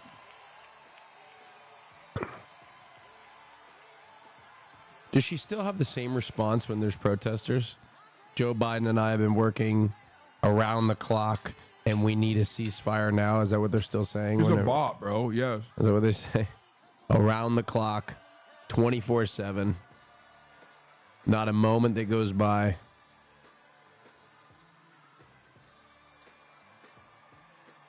She's literally a fucking NPC.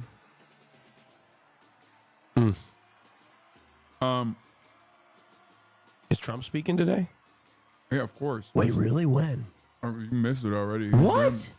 It happened? We watched it already? No, I'm saying that, like, Trump speaks. I don't even watch it usually because he speaks so much. Oh, really? Trump does like fucking two a day. Does he have a stump speech? He has like, I mean, he has a speech. I don't know if you can call it a stump speech, but he has a speech for sure. Yeah, he has a town hall in Fayetteville, North Carolina. Oh, nice. Look, no tax on tips. No tax on tips, folks. Look at that. No tax on tips. His vote for me. His thing is like unfucking bearable, though. Honestly, economy. It has come to a temporary end. Nancy Chen was we're with gonna the talk about workers the in New dock Jersey workers. when they heard the strike was over. Nancy's in the studio today. Nancy, good morning. This is good news on many levels. It is, Gail. Good morning. There was a lot of cheering as that announcement came down. At least 25,000 dock workers at 14 ports along the eastern Gulf Coast can now return to work. In a joint statement, the dock workers union and their employer group said a tentative agreement had been made on wages and that they would extend their current contract until January 15th. Those briefed on the deal said it includes a 62% raise, an increase from their previous offer of nearly 50%. All other remaining issues will be addressed when the two reconvene with that January deadline, which includes protections against automation and semi-automation. That has been a major sticking point in this. Now, there have been major concerns also about supply chain issues because of that strike, with one economic estimate. bro, why is chat more anti-Kamala Harris in those conservative channel chats? Are people here voting for Trump instead? I know that you probably think that there is no world outside of like people that are you're either pro-Trump or now everyone's saying yes. Okay, chat, shut the fuck up. We have guests in here, okay? There's always new people in here. I'm trying to have an educational moment, and a lot of you dumb fucks are literally going to make this dude hallucinate that this is a pro-Trump community. Oh my God. Me? No, I'm talking about Krypton 580. Krypton 580, the community is memeing when they say yes, okay? Oh, I thought I was like, yeah, I'm not going to think There's not a single fucking person in here that's going to vote for Donald Trump except for like maybe some unhinged haters that are in the chat. However, I sat next to a Trump supporter today on the plane. However, the reality of the matter is a lot of people are, of course, understandably very much against Kamala Harris's awful policies on the border that resemble Donald Trump's policies from 2020. They are a direct carbon copy of Trump's actual policies from 2020, as a matter of fact. And people understandably do not like that and are very aggressively against that, as they should. I think that's healthy and smart and normal to be upset about those sorts of things. It just means that you have some kind of moral backbone. Beyond that, I think for a lot of people in this chat, this is a very pro-Palestinian, is a very anti-war community overall. We're anti-genocide, we're anti-war, and the United States of America is currently, with its unlimited weapons transfers to Israel, allowing Israel to conduct its genocidal affairs in the region, which is interesting because it's also being done in a way that actually harms Kamala Harris's chances of winning the election against Donald Trump. These are some of the reasons why people are understandably against Kamala Harris. Putting it as much as $4.5 billion a day. However, everyone can come back to work now, and President Biden applauded both sides, releasing a statement saying collective bargaining works, guys. That automation fight in particular, Nancy, we all have a stake in it. It's coming, and how to deal with it is a big question. Thank you very much for that report. We'll keep following it. Joining us now is New York Times global economics correspondent Peter Goodman. He's also the author of the recently published How the World Ran Out of Everything Inside the Global Supply Chain. Peter, thanks so much for joining us, especially on short notice. So we had heard earlier that both sides were getting closer. You and I had talked, and I said, if you were a betting man, how much longer do you think that this takes? You said, hey, it could be over tonight. From your lips to God's ears, it sounds like there is an agreement. What do you think it took to get this over the finish line? Well, I think it took some pressure from the politicians. I think the president and the vice president were not at all happy about the prospect of the revival of inflation as a major subject of conversation. You don't have to be educated in for the American port homes strike, just a bro. few weeks before a presidential election that could very well hinge on economic sentiments. I think they were also very reluctant to wade in and formally intervene and order an order. Chat, Austin is actually providing. He's actually being helpful. That's crazy. I never thought I would see that with my own two damn eyes, bro. Austin not only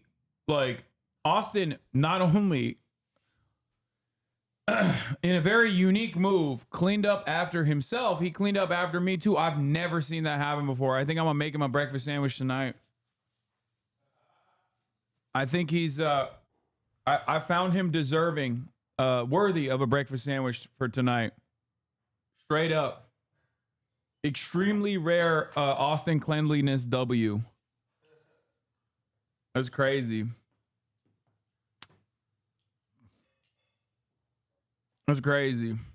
An 80-day cooling off period under this 1947 law, the Taft-Hartley Act, and so this is reflects pressure that was more informal, but it seems like the port operators upped their offer to 62% raises over 6 weeks, and they've punted on the most difficult issue to resolve. That's the question of automation. I mean, the port workers look at automation as a threat to their paychecks.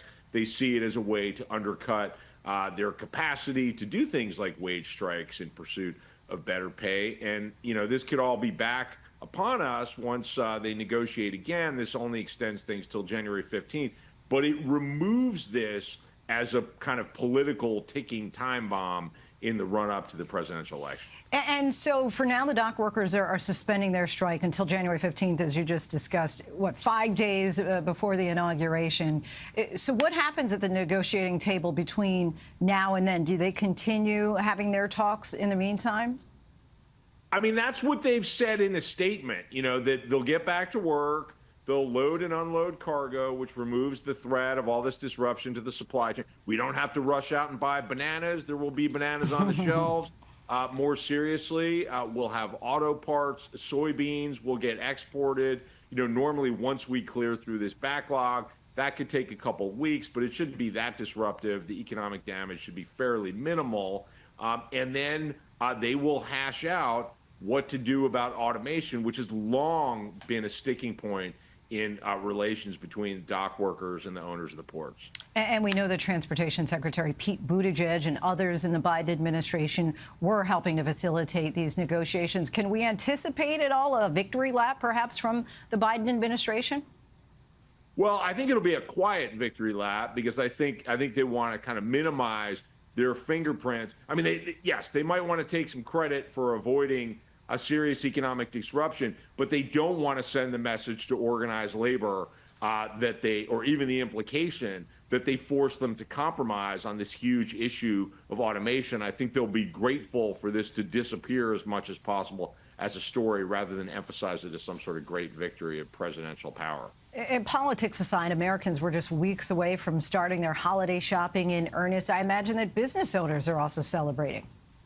Yeah, I mean, the holiday shopping was less of a threat because companies have seen this coming for months. And, as somebody who runs a big freight forwarding company put it to me, this is Ryan Peterson, the CEO of Flexport, most of his customers were sitting on 2 months of extra inventory because they've been filling their warehouses in anticipation of labor troubles.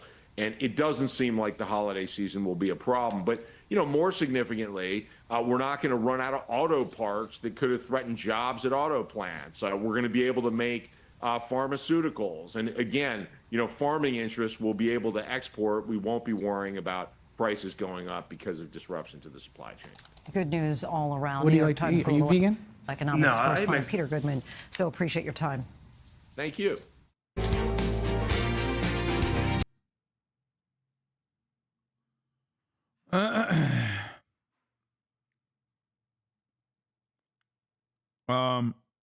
The 5 is back. I mean, I have it right here. The problem is, like, Jessica Tarkov is not on it. And if Jessica Tarkov is not on it, like, my heart's not in it. You know what I mean?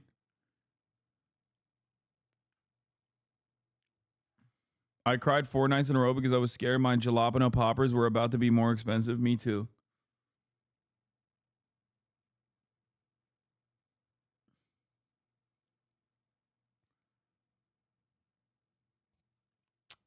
Our queen Jessica Tarkov is not there. Hello, everybody. I'm Jesse Waters, along with Judge Janine Pirro, Harold Ford Jr., Kayleigh McEnany, and Greg Gutfeld. It's 5 o'clock in New York City, and this is The 5.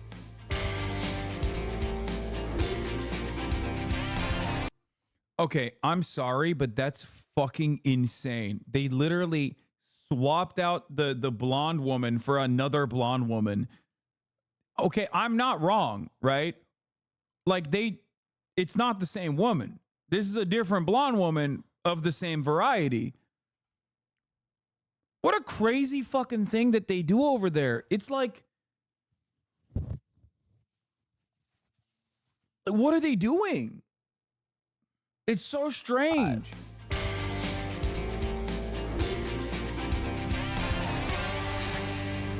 You win some, you lose some. Kamala Harris getting humiliated again by a powerful labor union while getting bailed out by another.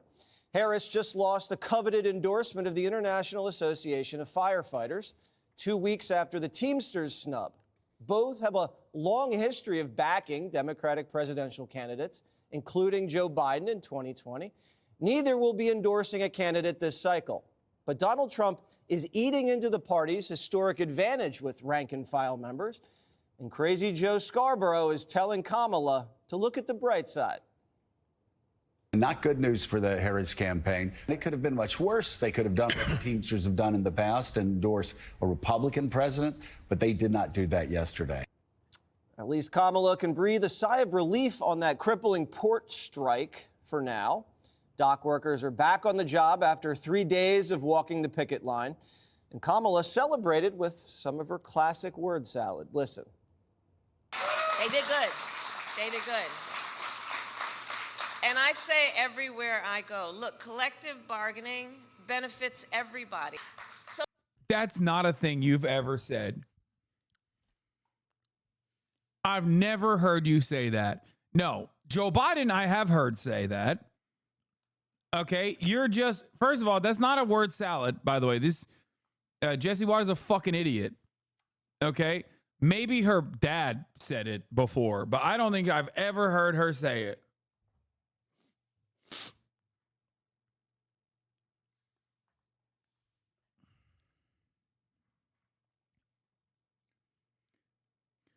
It's unique for any American politician to say collective bargaining unless they're like literally like Bernie Sanders or some shit. But to me, this also shows that she is at least optically very pro-labor and has been.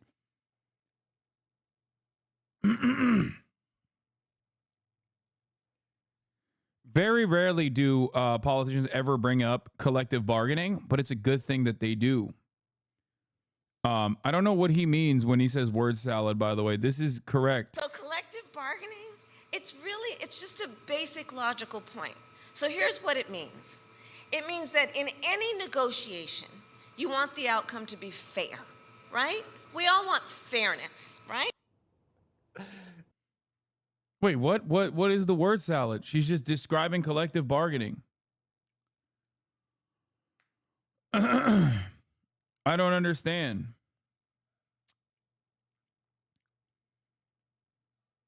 Okay, this part I disagree with on the Fox and 5. They've fallen off. They've fallen off the map, dude.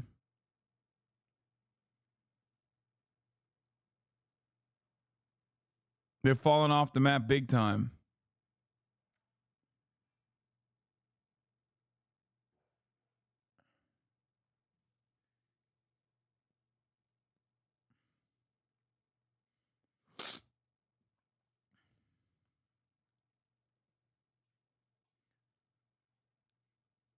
I mean, she's not concise, but it's not a word salad. Yeah, but also, I think describing to Americans what collective bargaining is good. A couple things that you could say, for example, in the workplace is divided workplaces without union representation have to beg for their contracts at the individual level, but united, they get to bargain as fair partners. This is one way that you can describe it, in a clear and concise manner. Just saying. They would still probably call it word salad because they're fucking stupid, but. And as the working men bail on Harris, she can find some comfort that she's got the support of the billionaire singer who pretends to be a working man. Who's that? Donald Trump is the most dangerous candidate for president in... Wait, I'm confused. They hate Bruce Springsteen now? What the fuck? I don't think it works that way, dog. I'm gonna be honest. Like, I'm pretty sure most Fox News watchers like Bruce Springsteen more than they like Jesse fucking Waters, my lifetime. Kamala Harris and Tim Walz are committed to a vision of this country that respects and includes everyone. And they want to grow our economy in a way that benefits all, not just a few like me. Harold Ford Jr., how significant is the latest union no-no?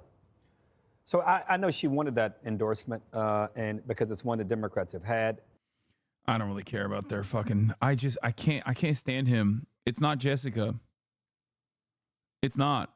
I need my lib to be Jessica. Vice President. If my lib on that panel is not Jessica, I'm out. The moment I see him, I'm like, ugh, I don't want to watch this. He sucks. He's always like, also not even like fake liberal. He can't even do the liberal shit. Kamala Harris moments ago in battleground Wisconsin with the former Republican Congresswoman Liz Cheney asking Americans to put patriotism ahead of partisanship. If people across Wisconsin and our nation are willing to do what Liz is doing. Do you have fun days anymore? Sometimes. But you have to also remember, like, there is ongoing war in the region, ripping through the fucking region. And beyond the ongoing war ripping through the region, there's an election coming up in 32 days, brother. Of course, I'm going to be, as a political commentator, I'm going to be covering the election. And Chad is a bunch of news sickos. That's true. We got a lot of news perverts in the chat, in this goddamn community, unfortunately. It is the truth.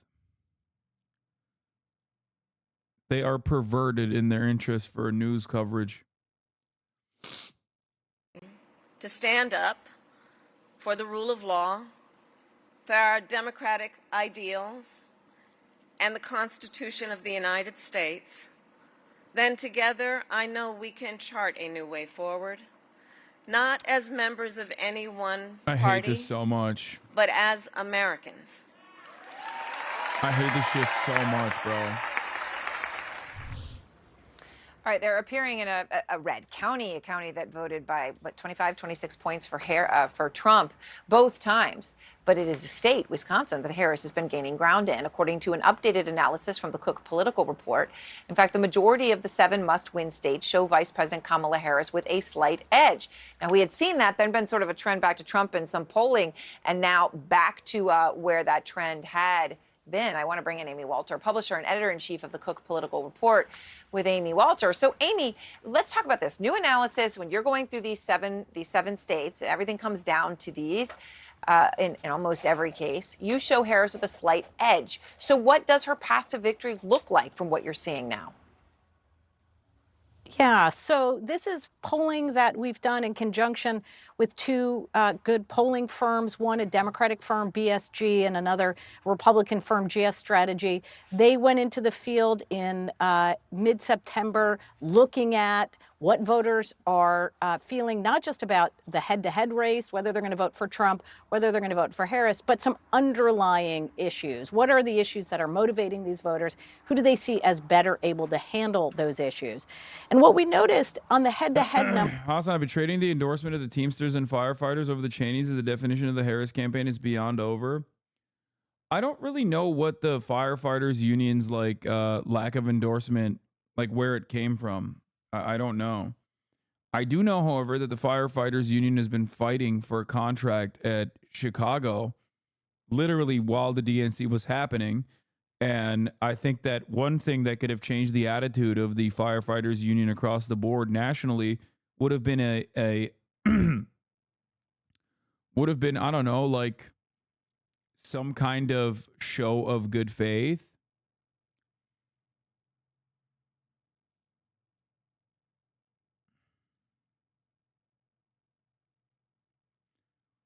Endorsed by Dick Cheney, enemy to firefighters everywhere. Why do you do cherry picking on Kamala's statements? It's about the whole picture. Everyone has difficult stances, mainly if you're running for POTUS and need huge financial endorsement. Is her or chaos? Yeah, for a lot of people, she is chaos. I don't think you understand that. Like the continuation of the current order of business is chaotic. So much so that 65% of the voters polled on a New York Times poll from a month prior said that they demand change from the current order of business, and yet only 25% said Kamala Harris represents that change. When I talk about this sort of stuff, I'm not necessarily just talking I'm not talking about just my perspective. My perspective on this is utterly meaningless. I'm putting on my Democratic advisor hat on every now and then to make an argument that is pro-Democratic Party in terms of the electoral calculus. The issue here, however, is that you want me to lie. You want me to turn around and say, no, these decisions that the Democratic Party are making are good when they're objectively bad. That's the issue. I understand how the American voters operate for the most part. I know that it's a sea of contradictions, and the median voters they have a litany of silly attitudes that they desperately grab onto and hope that their candidates will regurgitate. But ultimately, I also understand that they have real material issues, right? Real material issues that the Kamala Harris campaign is not addressing. And if she doesn't address those real material issues with coherent and clear policy solutions, then she's just not going to motivate enough people to get off the couch and go out and vote for her come November. This is a really hard thing for a lot of liberals who are primed with lesser evil voting to ever address, to ever understand. My job is to do political commentary. Their job is to do political commentary as well, but you're so used to this kind of political commentary that's happening here and here that when someone is doing a different kind of political commentary, you don't go, this is a unique talking point that I hadn't really thought about. This guy has some different considerations I hadn't really considered. Instead of that, you go, why don't you sound exactly like this person? I don't on Portuguese without bipartisan government. I understand your point, but it doesn't help. What, you're Portuguese? Shut your Portuguese ass up, motherfucker, okay? Americans are speaking. Suck my dick. You will do what we tell you to do, okay? Bitch. Yeah, opinion discarded. It doesn't matter. Donald Trump president, Kamala Harris is president, doesn't matter. It doesn't change the dynamic. You're in the foreign policy blob. You're in the foreign policy bubble. Our relationship with our foreign adversaries and our foreign allies are not going to change. So you don't have to fucking worry about a goddamn thing, okay? Shut the fuck up. We're talking about like actual issues that American people are facing and how Kamala Harris is not addressing that. Why is a fucking dumbass Portuguese chatter coming in here and fucking chirping at me about me saying Americans are experiencing financial hurt and Kamala Harris should perhaps do a better job addressing that. And he's like, you don't understand. There's a Portuguese chatter. Bipartisanship is important. Kamala Harris is better than chaos. It's like, shut the fuck up.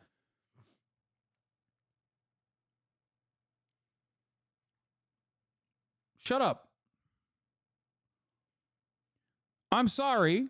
There's no world in which I'm just going to fucking sit here and listen to a Portuguese chirper operate in the same exact capacity as like annoying smug liberals, okay? I'm so glad needing attention is universal. Yeah, I know. I fucked up the accent. I can't even do a good enough goddamn Portuguese accent.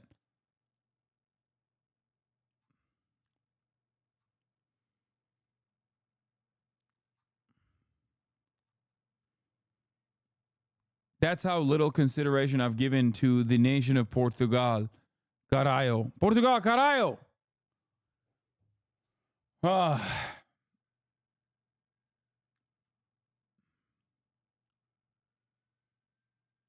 Portuguese libs are so annoying. You have no idea, to be honest.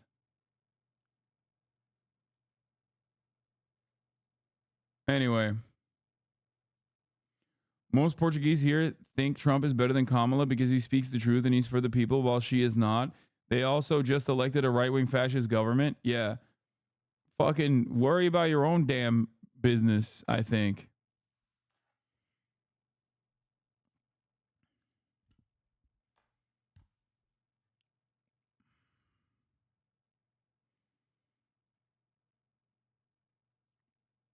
Not true.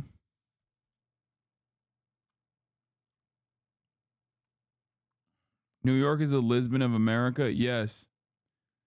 What is Portugal? European Brazil?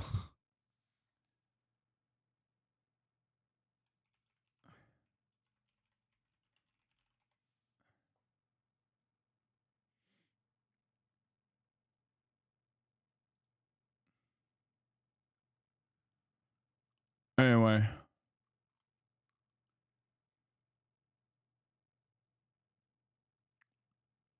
Numbers, Aaron, there wasn't much movement between August and now. Just very slightly on the edge, a point or two, not even a point or two, just basically a point. That's not fair because one, American politics is more interesting than any others in the world, and two, it affects us too. Yeah, except, and you're Iraqi, so you know this better than anybody else. Doesn't really change the dynamic for you, does it? Whether it's a blue or a red person pushing the permanent genocide button. Like I said, if you are a foreign adversary, and for the record, I'm not saying it's not interesting. I'm fucking Turkish. I literally was super focused on American politics at an early age for that reason. So I understand it better than anybody else. But I'm not going to fucking sit here and chirp at an independent news commentator because he doesn't resemble MSNBC's attitude and like lies to his fucking audience about how Kamala Harris actually is doing a good job when she's not. And for the record, Kamala Harris's poll numbers actually are the perfect proof of that reality. It's crazy. People are like, wait, I want you to explain to me why the fucking polls are so close. Okay. But also do it in a way where you still say the Democratic Party is doing an objectively good job if they're not. Well, you can go to MSNBC, CNN, New York Times, or any other place for that. One way or the other. So the race is pretty steady. Yeah. But underneath it, as you pointed out, there has been some significant shift, specifically in the way that voters now see Harris's ability to handle the issue of inflation. Back in August, Trump had a 6-point advantage with those battleground state voters on that question. Today, they're even on that question. Even on immigration, an issue where Trump still has an advantage, it's now down to 9 points from 14 points earlier in August. And so I think that for Harris, that's some pretty good news here, is that on those issues where Trump's strongest, she's seen some movement. The challenge for Harris, though, still remains that when you look at undecided voters or those people who are softly leaning into maybe a third-party candidate, their number one concern is the economy, is inflation, and they do give Trump an advantage on that issue. The reason they're not voting for Donald Trump right now, they really don't like him, the way he behaves, or a lot about him as personal is what's keeping them right now from pulling the lever. Yeah, it was very interesting. Those who had said, that there are many other Republican candidates who this race might look very different if they were at the top of the ticket. But this is the ticket that the Republicans have. According to your analysis, Amy, you're going through those states and showing Harris with that slight edge in almost every one of them, except for in Georgia. I was curious about that, looking at your analysis, which had flipped from where the candidates were in May, but he still has that slight advantage. What stands out about Trump? Yeah. Well, listen, as you know, this is a very, very competitive state that Biden carried by only 11,000 votes last time.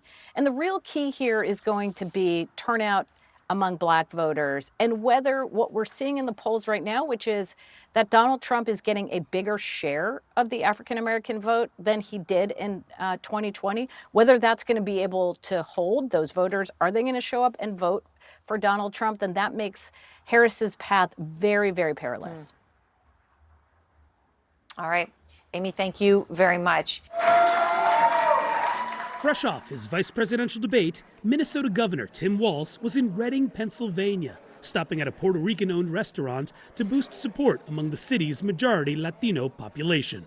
This thing's going to come down to our blue wall states, come down to Pennsylvania, might come right through this restaurant.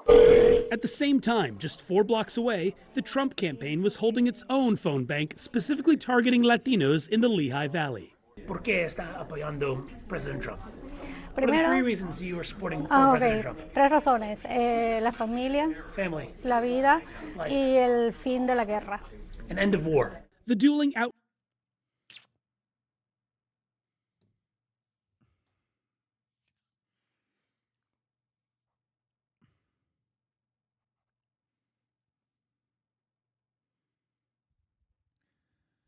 Sure, people are stupid.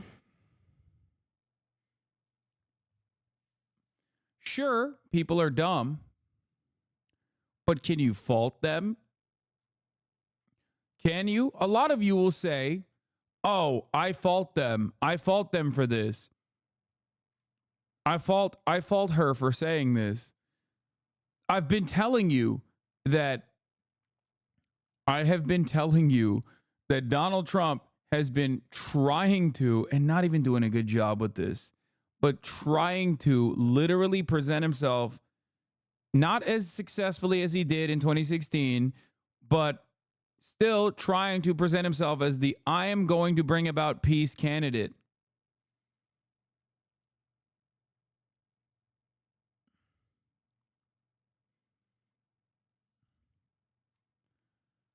Y'all are crazy if you don't think that there's so many dumb motherfuckers out there who legitimately think that Trump is the peace candidate. There are, okay? And you have to understand where this is coming from. It's coming from the fact that the Democrats are not even remotely trying to communicate that they are interested in peace at all. That's it. I keep warning you about this. Trump is noticeably absent from the Israel conversation, okay? Every now and then he pops off and he'll be like, oh, I want them to finish the war. But most people already, if they like Trump for other reasons, are going to basically make up whatever position they think is good and ascribe it to the particular candidate. Kamala Harris can't really do that for the most part because she's not as charismatic in the eyes of the base.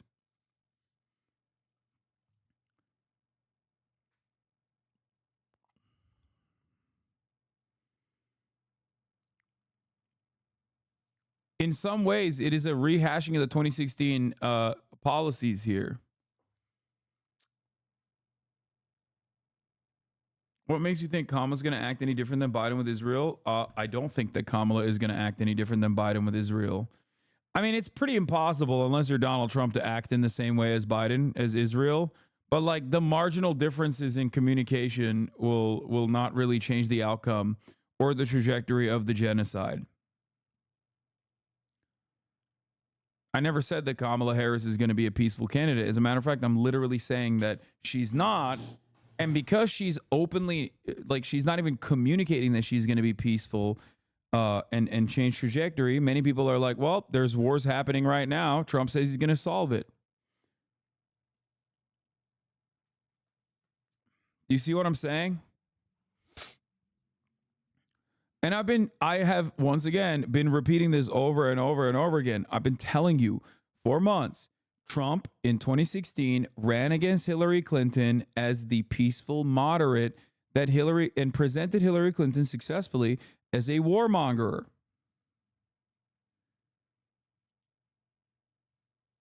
Hasan, war was her last reason, though. The first reason was family. I don't know about Caucasians, but for Latinos who are probably Catholic Protestant, that means she's homophobic.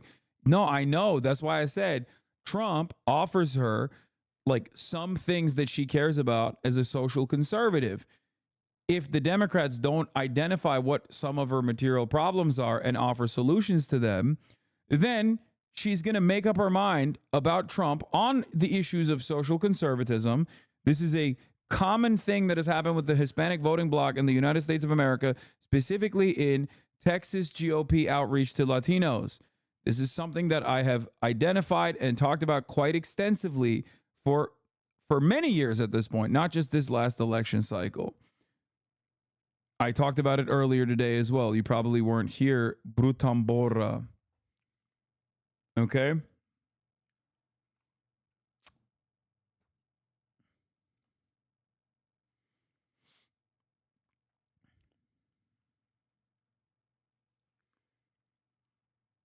Muslim group Engage Action met with Kamala. Today, Engage Action alongside Muslim and Arab leaders met with VP to underscore the deep pain our communities feel with over-intensifying crisis in Gaza and Lebanon. Engage Action called on Vice President Harris to do everything in her power should she win to end the war and reset the U.S. policy in the region. Engage Action also reiterated the organization of the Muslim community's disappointment with the handling of the crisis that has endangered the well-being of our communities. Okay, but she didn't say anything about that in the meeting, so who gives a fuck? Engage Action's meeting with Vice President Harris is the latest step in assuring the Muslim community that the organization is committed to leveraging its endorsement of Vice President Harris to advocate on behalf of our community.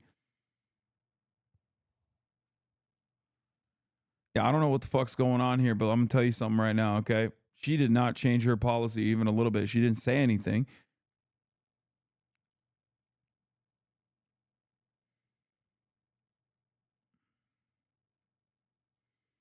Why do you think Trump will do better? Have any proof of it?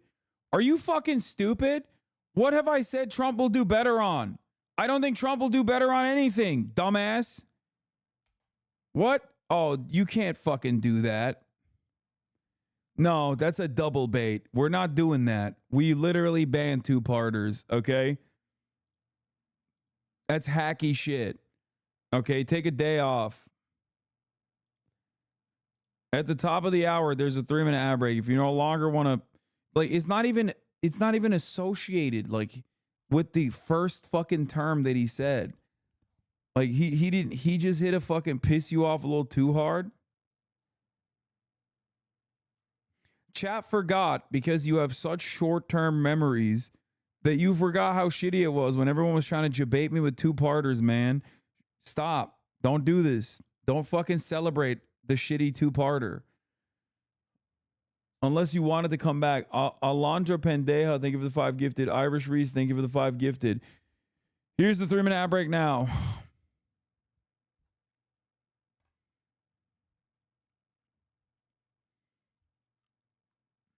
Outreach, just the latest sign both campaigns understand the importance of Latino voters in the Keystone State. In 2020, President Joe Biden beat former President Donald Trump in Pennsylvania by about 80,000 votes. But with this race still extremely tight, the estimated 615,000 eligible Latino voters here could easily help decide the November outcome. While recent national polls show Harris doing better than Biden was with Latino voters, they also show Trump outperforming past Republicans among this group, which in recent elections has solidly backed Democrats. At a Harris campaign event this week in Allentown, another deeply Latino city, there were plenty of voters excited about the vice president. This man told me he feels Harris represents hope and will help. You should learn to respect other countries' opinions. That's why Trump is so popular in the USA. Learn from Europe. What? First of all, I don't even respect my own country's opinions, okay? Why the fuck would I respect your country's opinions? This is the Portuguese guy, by the way.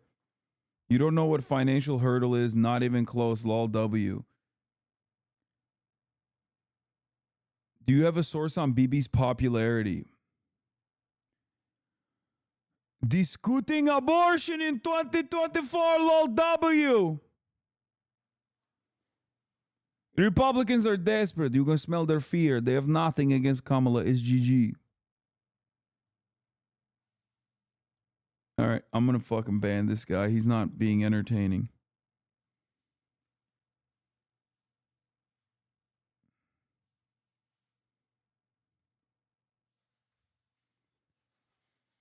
You got to work on your Portuguese accent? No, I don't. I don't, because I will never mention Portugal again for at least a couple months, so I don't have to. Small businesses. But there were warning signs too. Vas a votar, no? Sí. No vas a quedar en tu casa. You're not going to stay home. You're going to vote. No, jamás. Voy a votar.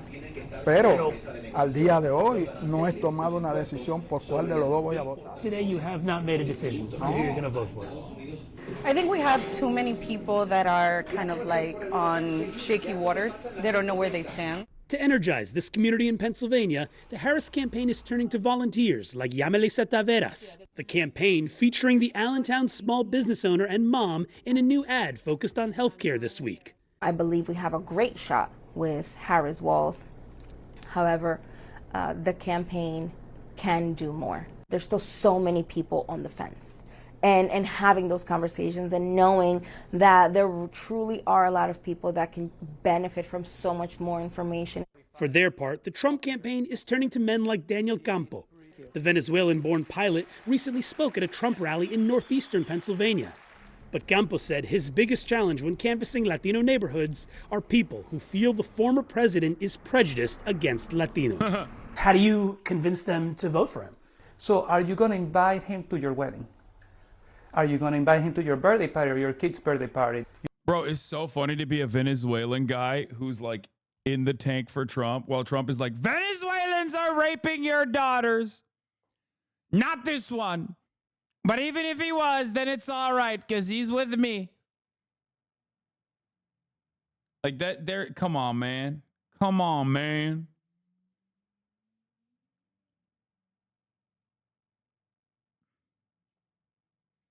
You have somebody that did the job and did a good job, and you're hiring him again for that job. You're not inviting him to your wedding. Danny Freeman, CNN, Allentown, Pennsylvania. Joining us now is Abel Maldonado, a Republican former lieutenant governor of California, and Ana Navarro, a Republican strategist voting for Kamala Harris. And I mean, wow, so two Republicans.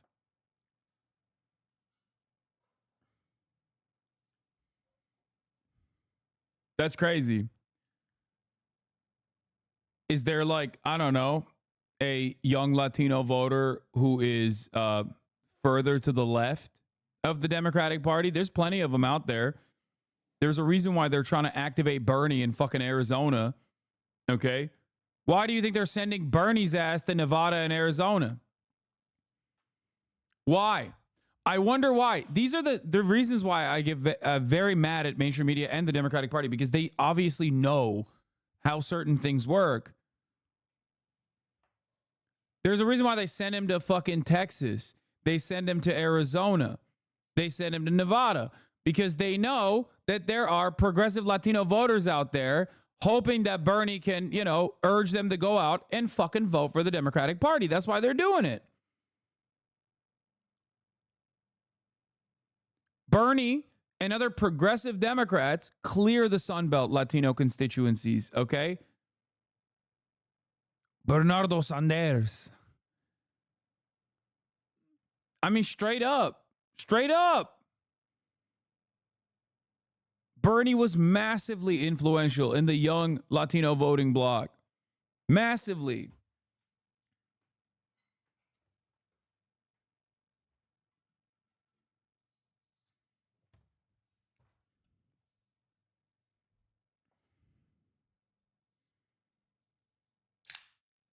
So what's up? You heard what in Danny's piece, the last voter said he's voting.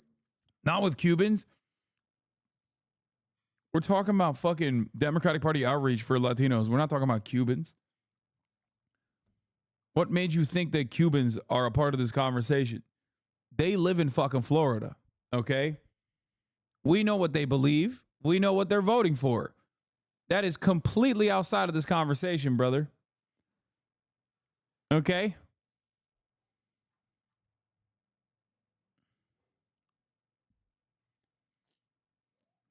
For President Trump, and he said his pitch to other 2024 election, Bush surrogates versus Trump. True. Voters is, you're not inviting him to your kid's birthday party. It's similar to an argument of, we're not asking him to be the pastor in chief. He's the president. What do you make of that argument? Well, I translate that to he's a jerk. But look past the fact that he is a jerk. You wouldn't invite him to your wedding because you don't like him. You don't have to like him. We used to like our presidential candidates. It was, there used to be a test. Somebody you'd like to have a beer with.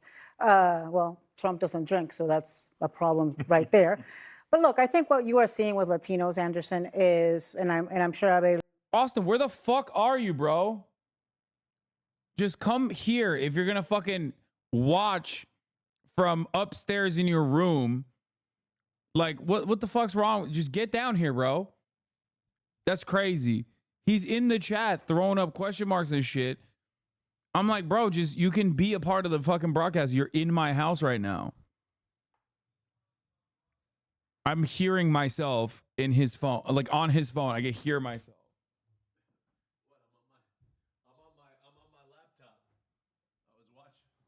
That's crazy, bro.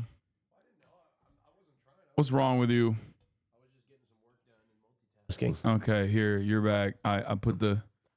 I was just getting, doing some work. Yeah, okay. Doing work is in trying to fucking put together a goddamn podcast, which seemingly we can never have. I don't know what's going on. I have no idea. Can we just put it on the record that I, despite like having the most stream hours on the fucking podcast, am the most like amicable in terms of like timing? Can we just hold on? Can we just like fucking openly state that? Hold on. Unless it's between the hours of 11 and 6. No, that's not true. First of all, I stream or from Sunday. I stream from 11 to 8 usually. Okay, but 11. Okay, fine. But 11 to pound for pound, if we're talking about hours streamed, okay, well, monthly, for how much I'm willing to fucking shave off of that. Okay, now let's put it up against airline miles. Okay, yeah, I mean, ain't nobody asks you to fucking fly in. That's true. You just get That's a house. why I never use it as a crutch. That's why I said on the record, if we have to do a Sunday night, I'm going to go back to the airport and I'm going to fly home. The Fear and TikTok comments were thanking you for being a bottom ally, Hasan. Yeah, no, they weren't. I'm a bottoms right. Angel. That was you. I'm a bottoms right advocate. Everybody knows it. One fucking comment. I'm a bottoms right advocate. Bros bragging when the studio's one room over. Crazy. Fight back Austin. Dude, thank you. Just because I hate this talking point so much, I'm gonna convert that back into a bedroom, and I'm gonna have a no gays allowed policy in my fucking house. Like, I will go to a studio. Yeah, I'll go to a studio. Fuck it. I want to. I'm so bro. I'm so annoyed. I've got over 100 nights at the SLS, and they'd love to have me back. Yeah, they would, but you don't love to pay it. Yeah, I don't love to pay it. Of course not. Lately, he's been staying a lot more. I've been staying a lot more. Murat noticed, and Murat was like, "Why is Austin staying at your house more frequently nowadays?" Because I it's save $500 a night. He doesn't want to spend money. Yeah, I'm trying to cut back. I did buy a new car though. Oh yeah, I bought a new car that is faster than Hasan's. It's electric. No, it's not faster. Yeah, it is. It is. No. It is. It's the same car. No, it's not. Yours goes 0 to 60 in like 3.7 seconds. Mine is 0 to 60. Look up the Audi RS. Dude, it's literally the same platform. No, what are you talking Audi about? RS GT e-tron 2024 0 to 60. Okay, so Austin got this expensive ass car. Okay, yeah, but I got a good deal on it. Okay. Okay, he got this expensive ass electric vehicle. Yo, come on now. I didn't pay that much for it. Okay, for the record. Which is hilarious. I did not pay that much. I got an insane deal. Because okay, what's really funny about it is, first of all, I love this car. I think it's a beautiful car. I didn't pay 104. I did not pay that much. My lease deal was the same as. But what's really funny about it is, with boost engaged. Okay, view disclaimer. Acceleration achieved an S driving program under certain limited conditions, including but not limited to battery temperature and state of charge. Your results will vary. Okay, let's see your car. 0 to 60. Yeah, Taycan is literally a more expensive e-tron GT. Yeah, exactly. Yeah, but no, folks. It's the same platform. What are you talking about? Lamborghini. Look up your 0 to 60. Lamborghini Urus. But you had a different year. Porsche Cayenne. Yours is old. Lamborghini Urus, Porsche Cayenne, and the Audi platform are literally identical. Okay, it's the same parts. Can I tell you something? I talked to the Audi guy and I said, hey, I've got an X5M comp. By the way, I still have my X5M. Okay. Still kept it. All right. So he literally went and got an electric vehicle because he knew my car would cook his fucking. So I'm gonna bring it down. My car would cook his Beamer, so he went and got an EV. So I got the X5. So you know, he told me. I said my buddy's got a Porsche Taycan. Yeah, it's the exact same car. The chassis and the drive system is all the same. Listen. So my buddy's got a Porsche Taycan, and he thinks he can beat the X5M, and he said he would beat you up to like 100 miles an hour, and then I'd take over. Wait, what? He said he would beat me. You'd beat me off the line, but on any long race, I would beat you. Yeah, no, that's on a drag that was race. the argument. The argument is literally 0 to 60. You're got. Like in a drag race, you're cooked. Okay, well maybe that was my argument. But after a certain speed. Yeah. Okay. It says Taycan is. I have the Taycan 4S first of all. And let's see what the Taycan 4S 0 to 60 is.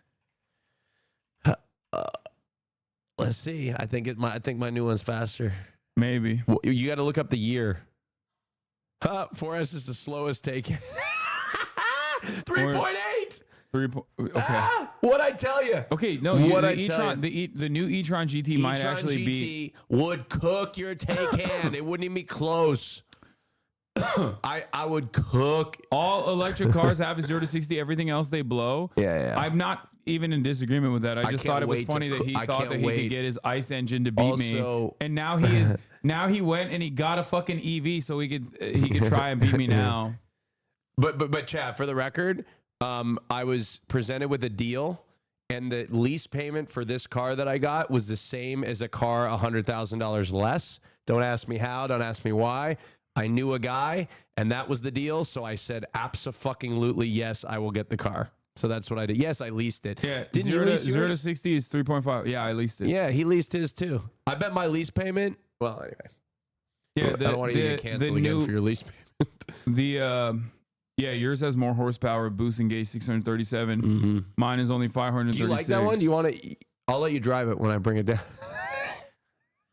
I'm good. You good? I might actually swap out the Taycan when the lease is up for a Macan, an EV Macan. Okay. Because it's a little bit bigger. I test drove some Toyotas, but they didn't lease as well. See, there it is. Discover the Macan. Damn. Wait, that's the pretty Macan nice. Electric. That's pretty nice. It's not. Yeah, it's pretty. Oh, 0 to 5.4 seconds. My BMW, it would cook that one. That's for sure. Yeah, probably. You don't need speed though. You don't even use. That's what I noticed. I don't even use the speed. Kind of ugly. I took the car out to floor it a few times, like to put the pedal to the floor, and I fucking got dizzy. I think I gave myself a concussion. Yeah, EVs. If you're not used to it, will cook you. Yeah, so I started to get a headache and dizzy. Bro, you make too much money to drive a Macan. My broadcast was looking at buying one. Yeah, I mean, I want an EV. I want the EV to look nice. That's it. Like, and this doesn't really look that nice. So, Why not Lambo Urus? I don't like the Urus. If I were to get a fucking, I would rather get a Cayenne. Yeah. I don't know. I just, I'm just happy to be saving the environment.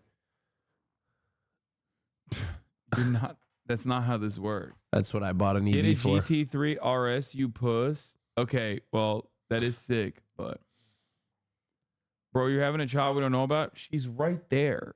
My child is right behind me. You can't see her because Austin is in front of her, but hey.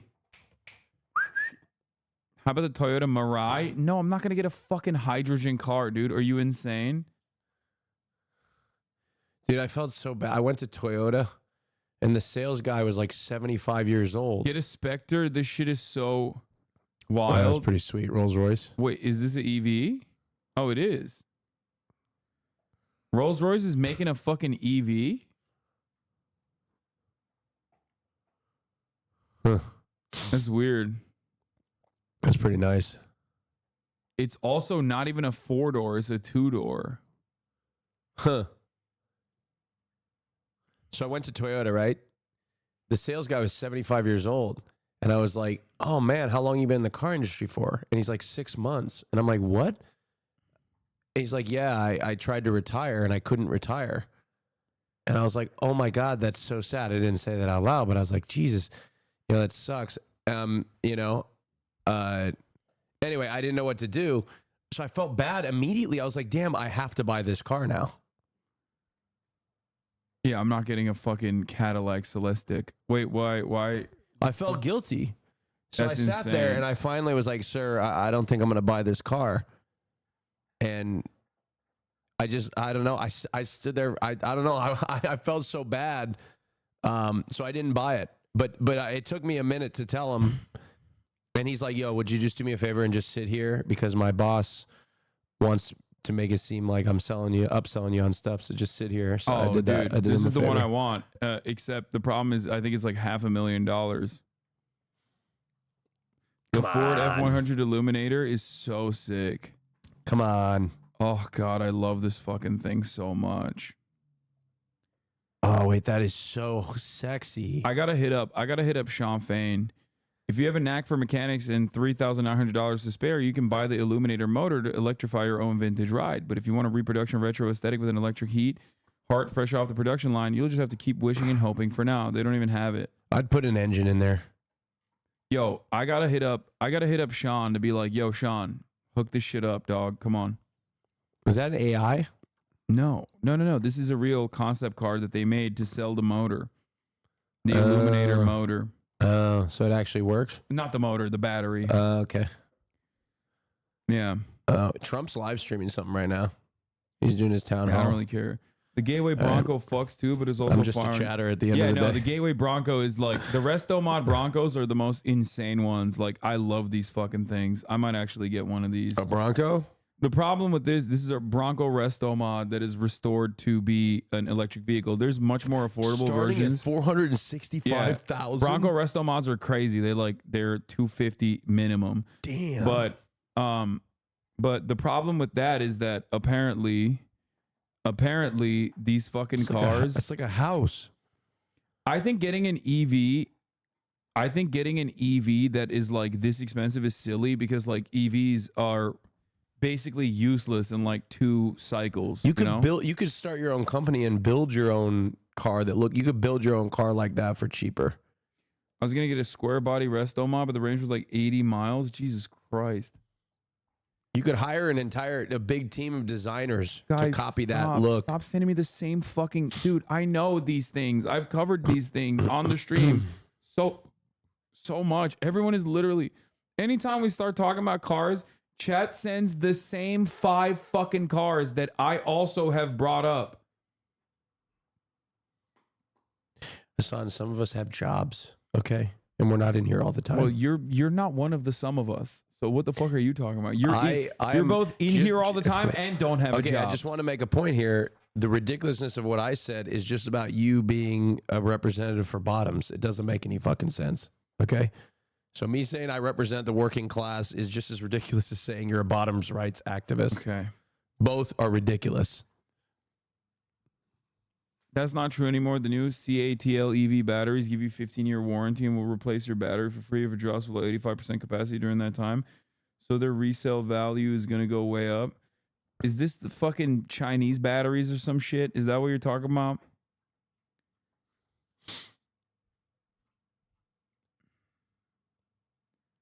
Or is this across the board?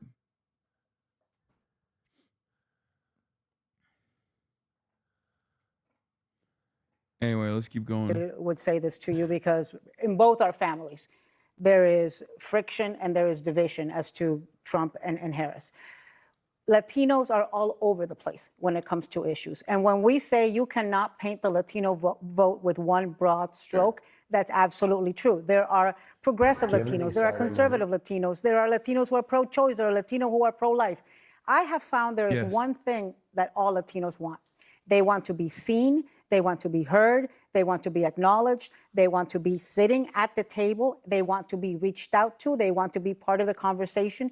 They want folks to come out and earn their support and their vote. Lieutenant Governor, what do you make of the argument that man was, the pitch he was making to other voters to vote for Trump, which is, well, maybe he's not the guy you want to invite to your children's party, or, I mean, that's not a great argument, is it? Well, I mean, like Ana just stated, what she feels that Latinos want. Latinos also want to be able to feed their family. They want to be able to make their home payment, their rent. They want to be able to pay for their insurance. What's really annoying about this is that, like, Republicans should never get away with saying this, because it's not like they address those problems. They at least recognize it exists and then talk about the solutions to those problems. The solutions are wrong. Their solutions are tax cuts for the wealthy, as though that's somehow going to fucking fix the problem itself.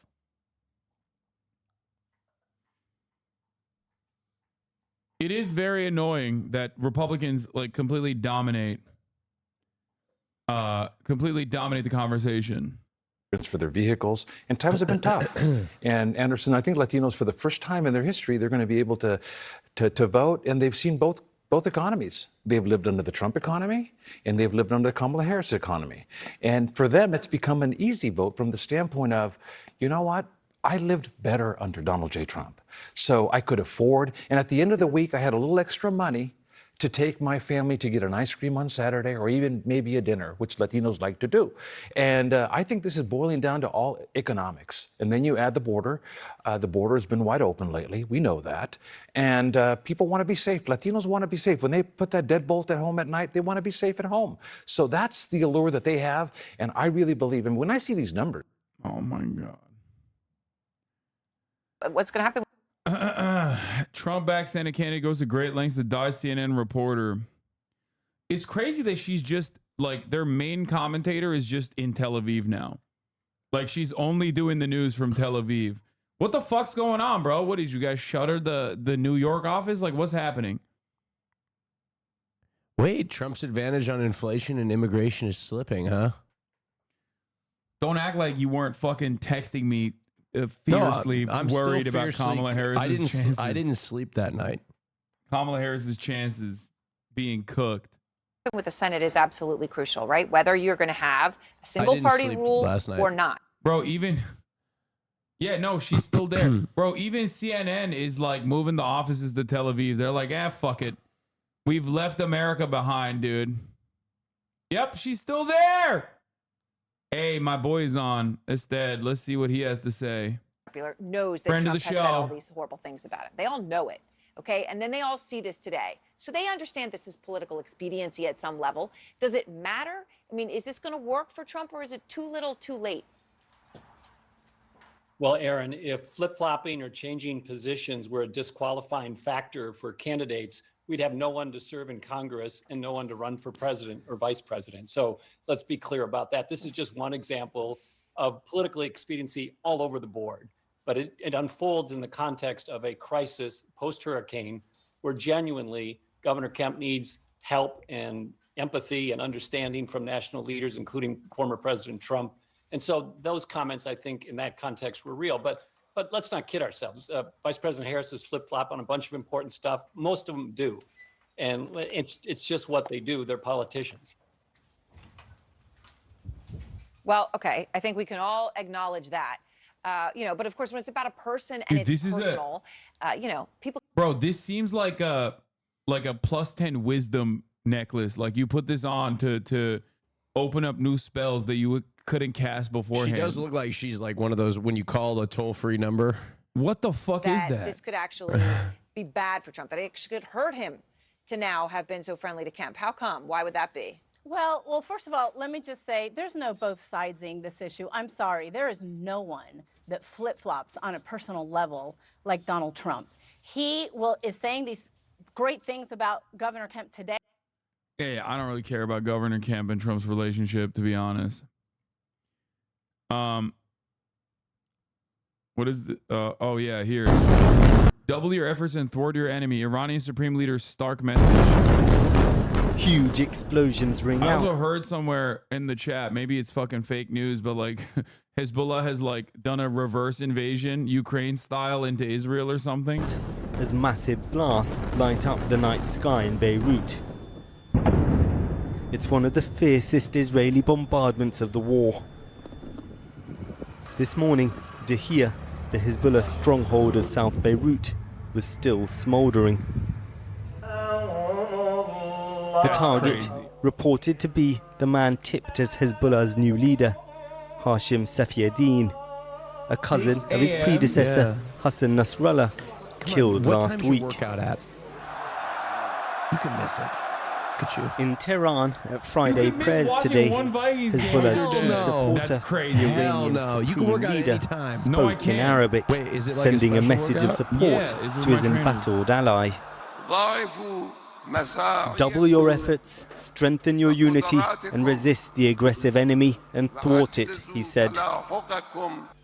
As Iran awaits Israel's response to its huge missile attack earlier this week, the regime released new footage of its forces as they prepared to launch the barrage. Many Iranians, though, are now deeply anxious about what comes next. Visiting Beirut, Iran's foreign minister said Iran was not seeking further escalation, as long as Israel doesn't attack the country, which seems unlikely. Israeli soldiers are still in operation in southern Lebanon, saying today. Okay, we interrupt our broadcast to offer support to friend of the show, esteemed journalist Connor Eats Pants. I don't like who when is anybody currently in the dies process either. of playing I'm pro-life Fortnite through and with. through. I'm against the death penalty. I'm against abortion Oh at my late God. stages. With George Santos. I don't like I'm that. actually for abortions at late stages. I'm totally against abortion at late stages for the simple fact that I was born in the 6 month of gestational period. So when my mother was 6 months pregnant, I was born a month early. I mean, I was like a C-section emergency birth, so like I get it. great. I was. Wait, I was how the born 3 fuck months did he early, get George? right? I just So- won the game, by the way, George. If you're impressed. I just saw that. Let's go to Without lobby. my I gotta help, switch because- in. Look, return to lobby. Return to lobby. All right, got it. Mr. Yeah, I Beast. definitely was no help to you there. You won the game all by yourself. No. Don't say that. But anyway, like I was saying, if you think about it this way, Connor, Wait, did you return to folks are lobby? just. Oh, there you go. Yeah, just ready up. I again. did. I did. It's just loading up here. It just says continuing. Where we got? Why can't we get him on Fear Ann? Next. Probably could. Hold on. Chad, would you want George Santos on Fear Ann? Oh, it's offering me a bunch of these. Oh, I collected 3 items. Oh, how did I become this big dude now? Yes. Okay, whatever. I'm not going to ask. Why don't we reach questions. out? It's a free game. They just kind of throw somebody People at you. saying to play no literally want no fun. You Gotcha. are Oh, no now fun. you're a football star. Great. Y'all are no fucking fun. You know that? No, but yeah, I mean, the point I was like getting at was like, I Platform mean, there's like Shut people the die. fuck Like, I get up. that. Like, is what I Let's and have it's like, fun. sure, like I'll give you that, but like at this point, like it should have stopped a long time ago. Like we should have. We like, have stopped. enough gay chirping on the podcast. Don't platform Hamas is him. gonna honor it to Houthis. No, Hamas The is like, same fuck people no. saying that are like, I mean, there's don't probably people. platform You know what? I Donald bet Trump. that the issue is going to be exasperated. What? Come on, man. What's the point of a ceasefire if we So, know like, that Hamas isn't innocent going to people honor like it? don't die. Don't have him on the podcast. Wait, stop. Have you ever Stop. They're talking about heard of Israel. a bad actor who tells people, civilians, hey, leave X and so place because we're going to shoot the shit out of it. to give people a chance to live. Hamas doesn't do that. They killed 1,400 people in one day, the largest death toll of Jews since the Holocaust. Like, and all white because they're Jewish. It's ethnical cleansing. It's ethnical cleansing. No, okay, but like on both sides, there's ethnical cleansing though. How? Like one side is killed like put up a lot more numbers. Dude, Israel doesn't have a mandate to kill Palestinians. That's not their mandate. That's not their vibe. But that's what they're doing though. Not even close. But Wait, let me see if I can text them. They're like bombing like civilian places. You know, I don't want to get to. This is supposed to be a fun show, George. The point I'm getting at is I just want people. I don't want innocent people to die, bro. And I think that your perspective on that is a little bit. I don't want to say ignorant, but I don't think it's fully informed. I think you're too indoctrinated in like right-wing politics to like think about this clearly. If like you genuinely feel like you care about life and stuff, I don't think that you're exactly educated on this. I beg to differ. I don't think you had enough information in order to make your assessments and what you're saying. I think, unfortunately, I read enough. Yeah, I also had access to a lot of classified briefings in my time in Congress on the specific issue. Did you like talk about like aliens? No, I didn't waste my time talking about aliens. What do you mean waste your? What if there are aliens? Sure, good for them. That's like a huge deal. What do you mean? If there's aliens on the planet, good for them? Yeah, so what? What does that mean for us if there's aliens on the planet? What is the point? Like, how strong are they? What do they have? What can they do? What is like out there?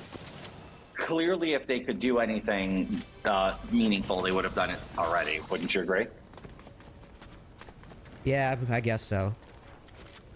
No, I only get my news about Israel from Santos. Unlike Zachary Levy, he's actually Jewish. I mean, if aliens wanted to turn us to glass, I'm pretty sure they have the technology. Yeah, but maybe they're mad chill though.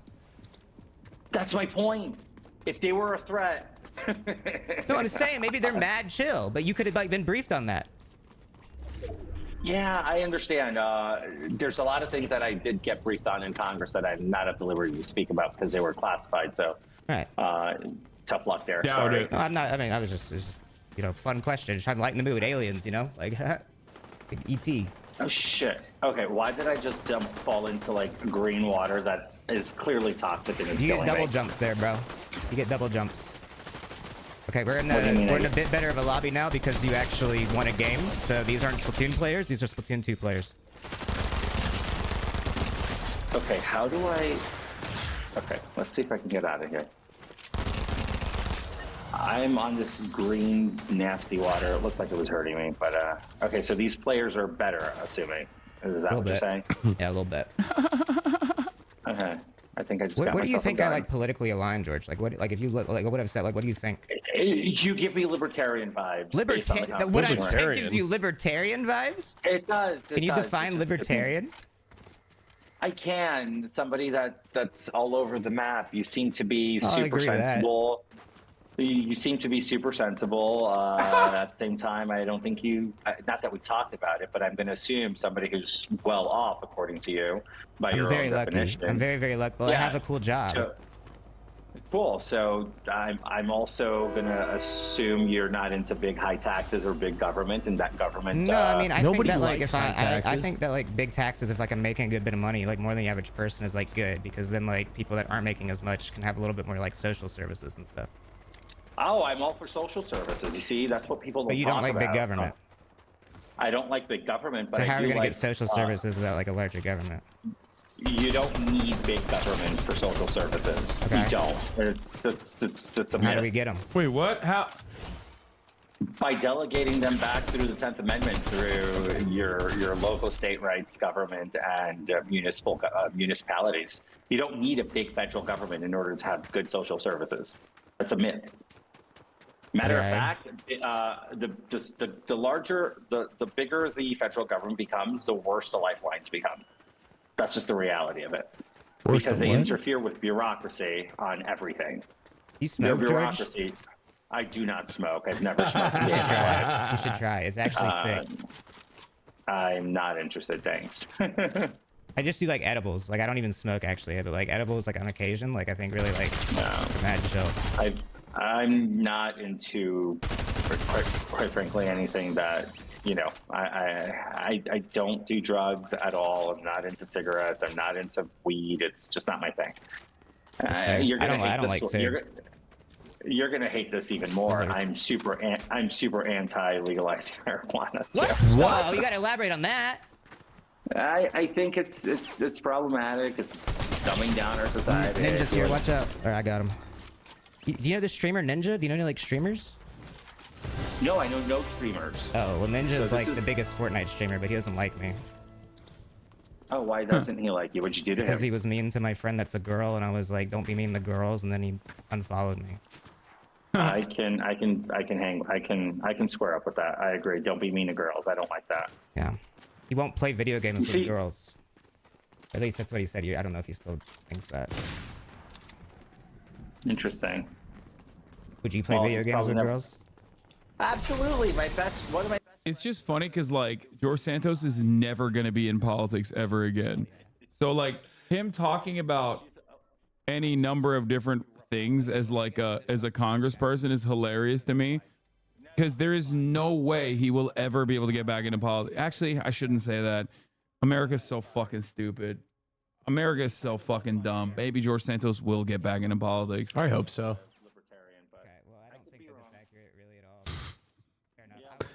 I'm like beyond like the political divide. Like I'm like the Lex Fridman of Twitch. Like you know Lex Fridman? Not well, but explain to me what you would consider your political. Dude, So he's Fortnite just, is like, so beyond weird now. politics. Like, We're defeat just having Emma a Frost. Like, conversation. what is going So, on, like, dude? You know, like I don't even like get into that. That's fair. I'll give you that. I mean, a lot of life is political, though.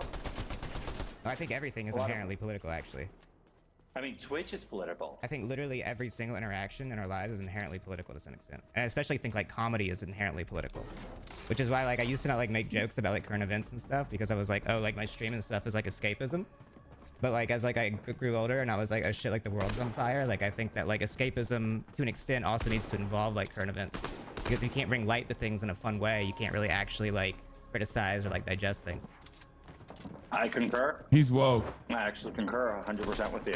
He's If you woke. can't make fun of it, then you're missing the point. And quite frankly, I think we live in a Damn, Connor is very cooking sad- these am I supposed fools, to kill by this the guy? way. I'm assuming, yes. Just so you see somebody, just fucking kill him, bro.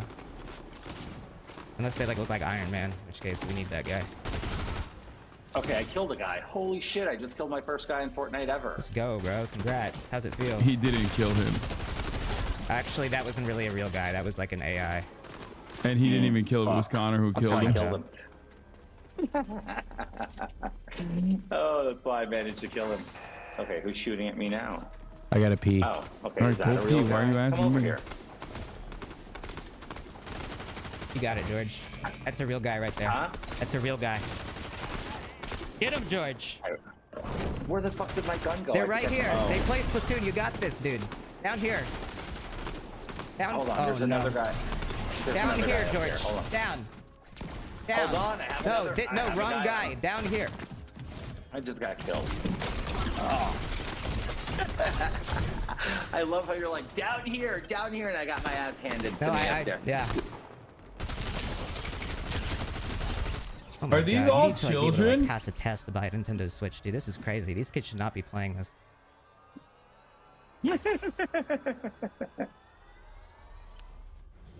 Oh, Anyways, that's funny. I do have something I want to bring up. I did a little bit of research. There was an article recently in Semaphore. Do you know that publication? I do know it. Yeah, well, they talked about there's like an underground network of like right-wing influencers that have been like in the coordinated Zoom calls with like their cameras off. And like recently, there was an event where they wanted a bunch of you guys, including you in the call, to spread like sexual smears on Kamala Harris, quote, comparing her to the Hawk Tuah girl, which by the way is an upcoming guest on Fortnite Friday, friend of the show, Haley Welch. But you were brave enough to call it out, and you said that's inappropriate. You said it's inappropriate. Yeah. And I think that was really cool of you.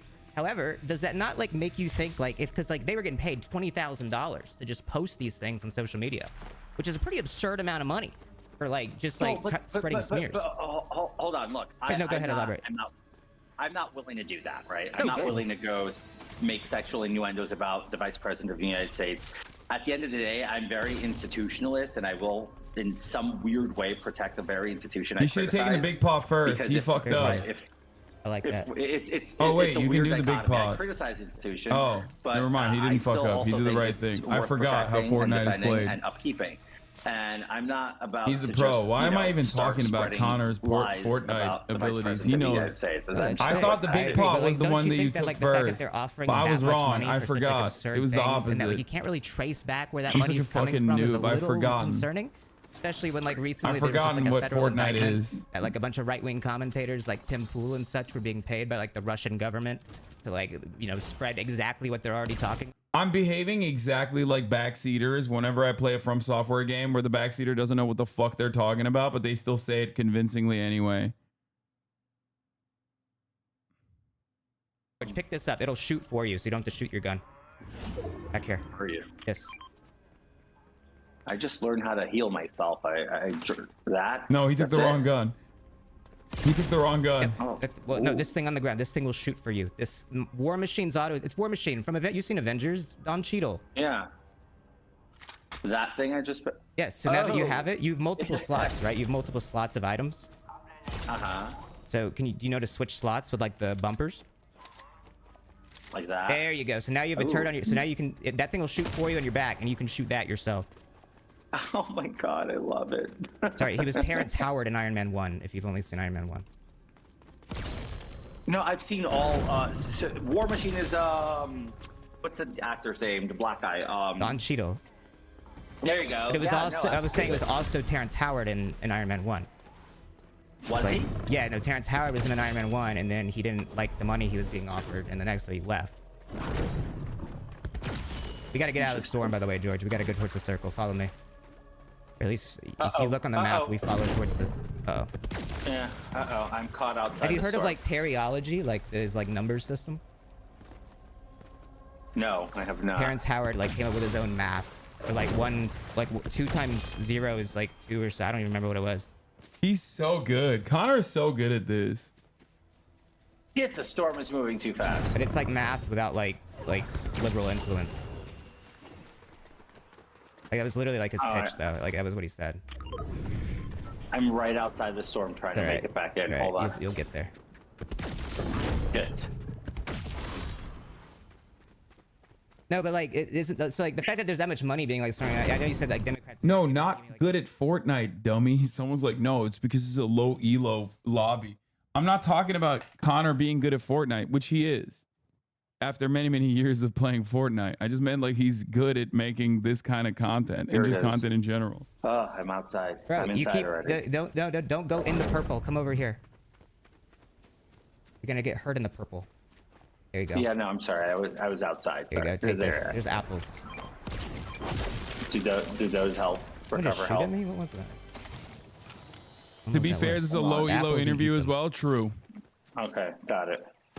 No, but what example are you going to give about Democrats being paid by foreign governments? Not Democrats necessarily lawmakers, but influencer networks. Like this isn't. Yeah, same situation. Ask him about Israel. Ask him about Israel. Ask him about Israel. It's just now Israel. being depicted a little bit more in a different light, and I don't blame you. I was equally mad. I mean, like the whole Tim Pool situation was quite embarrassing. Yeah, and he's for really, somebody- really embarrassed. And you know me, dude. I'm less from the Twitch, dude. I'll have a conversation with anybody. I would love to have Tim Pool on the show. But, you know, I was disappointed that he didn't question where his money was coming from.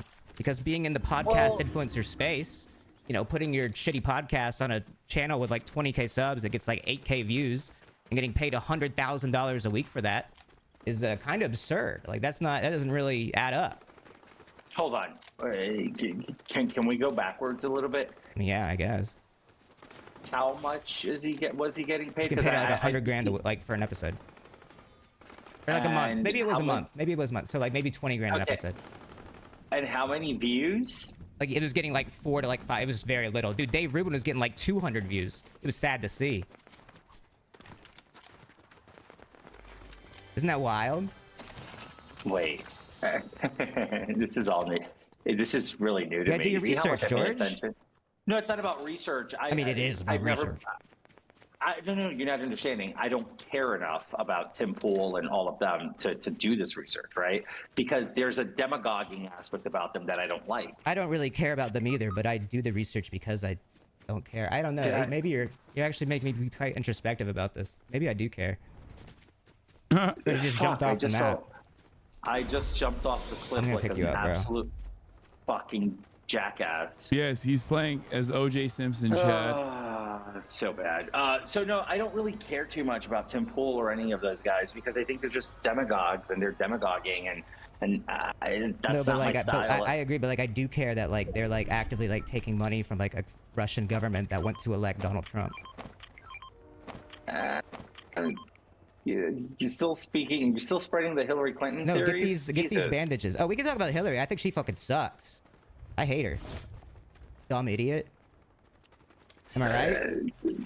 I mean, Hillary sucks, but here's the reality. It's like, dude, why are we still speaking? Why are we still doing her talking points then? You tell me, bro. I wish she would shut the fuck up.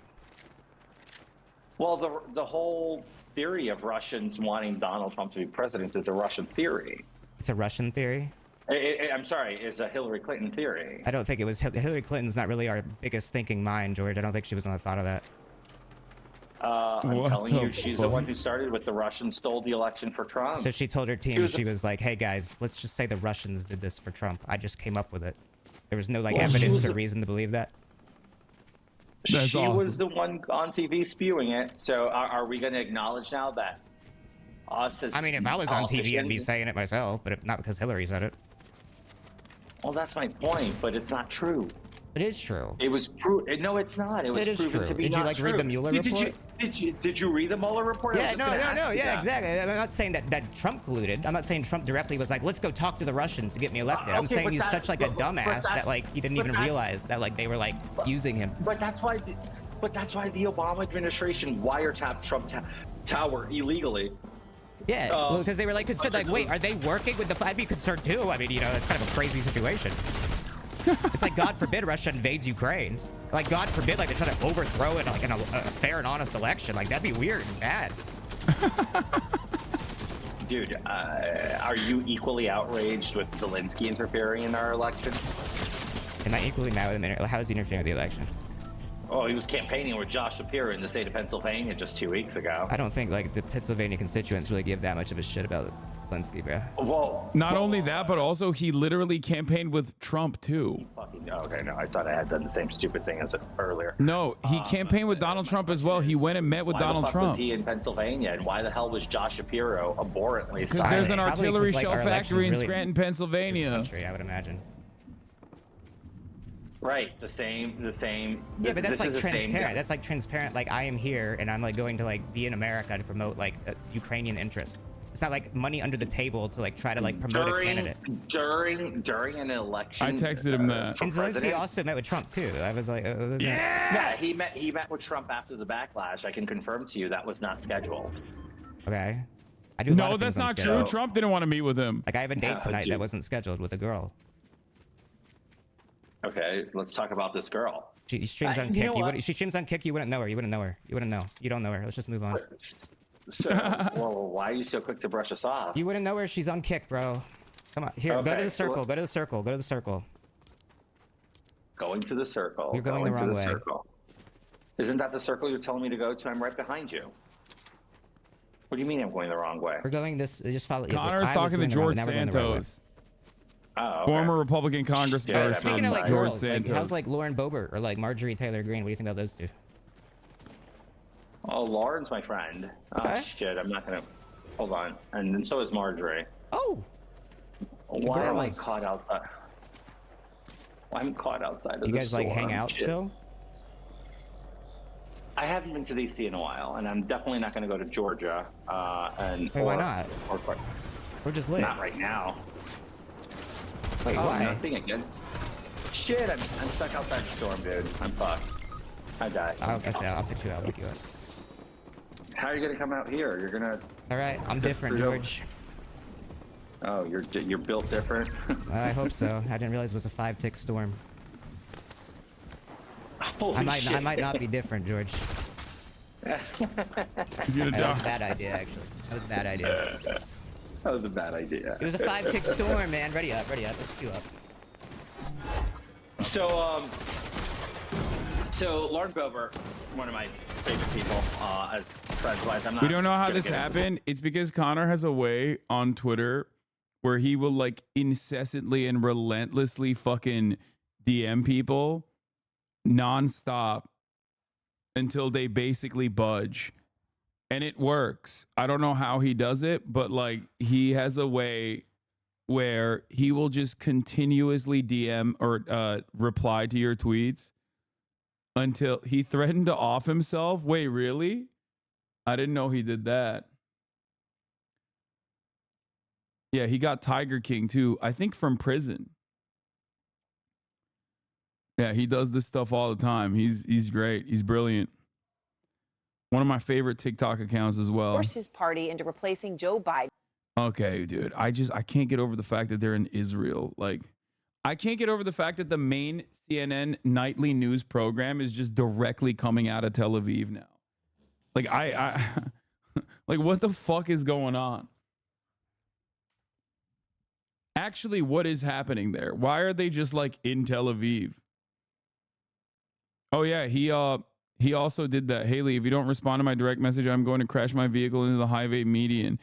Connor, I don't look at DMs usually, but I will. Okay, maybe not all of them.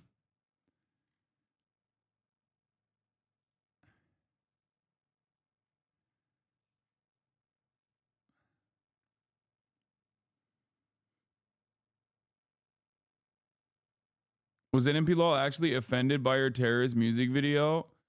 I don't think so. Why? Well, where is this coming from? Is this why he texted me? Oh, they clipped me out of context. Is that why? Now I know why. I was like, what the fuck are you talking about?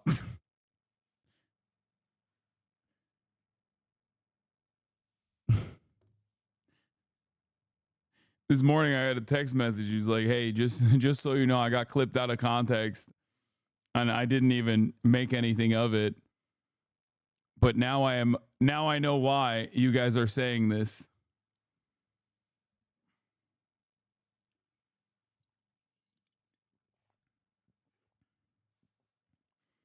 I like that there were people ready to go for it though. Liberals find it weird that you simp for the Houthis.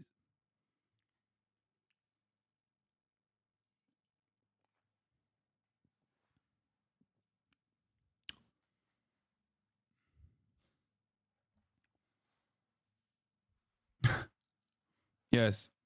You guys are right. Nick hates me and he was very uncomfortable. The comments on his last video he posted with you are like half this guy Hasan has his shit in order and the other half is he's a terror supporter.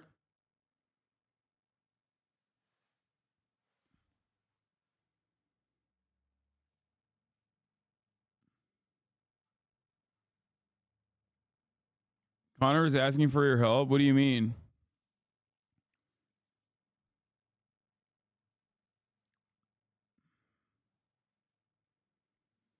This is the clip if you're curious. I don't really care.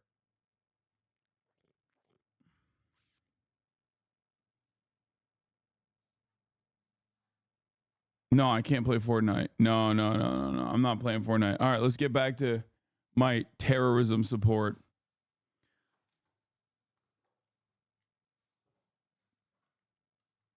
I can join the call, but I'm not going to play Fortnite. I don't have the game.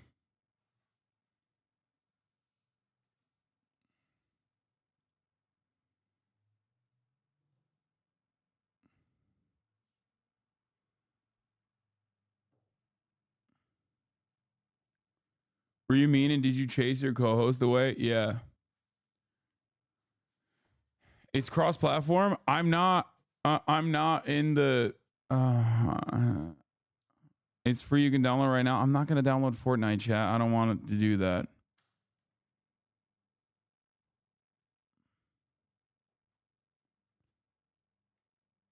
Also, I don't even think he asked me to join the call. You guys are so stupid. Stupid for let Connor cook. Okay, he's doing a fantastic job. He doesn't need my help at all. He's doing a phenomenal job. Also, yeah, chatters are like, yeah, go download this 110 gigabyte game. They've killed more than 250 Hezbollah fighters since the start of the war. In the skies above the border, Israeli air defense systems in action, intercepting Hezbollah rockets. From our position in southern Lebanon, a view of yet more Israeli airstrikes. And in an empty plot of land, a hurried burial for 2 more victims of the war. 2 men killed close to the border. A more dignified final goodbye in their own village will have to wait until the bloodshed ends. Well, they're clearly expecting to be burying a lot more dead people here. You can see the size of this trench that's been dug to be used as a mass grave. The violence has seen more than 1 million forced from their homes. The route out to Syria, itself a deeply troubled state, today struck by Israel, who alleged Hezbollah was using the crossing to smuggle in weapons. Refugees make their way on foot past the crater that's been left behind. This school in Tyre, southern Lebanon, now one of hundreds of sites across the country housing displaced. I feel like Israel looks at this and goes, new target. You know? Target acquired. Connor's playing Fortnite with George Santos. What? What's next, bro? You're going to be shocked that there's a 3-minute ad break at the top of the hour? Yes, we were just watching Connor play Fortnite with former Congressperson George Santos.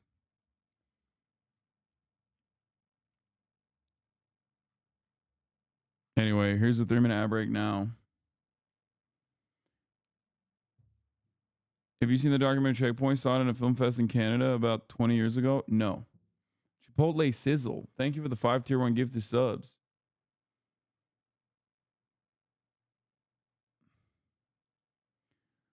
Oh, shit. According to a new Oxfam report, more children and women have been killed in Gaza by the Israeli military than any other recent conflict. New analysis by Oxfam reveals that more women and children have been killed in Gaza by the Israeli military in the past year than any other recent conflict over a single year. Oxfam study looked at conflict deaths over nearly 2 decades from UN and Small Arms Survey with data from AOAV, which shows that Israeli explosive weapons struck civilian infrastructure in Gaza once every 3 hours on average since the war began. Conservative data shows that over the last year, more than 6,000 women and 11,000 children were killed in Gaza by the Israeli military. By comparison, Small Arms Survey estimates that the previously highest number of women killed in a single year was over 2,600 in Iraq in 2016. A report from Every Casualty Counts revealed that over the first 2.5 years of the Syrian conflict, an average of 4,700 children were killed annually. UN reports on children in armed conflict over the last 18 years indicate that no other conflict has resulted in a higher number of child deaths in a single year. Damn.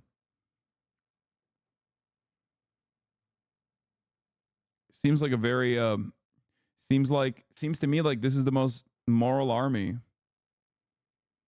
You know, doing the most moral thing. I find it very weird that people would say that this is immoral. Also here, let's check in on what the Israel supporters are saying in America. The irony of all these quote unquote genocide allegations that these animals aren't even human. That's cool.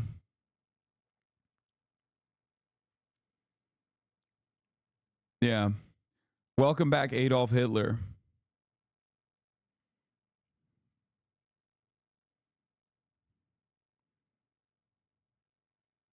Literally.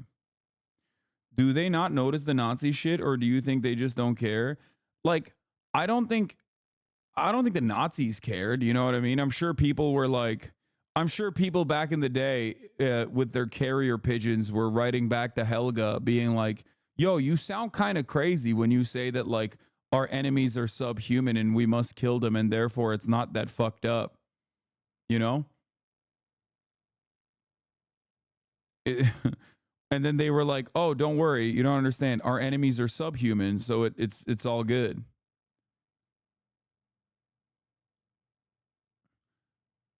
They feel immune entirely to the critique because of their unique history. I think it's the unique history. But beyond the unique history, I think that it is because they've gotten so comfortable with like widespread recognition and acceptance of their actions that they cannot imagine a world where like people look at all the stuff that they're doing now with horror. That isn't an official account. Wow. The sanity in New York account is not an official Israeli account. I know that, dude. Did I say that it was an official account? I said this is what an Israeli account, like a pro-Israel account, is saying. Whoa, dude. I thought that was the official account for sanity in New York.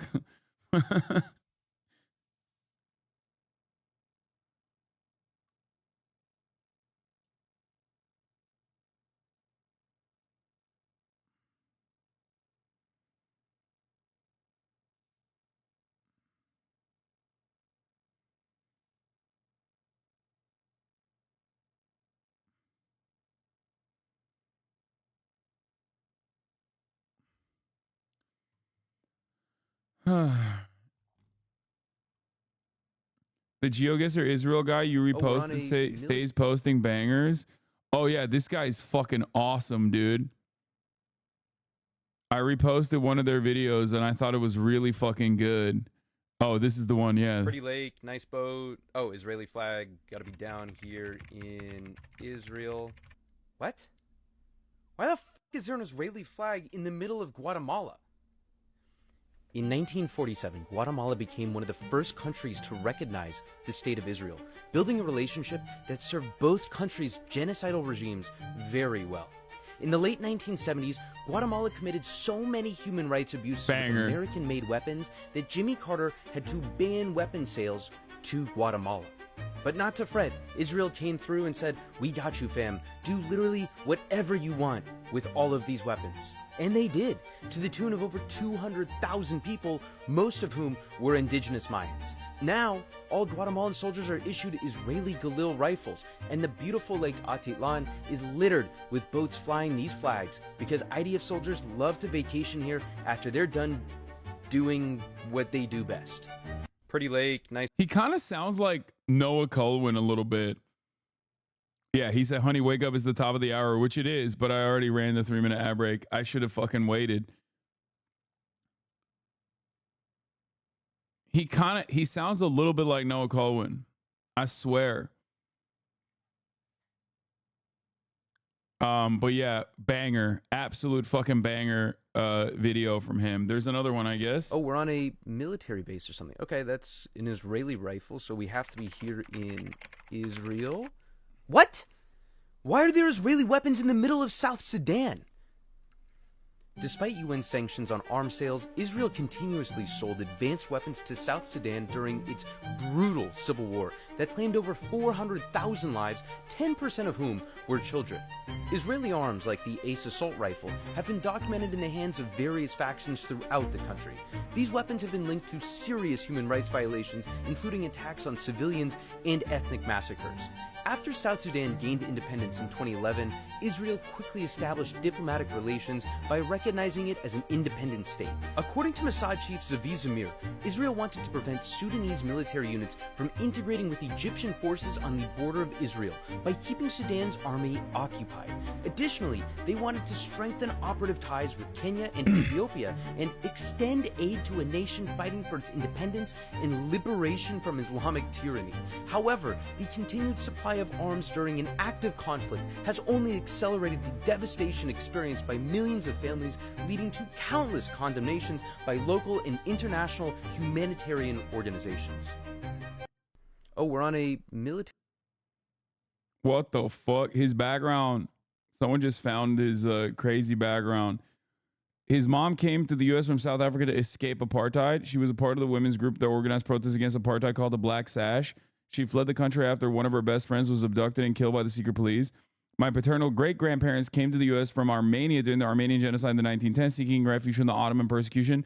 They navigated through Europe until they found a boat to take them to America. Upon arriving at Ellis Island, they were welcomed with open arms, but had to change their last name from Hovagimian Zatikian to Hovagim. In retrospect, this has saved me countless hours filling out my name and forms.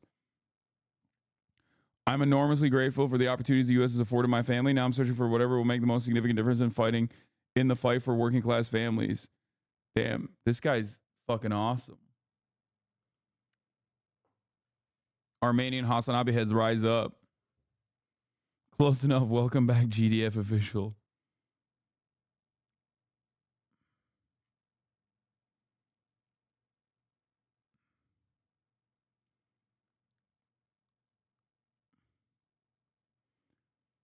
Someone in the chat said, real GeoGuessr heads know that South Sudan is not on GeoGuessr on Google Maps. Do you condemn the Armenian genocide? Come on, dog. Like, I can't tell if you're fucking memeing or being for real. Of course, dude. What the fuck? Oh, you're joking. All right.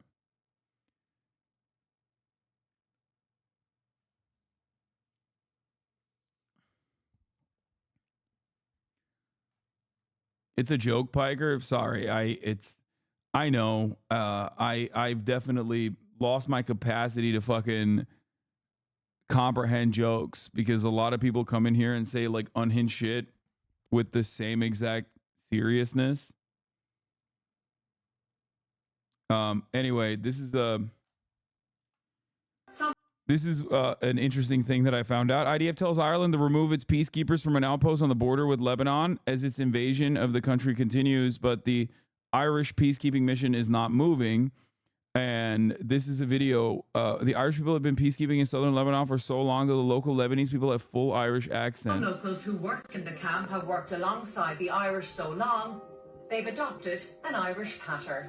And tell me about the Irish and how The Irish are great. They're protecting my family. Yeah. And I'm working with them. Some Did he just say the Irish are fucking great? No. locals who work in the camp have worked alongside the Irish so long, they've adopted an Irish pattern.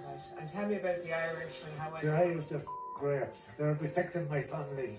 Yeah. And I'm working with them now since about 32 years now. I can hear it in 32 years now. your voice and your accent. I sure will. Would you get it anyways? And tell me, who do you prefer of all the Irish people? Do you have a particular, county that you like, Cork or Dublin? Or... I like the Athlone, most of the Athlone and Donegal people. And why is that? Because I spent my life with them.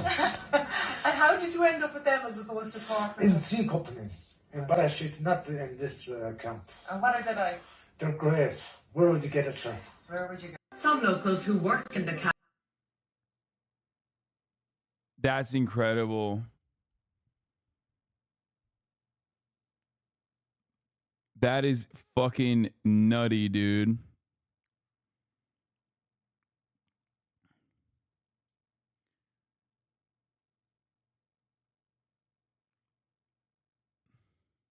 My mom's village is Barajit, the one he mentioned.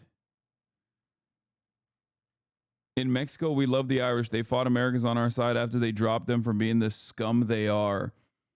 I heard a story that the word gringos came from Mexican people hearing the Irish Brigade singing "Green grows the grass of home," but it's not proven. It's a theory.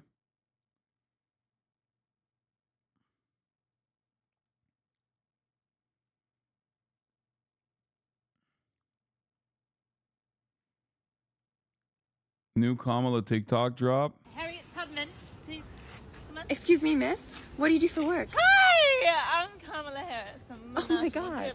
I know, that's me. How's your campaign going? Wait, I recognize you. You're Sassy Stassi. I Oh know. my God, I love your TikTok. Have a good day. Oh, do you want to talk to or say something to the American people? You know, what you do for work, Stassi, is the most important job in America. You propel the nation forward through your videos. Everyone go vote blue. Yeah, and what do you think about fracking? What is that? It's like the oil drilling. I think you said you supported it. No, now.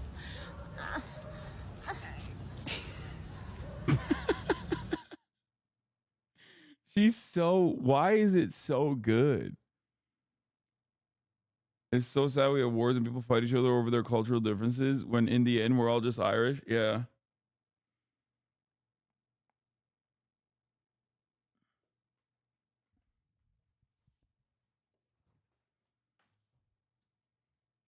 Why aren't Egypt letting Palestinian refugees in? Why aren't Jordan letting Palestinian refugees in? Why aren't Iraq letting Palestinian refugees in? Oh, don't ban him. Oh, he got timed out by Fossabot. Why aren't Egypt letting Palestinian refugees in? Dude, account following since 11 minutes ago. Literally just, dude, put that in Google, dog. Put that into Google and you will understand. What a funny thing to say about Jordan and Lebanon, especially. Okay, I'm noticing a trend here. So many defenders of Israel are just so fucking stupid, okay? They just heard this talking point and ran with it, okay?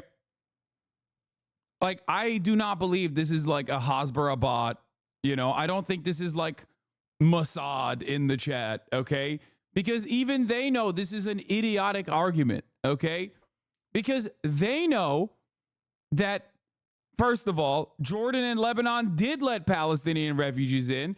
Half of Jordan is already Palestinian. And also, the reason why they're invading Lebanon, or at least historically invaded Lebanon, is because Jordan did let the Palestinians in. Or not Jordan, sorry. Lebanon did let the Palestinians in.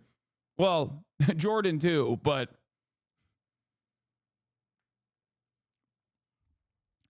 interesting. I wonder what the through line here is.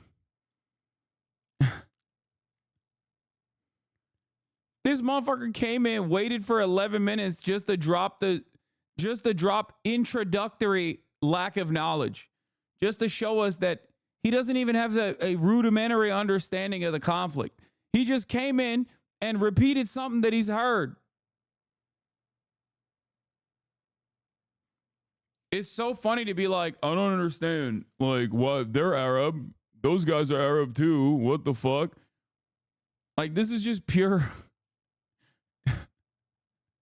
It's just pure stupidity. The question should be, why are there Palestinian refugees to begin with? Perhaps we should solve that problem. Like, the argument during World War II isn't like, man, why aren't other fucking countries with Jewish people letting the Jews in? The question was, why are the Germans, why is Nazi Germany killing the Jews? It's really funny that you repeat this talking point because you know who else said that? Adolf Hitler. Literally. Like, the origination of this idea comes from Adolf Hitler.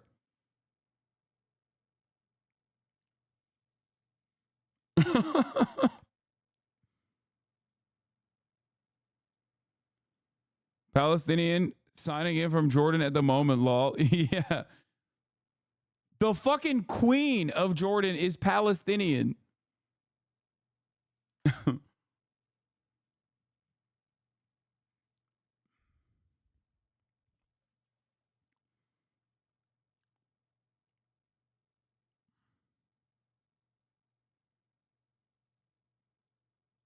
What?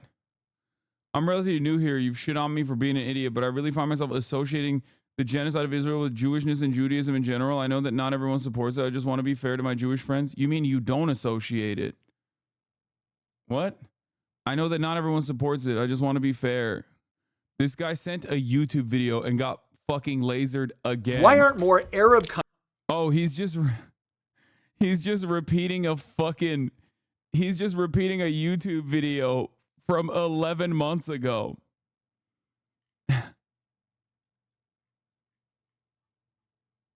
Dude, do you not have a concept of thinking on your own? Like, do you just see a YouTube video and you're like, let me just ask these questions? First of all, it's from 11 months ago.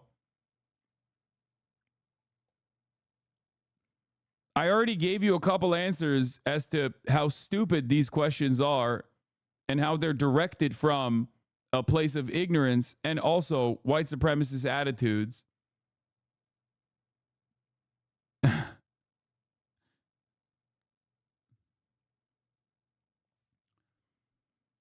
I also asked you the question. I also said this is identical to what Hitler said about the Jews. And also beyond that, I told you, like, the main problem is that Palestinians are being made into refugees to begin with. And that's what we should be solving. I'm going to untime you out again. Hopefully this time you can respond with words instead of linking a YouTube video.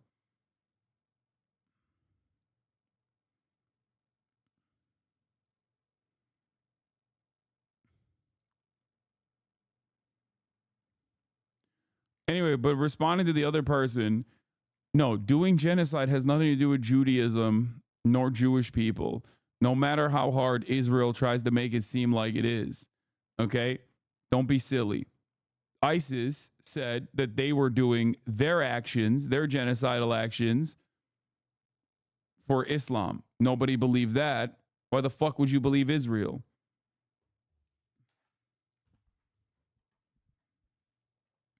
Think.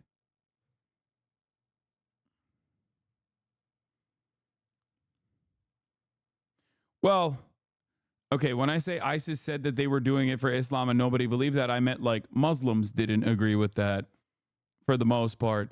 The entirety of Western Europe and the United States of America certainly was very excited at the prospect of believing that, but it's not the truth. My point is, no matter what a certain group says they're doing genocide for, you probably shouldn't believe them.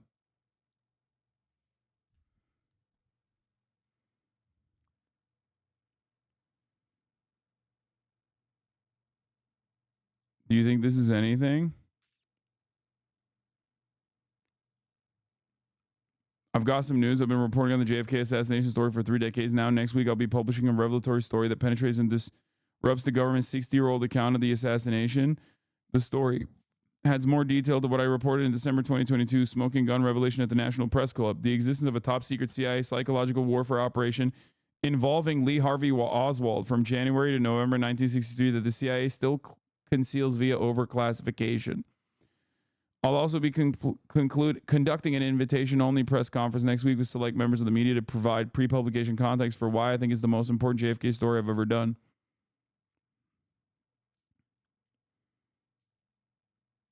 Oh, yeah.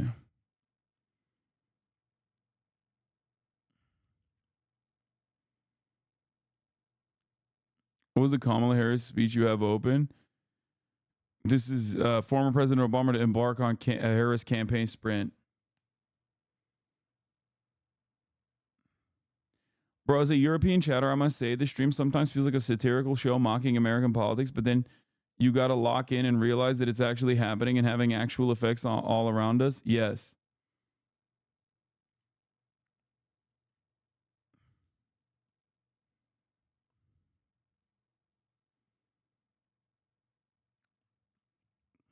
American politics is often satirical in and of itself. It's so ridiculous that it feels like satire. And then you realize, like, it's destroying the planet.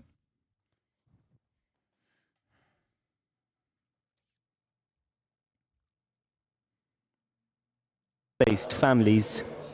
Which things did you bring with you? Dude, I want to move on to fun shit. I'm going to do that. I'm going to move. I'm going to watch. Can you spot the Republican Jubilee video? What the fuck? Why was it just playing? Austin, you want to play Can You Spot the Republican Jubilee video? Okay, Austin's coming in as well. What do you like to eat? Are you vegan? No, I eat Mexican food. I like Italian. Okay, so how do you feel about my cousins crossing the border? I think it's very intense right now. It's bringing up lots of problems. Okay. Yeah. He's all right. Okay. Just based on that, he said, "No bueno, primos, get out of here." I love tacos, but not y'all.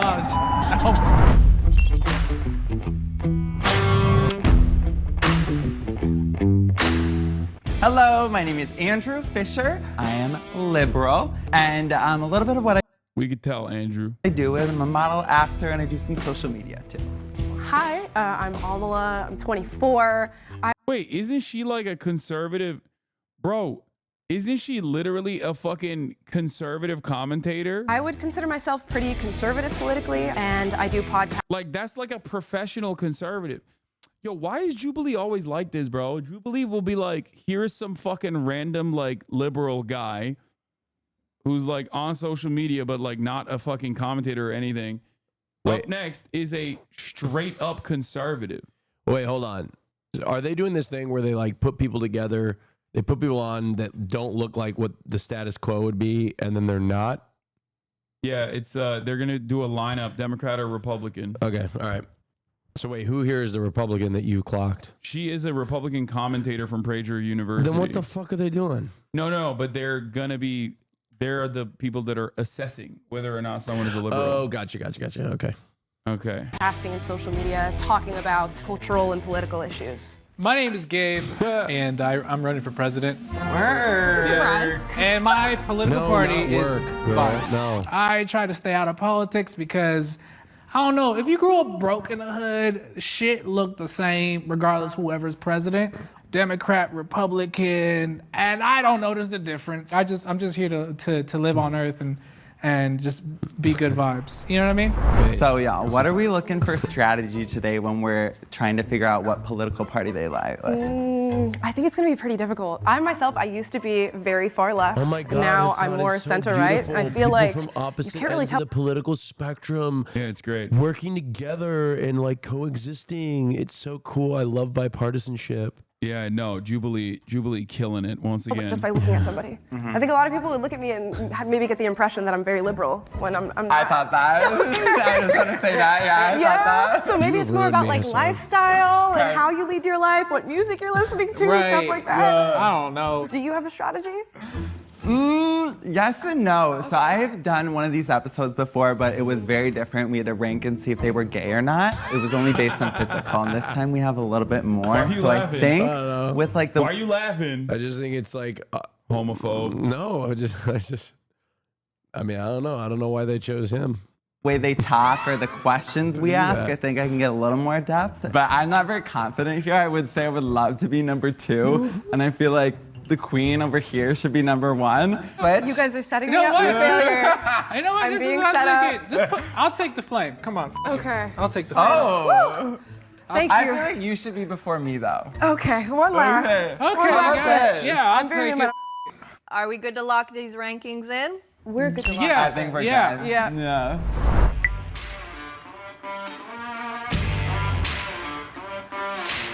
So I was ranked the least, so I feel like I can only go up, so I'm feeling kind of confident. I don't know if I'm gonna be wrong. I don't know if I'm gonna be like Biden, like 75%. You know what I mean? I don't know. But we about There's to some find people out. that just shouldn't pull out the impression. You know what I mean? Oh, damn. Holy coming shit, out. this is a long line. With so many people. What's up, y'all? Okay. Like I wouldn't do a Biden impression because I can't do one. You know what I mean? Don't pull it out. The first guy's native, so I'm gonna go ahead and say that's like we'll hear what he has to say. I haven't seen him yet. But I immediately assume he might be a. Are they going to be honest with their takes, or are they going to try to deceive? I think that they usually do. So when the lineup They came usually in, I was deceive. nervous, okay? Because there was all different types of people, ages, ethnicities. I can already tell I have absolutely no idea. Oh my goodness. Fuck this, there's a car chase. I'm actually legitimately thinking about ending the stream right now. Are we going to do the podcast tonight? I mean, no.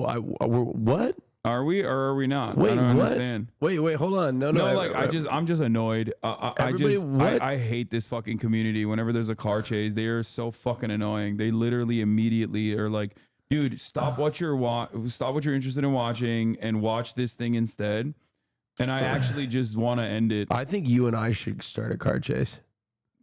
Yeah, with your electric vehicle. Yeah, we'll see how far we can. Maybe they'll let us pause to charge. Yeah. We're not. I don't think we're doing the pod tonight. When are we doing it then?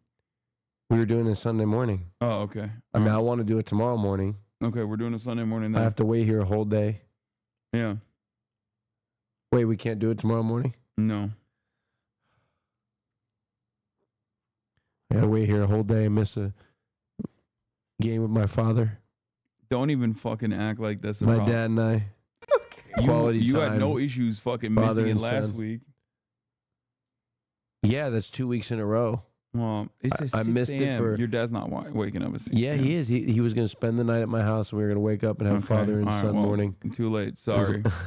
He doesn't like. This is the people on the left are trying to destroy Oh, families. dude, what's happening? All right, just Love watch. the feathers, bro. Love the feathers. Okay, I think I already know based on your look. So the style's giving liberal. I see a one-piece pin. So Oh, he has a. Oh, yeah. He's a Wait, Democrat. did you say to judge them based on how they look? Yeah, there ain't no way he's native and also One Piece fan and also is like fucking Republican. That would be too insane. I want to say left. Your style is very free flowing. Are you religious? I thought that he was gonna be. That guy is not native. He's not. I thought. I assume he might be Mexican still. Okay. Well. I'm spiritual. You are spiritual. Probably none of the above. He probably doesn't align with any political parties. Okay. I'm going to send you this way. Okay, cool. What came first? The She chicken said or the egg? spiritual, but like not a... The chicken. The chicken left. Hello, my name is Trey. So nice to meet you. Hi, can I shake your hand? Absolutely, so nice to meet you. Nice to meet you. Nice to meet you, Trace. Where you from, dog? I'm from Vegas. You from Vegas? Yeah. Conservative. Okay, this is right. Oh, okay. I see. What kind of car do you drive? I don't have a car. I'm a student. Okay, I would say liberal. Who are your favorite musical artists? Childish Gambino, Harry Styles. Okay, so when I say this is America, Conservative? you're Why? rocking with Conservative. that. Go that way. Who's your favorite artist? I don't know, man. He's got this fit. He's kind of got. He's giving. Nah, dude. He's got. Look. Okay. I'm doing a little bit of profiling here. Okay. I'm doing a little bit of profiling. I'm looking at his lineup. He's from Vegas. I'm looking at his fit. I'm looking at his shoes. So much of that is just screaming Republican at me. Okay.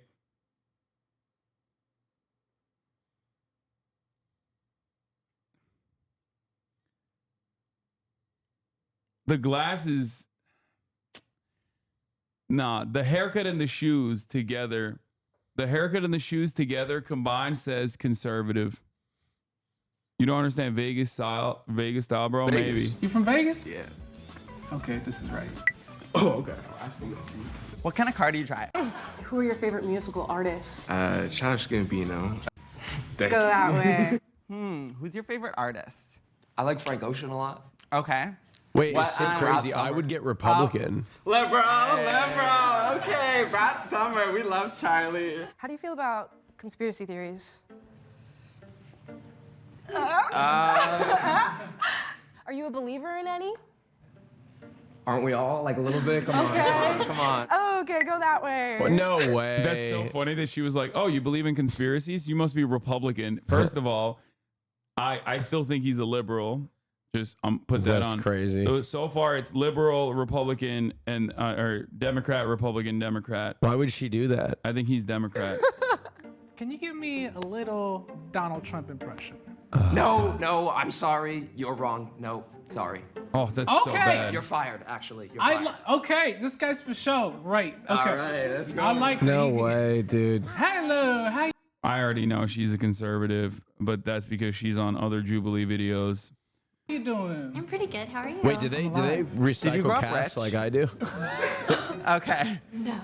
I would say liberal. Nope. If you don't He's have a money, I Republican. feel like Why? you're more liberal.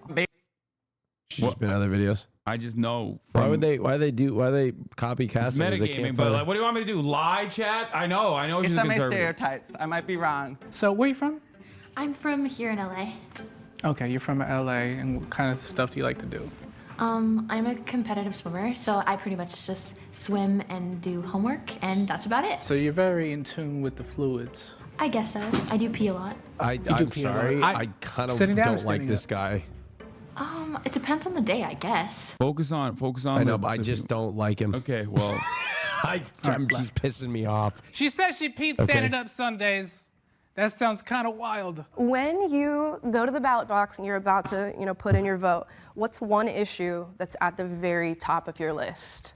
Being able to afford things, making things more affordable for my family and myself. Okay, cool. So. Interesting. That could go either way. It's up to you. It's up to be me. completely honest. Everyone can be a free thinker. Yes, it's true. Okay, you she's just said free signaling. thinker. You're gonna go. Bro, she literally cheated. She's like, I'm a conservative. That's right there. Right there, she was like, come on, girl. I'm a conservative. I'm a free thinker. Okay, she said the code word so she could cheat. Fucking, you guys are mad at me for metagaming, but like, that is metagaming, okay? To the right, I think. This guy has a Republican As I'm ass swiping fit on people, on. I'm looking at them and I'm thinking just about the fact that different ideas come in so many different packages as far as the person who holds them. So I'm trying to engage with stereotypes while thinking about the people who maybe don't fit into those stereotypes. So my brain is all over the place. Hi. My name is Victor. Nice to meet you. Victor, Big fan. nice to meet I'll you. subscribe. Oh. Conservative. Okay. That just answered everything I needed to know. You go on in that Why direction. would he do that? You're kind of tricky to me. I want to say liberal. Dude, I hate that like the liberal understanding of whether someone is a liberal or conservative is literally if they're fucking black or brown. Like that's just so frustrating. Or if they're queer or not. That's just so frustrating, bro. Like that dude 100% has the conservative lineup right here. But I okay? feel like you're tricked, so I'm going to say Republican. What do you do for a living? So I'm a university student. What university? Cal State LA. Cal State LA. Okay. Well, Cal State LA is kind of budget friendly. In debt? I'm in no. No, you don't, no debt? No. No debt? Credit cards maxed out? No. Okay, cool. I have no debt. So I feel like Conservative. you're I good can't with with your this finances. Conservative. And from what I heard, Republicans, they love keeping that money. And Democrats, well, they love taking that money. Guys, So I'm going to give you a right of 2D. All right, cool. Hi, my name is Lori. Hi, I'm Andrew. Nice to meet Conservative. you. Do you believe in conspiracy theories, Lori? I do. You do? What's your top? Denver Airport. Denver Airport? I've never even heard of that one. What is the Denver Airport conspiracy? I don't really want to get into it. Do you not want to share it because of how it Conservative. people might judge your opinion on this? No. Ooh, okay. Conservative. I'll send you to the right for now. That's crazy. She's used this multiple times. I love that she knows that like conservatives are fucking freaks with the conspiracy theories. What generation are you? Are you millennial? No. Gen Z? Yes. Come on, man. I know she's What's not a your millennial. Norwegian. Wait, I didn't think she was Gen Z. Oh, okay. She's Gen Z. I would say liberal. Where are you from, Lori? No Montana. way. Montana. So you're from the woods? Yes. Okay. Conservative. Ever hunted? Conservative. Yes. Okay, right. You hunt. Ooh, I like the style. Who pays on the first date between a man and a woman? I was raised to pay first, yeah. Okay, we're raised to pay first. I don't know if you still agree. I with still agree. No, come on. No, I do that too. I was raised. I still think he's conservative, That's but how we'll I was see. raised. Where are you from originally? Orange County, Newport. Okay, definitely. Conservative. Yeah. Republican. Yeah. People in Orange County, Newport have money. What do you like to eat? Are you vegan? No, I eat Mexican food. I like Italian. Okay, so how do you feel about my cousins crossing the border? I think it's very intense right now. It's bringing up lots of problems. Okay. Okay, yeah, He's conservative. all right. Okay. Just based on that, he said, "No bueno, primos, get out of here. I love tacos, but not y'all." Oh shit. Oh. What's up, my beautiful peoples? Hear me out. Whether you're a ice, Of course they. sure. T. Thanks to Surfshark for sponsoring this portion of this episode. Now let's get back to the video. Of course they got him to do the ad. I'm Andrew. Nice to meet you. I'm Sophia. Nice to meet you. I love you, and I love the style, like, originally, and I think you're for sure, like, liberal. Yeah, I think so too. Especially the way she's reacting to the clearly homosexual man. Yeah. Just because, like, you have fun, happy Wait, energy. go back. Go I feel back. like I need to see that again. I love you and I love the style like originally, and I think you're for sure like liberal.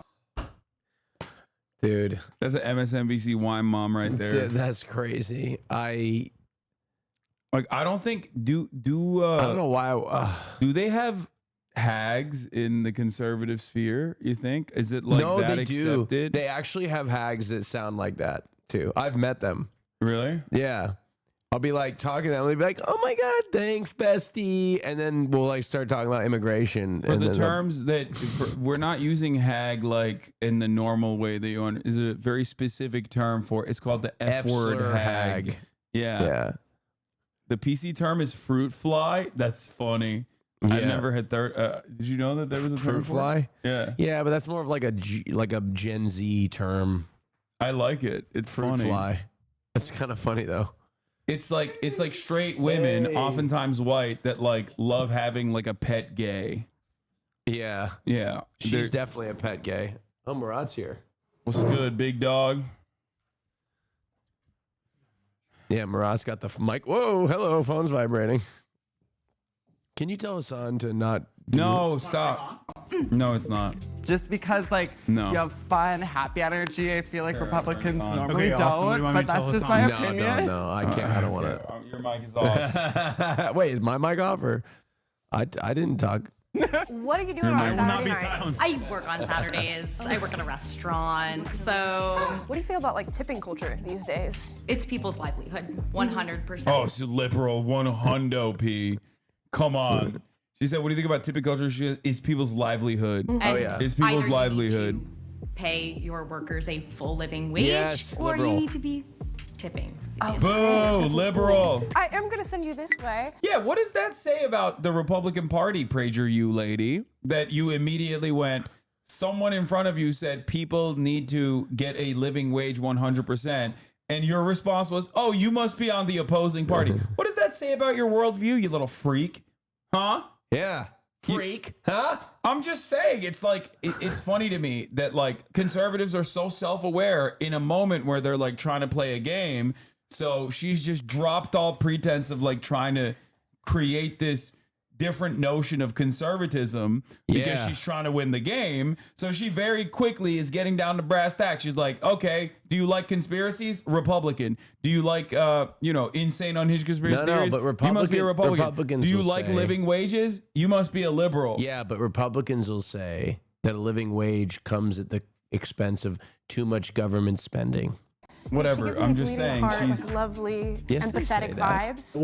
Well, they don't say that at all. They just say we spend too much. We have two cloaked hogs here, by the way. Austin can make himself hide amongst the hogs very well, and so I does did too. Murad. I had a whole hog conversation.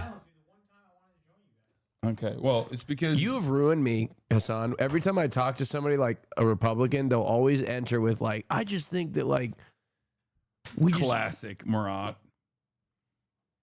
we need to talk and You're have so conversations. autistic, bro. You're so autistic. What did you do? He has literally like 3 places he orders from. He either orders sushi from the same 2 different places, or he orders a Philadelphia cheesesteak from Sounds not a Philly amazing. cheesesteak, the pastrami place. Sounds bomb. A pastrami sandwich that is like 3.5 hours away. Or no, he has a 4th thing, which is again, this time Mexican food, but again, also 3.5 hours away. That seems like an insane variety. What is it? Oh, sometimes you get Chick-fil-A. What is the other one? Oh, lobster rolls. Yeah. Wait, that's like 6 or 7 different things, Hasan. You eat the same fucking thing for lunch no, every day. okay. Well, everybody makes fun of me for being autistic for Yeah, that. but you just listed 7 different options. Everyone in the chat is making fun of me now. This backfired on me. 7 different options. This backfired on me You spectacularly. eat the same chicken dish. This is backfiring on me. Everybody, all right. Every time. All right, let's watch the video. I'm from the Bay Area. You're from? Oh, I'm from the Bay Area. Really? Where are you from? What Liberal. San Jose? What about you? Okay, so I grew up in like northern Marin County, but I went to like high school in San Francisco. Yeah. So Oh, you're from San Francisco. That's a wild city. It's You're because that one giving doesn't have me a noise like gate. you're very open-minded. It look like you like to party out, wild out. I unmuted like to you. go You wanna out talk? just for a fun time. I'm gonna say Now your you're last not name. talking. I unmuted you. Talk. There's nothing to say. Okay, bitch. Then why the fuck did you want to get unmuted? I want to have the ability to talk. Oh my god, dude. Typical liberal, dude. I'm gonna say you're left. Swipe left. Left. Conservative. Okay, who is your idol? Okay, good luck. Good luck. I think so too. Yeah. He looks hella conservative. He looks hella conservatives. But I don't know. We'll see. My father. Can you tell me why your dad is your idol? We just grew up close. I was always like. Murat made me unmute his microphone that doesn't have a noise gate and then fucked off. He left the room, chat. This is why you can't trust motherfuckers like this, okay? You can't trust engineers. I just can't picture him saying like women have the right to choose. You never know, bro. With him all the time. He taught me everything. What kind of bracelet are you wearing there? This is St. Michael's protection. What do you mean? Which one? Are you religious? Not really, no. This is my mom. Okay. Oh, okay. He seems You're kind of sweet. stumping me. I don't know He why. seems sweet. but I Okay, would he may be say a Democrat. Maybe. I Oh, he feel like seems there sweet. are fundamental differences between men and women. Yeah, I mean, I feel like there is differences physically and mentally. Okay. And how do you feel about the idea of gender roles or like traditional masculinity? Well, different people were raised different ways. Nowadays, it's just more like what you feel comfortable as. Okay. Liberal. Liberal. I'm gonna send you that way. I don't This know. crazy. She's Again, like the again, biggest fucking self-report on the planet. Yeah.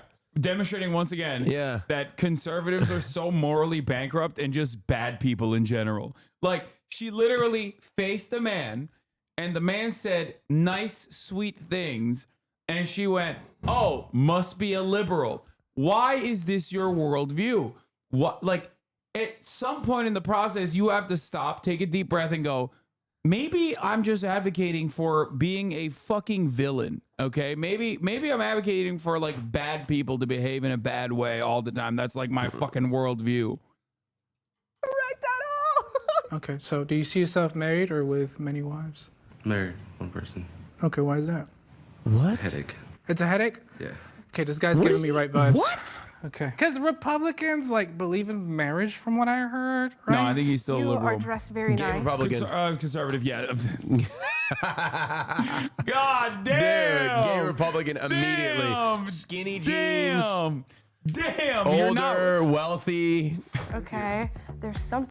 Gay Republican, hands down. Damn, dude. You clocked that shit out of the. Yeah. You clocked it from the back of his dome, Dude, I dog. saw How it. is that possible? Dude, are you kidding me? Those older, it's the older gay generation like loved that outfit, like the sport coat with the skinny jeans and the ankle showing with the. God Yeah. damn, dude. That was insane. That's old gay Republican. That shit was fit. okay. Respect. Let's see what he says though, Listen. because you never know. You never know. You can have like an old Yeah. gay conservative who is still a liberal. Like Yeah. it'll come out. Here, let's Something see. conservative about the way you're dressed. Go that way. There we Yeah, go. see, she Oh, clocked she didn't it even too. ask Okay, the him. blue blazer, it's like giving like liberal, but I feel like you're trying to throw me off, so I'm gonna say Republican. Okay, Wait, but what? can they I talk feel like to him? you sell car insurance, but I could be wrong. Car insurance? No. Well, what do you sell? I don't sell anything. You don't sell I anything? Well, I work in college admissions. Oh, so Liberal. Shit. Liberal. Shit. Ah, Shit. you were wrong. Wait, they could hold on. Just Yeah. let Which him college? talk. Liberty University. Yeah. Hold on. Let him talk. You get people in debt. I'm just kidding. I do. You give it like a very wholesome, well put together. That's what people tell me. Yeah. Yeah. Or you could be crazy behind the scenes. You could have a murder axe. I wouldn't even know. I'm not gonna be able to read this one, man. I'm gonna What give do you you. think? I think He could be college admissions like Pepperdine Yeah, and hold not on, be yeah. liberal at all. Or I'm gonna PragerU. swipe left on you, brother. Okay. Yeah. Hello, Hi. I'm AJ. Pepperdine? No, No, Southern PragerU is not a National real university. University. No, I still think your initial lock on aesthetics alone is correct. But I don't know. That one's a tricky one. Hold on. I still think. I mean, couldn't tell when he said college. Man, he said there's people that work. They're like in liberal places that are conservative, and they probably. Yeah, but like he said admissions. He didn't say he's like a fucking finance teacher. You know what I mean? Like, yeah, but so that's why I'm like admissions. I feel like. No, I think he's. I'm gonna go ahead and I'm gonna say he's the sleeper pick here. I think he's a conservative, older, most likely gay man, and yet he's because he never said it, so we don't know. He could just be like kind of effete, but no, I think that unless he's like fucking Pepperdine University, I would say he is a liberal. AJ, nice to meet you. Do you share the same political values as your parents? With my father, but not really with my mom. Okay. Oh. Are your parents from here? Are they Hold on. immigrants? So they're immigrants. They met in LA, actually. Mom. Conservative. No. I think he's conservative. Reason being, his father's. He agrees with his father, but not his mother. But they're immigrants. Okay, but no, that's a major difference. Wait, really? Yes, that's a major difference. But yeah, what part of what?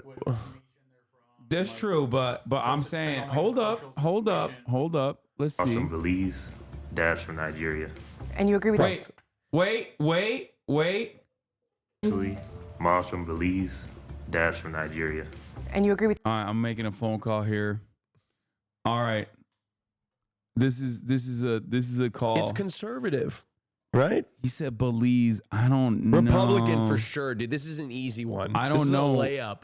Are there a lot? This is a tough one. Because he could have a hog mom 100% and he can have a hog mom, but like he said, his dad's Nigerian, and Nigerian dads are pretty fucking conservative. Yeah. First gen Nigerian. That's what I'm saying. Dad's first gen It's Nigerian. conservative. Dad's first gen Nigerian. Hands down. Mom's from Belize. People This is a often lock. forget. I'm already locking it. I don't even need to hear anything else. Wait, so how many of them are Republican? We don't know. No, probably not. But fuck, I don't know. I'm trying to figure out. Chad, if you don't understand, like we're trying to hear. I unmuted Murat. It's probably the easiest one. For me. No, I don't. Next to the gay Republican. Nigerian dad. He said he agrees with his dad, and his dad's Nigerian. He doesn't agree with his mom. His mom's from Belize. Odds are. Let's hear. I want to hear more from him. With your dad. Yep. Go that way. Okay. I I'm of still think Nigerian I think he's descent, conservative and specifically too, but Nigerian males tend to be a little bit more conservative. It's just the culture there. So maybe his dad will be a shock and actually be on the left, but I have a feeling if he is informed by his dad's opinions, it's probably going to be more conservative. Would you consider yourself like a millennial, Gen Z? I'm Gen Z. Would you say your views are Gen Z? I'll say it's like split Gen conservative. Z and Never mind, you're right. Conservative. millennial. Okay.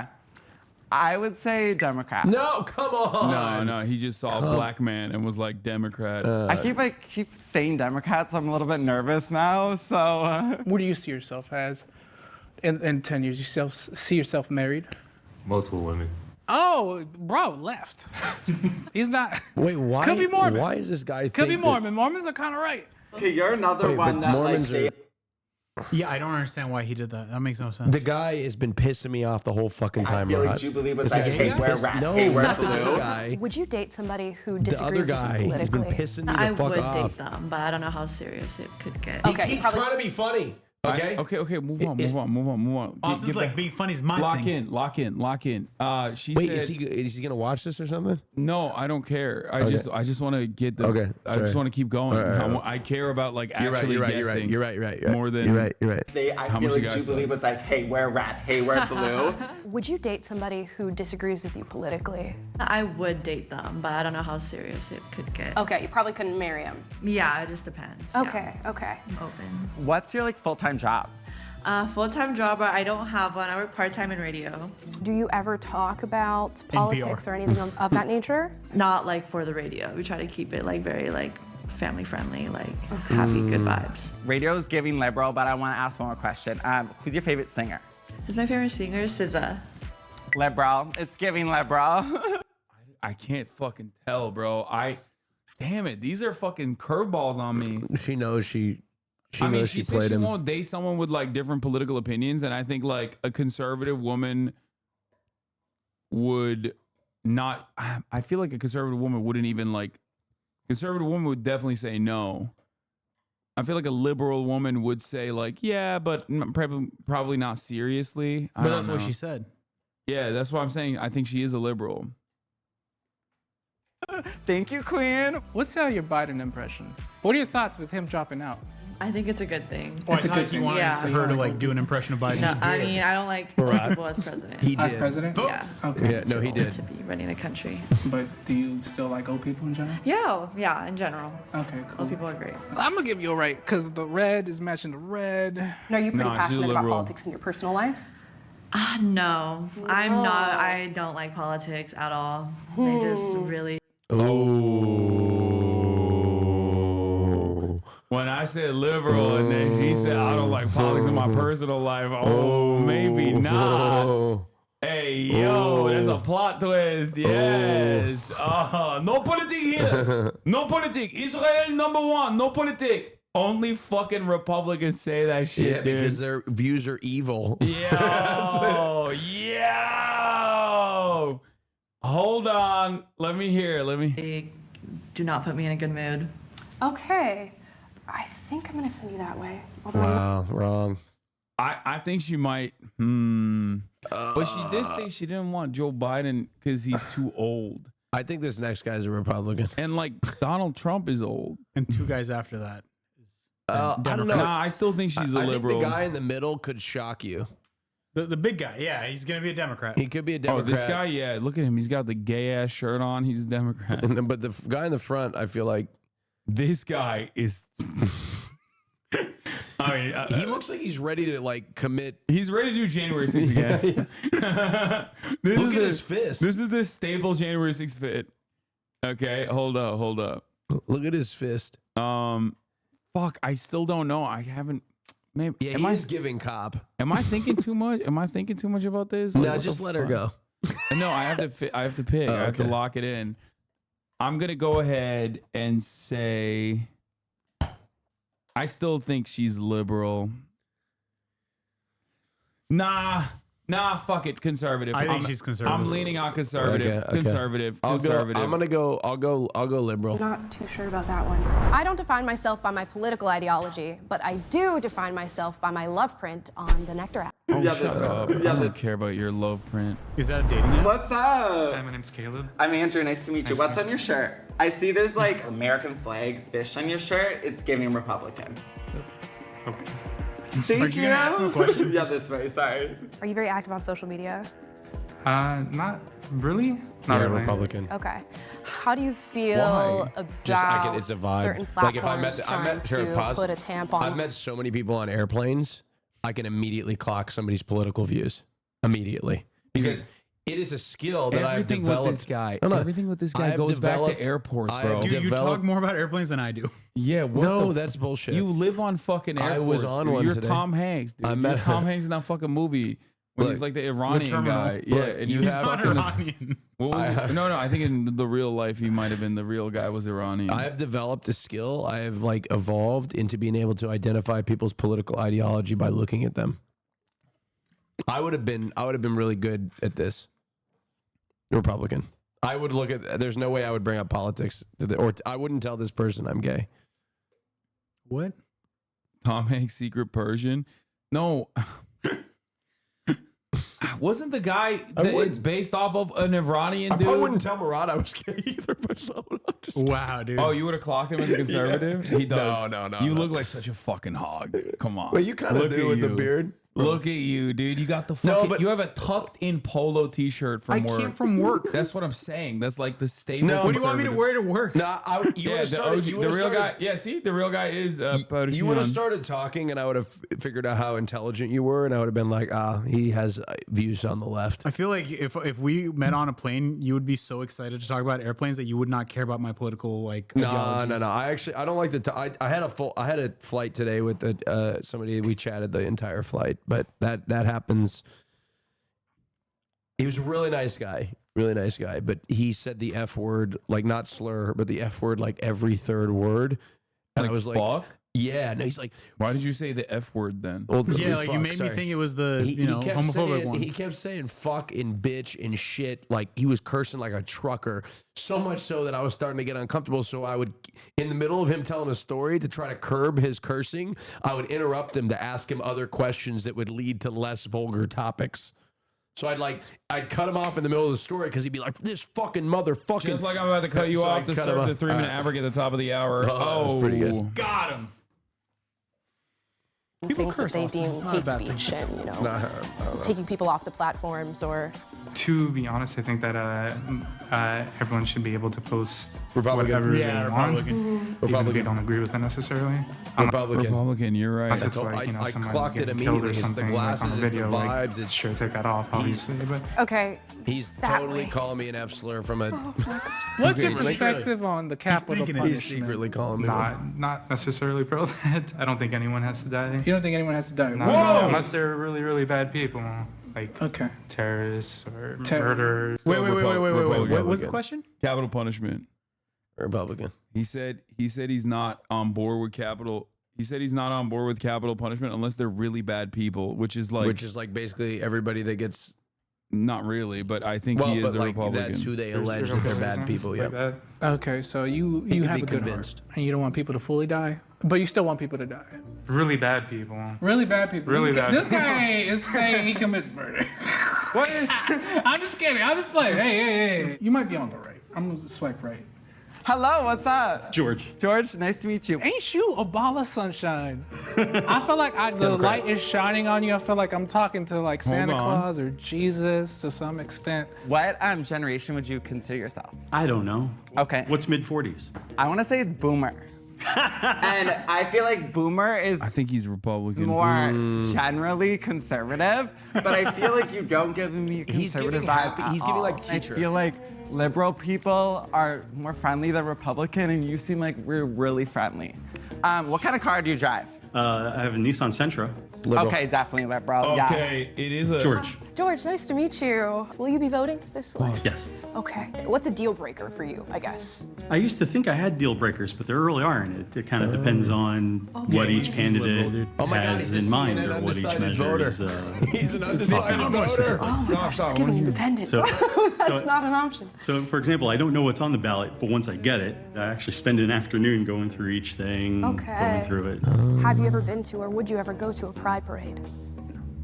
Fuck. Oh, that way. I'm not sure though. But oh my goodness. not going to a So pride wait, doesn't make originally you Yeah, my dad wouldn't go to a pride parade. Well, he would if I invited he's a him. But, Republican. fuck. If your dad was asked, would you go to a pride parade? He'd say yes. Yeah, he would go. I took my dad to the Abbey. Yes, he I did. he's a Republican. Pony Club? No, I took He my is dad a to the Abbey. Republican. I did. My dad is 67 He years is- old. I took that him to the guy Abbey. is a conservative.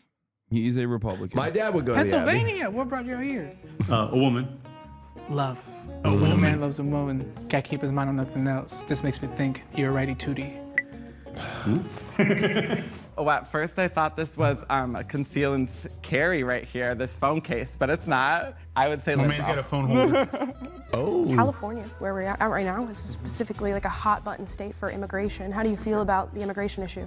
We need to make it stronger. We need to make it better. We need to have a visa program that works and help. But it seems like and but he used the word stronger. Now remember, the Democrats' immigration plan is the same as the Republicans. I now. know, So- but you can tell when someone's That's a what I'm fucking saying. He's liberal. kinda- or- he's kind of a little I think he's a Republican. He used the word stronger. No. He wouldn't have used the word strong. No, he's a little lukewarm with it. He's not very aggressive He is a with little it. lukewarm He's with it. not very like. He said we need a better visa program. Yeah. No Republican is saying we need a better visa I program. think Democrats- Republicans are like, we need to kill them all. Yeah. We need to fucking It's a deal problem. They're with them. storming through the southern border and eating your pussy. Yeah, Republicans would be They're like, eating your pussy, folks. Let me see. Childhood arrivals. The DACA program needs to be strengthened.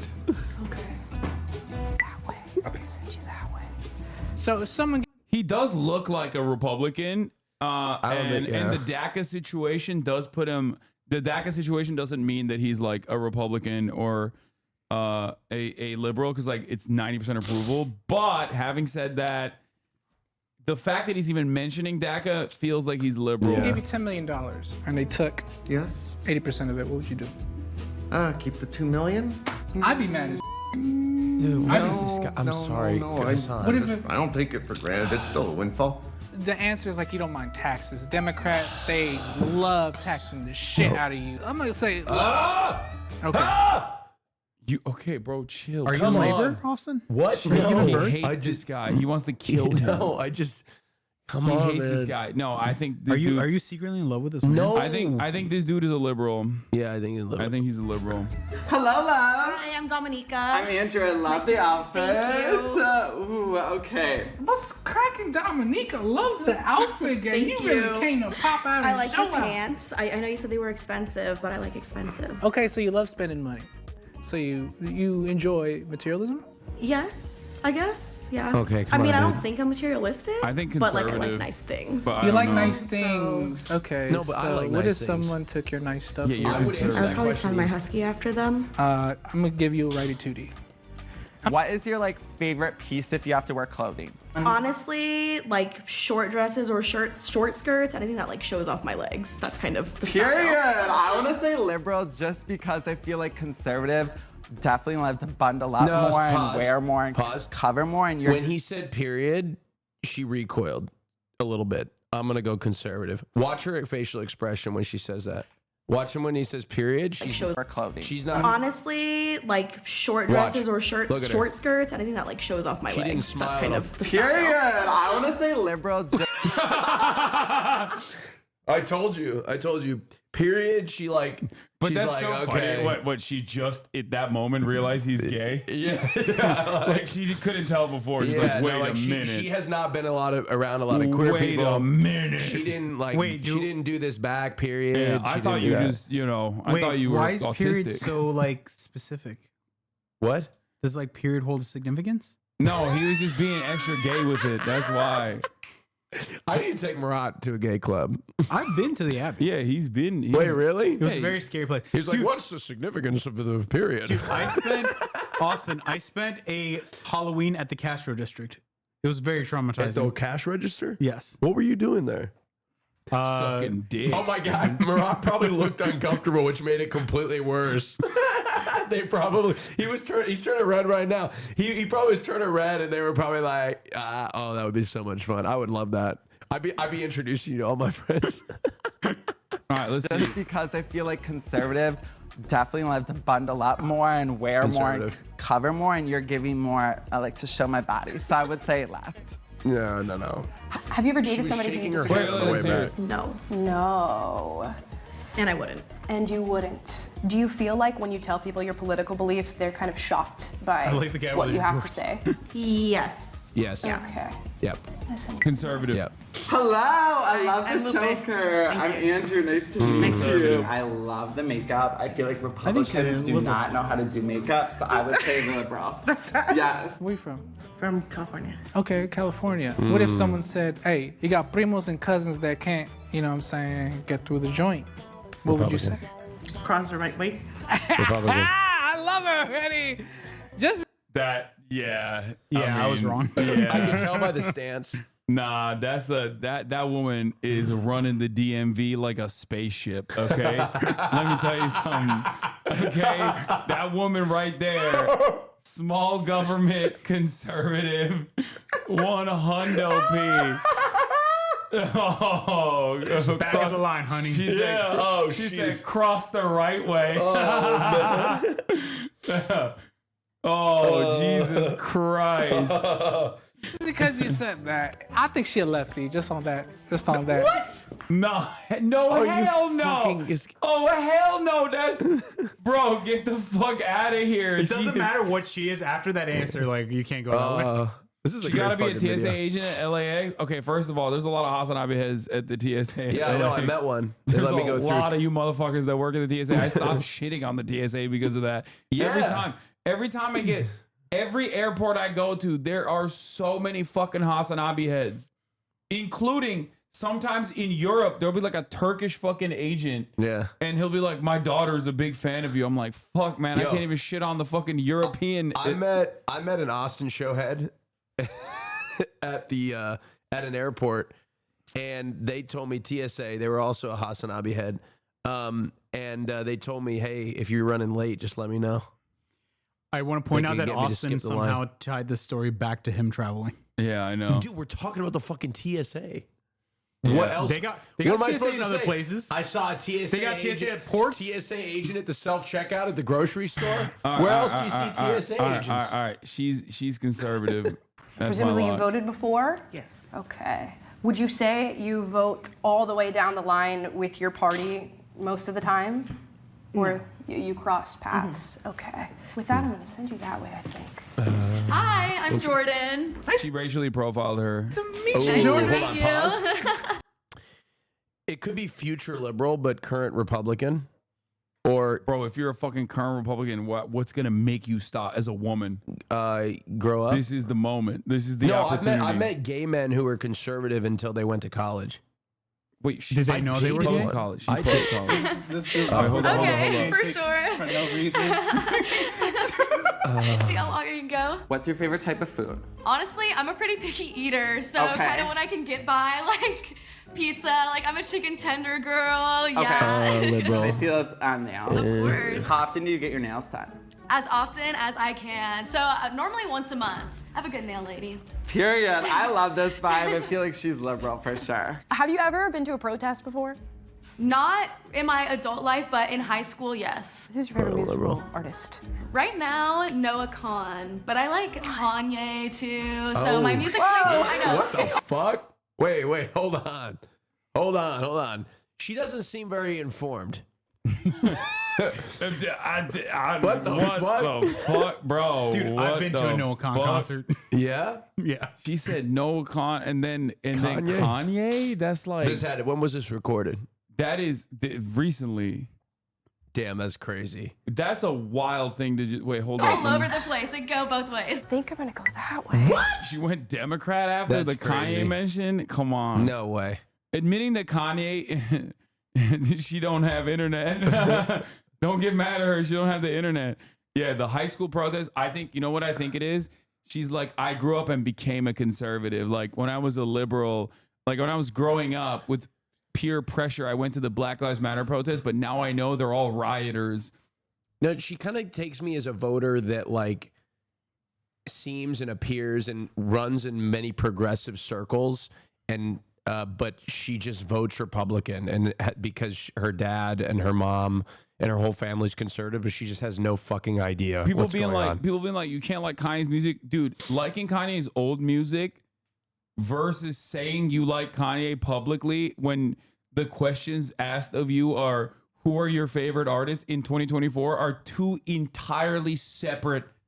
Like if they asked her, "Do you like Kanye?" and she said, "Sure," that's one thing. But to like come She out and say it- voluntarily brought up Kanye West as one of her favorite recording artists. I think she's probably a Republican, but she doesn't have very strong convictions. I think she's a Republican. Yeah, but I don't think she cares really too much. She presents very progressive because, yeah. All right. I think she's conservative. Are you from here? No, I'm from Fresno, California. Oh, yeah. Conservative. Since you're from Fresno. Yeah. Do you drink a lot? Not really. You go to church? No. You don't go to church. You don't drink, you don't go to church. Do you smoke weed? So a little bit 420 friendly. Dude, Northern California is full of conservatives that are doing weed. I mean, Hi, honey. I'm Rebecca. Nice to meet you. Conservative.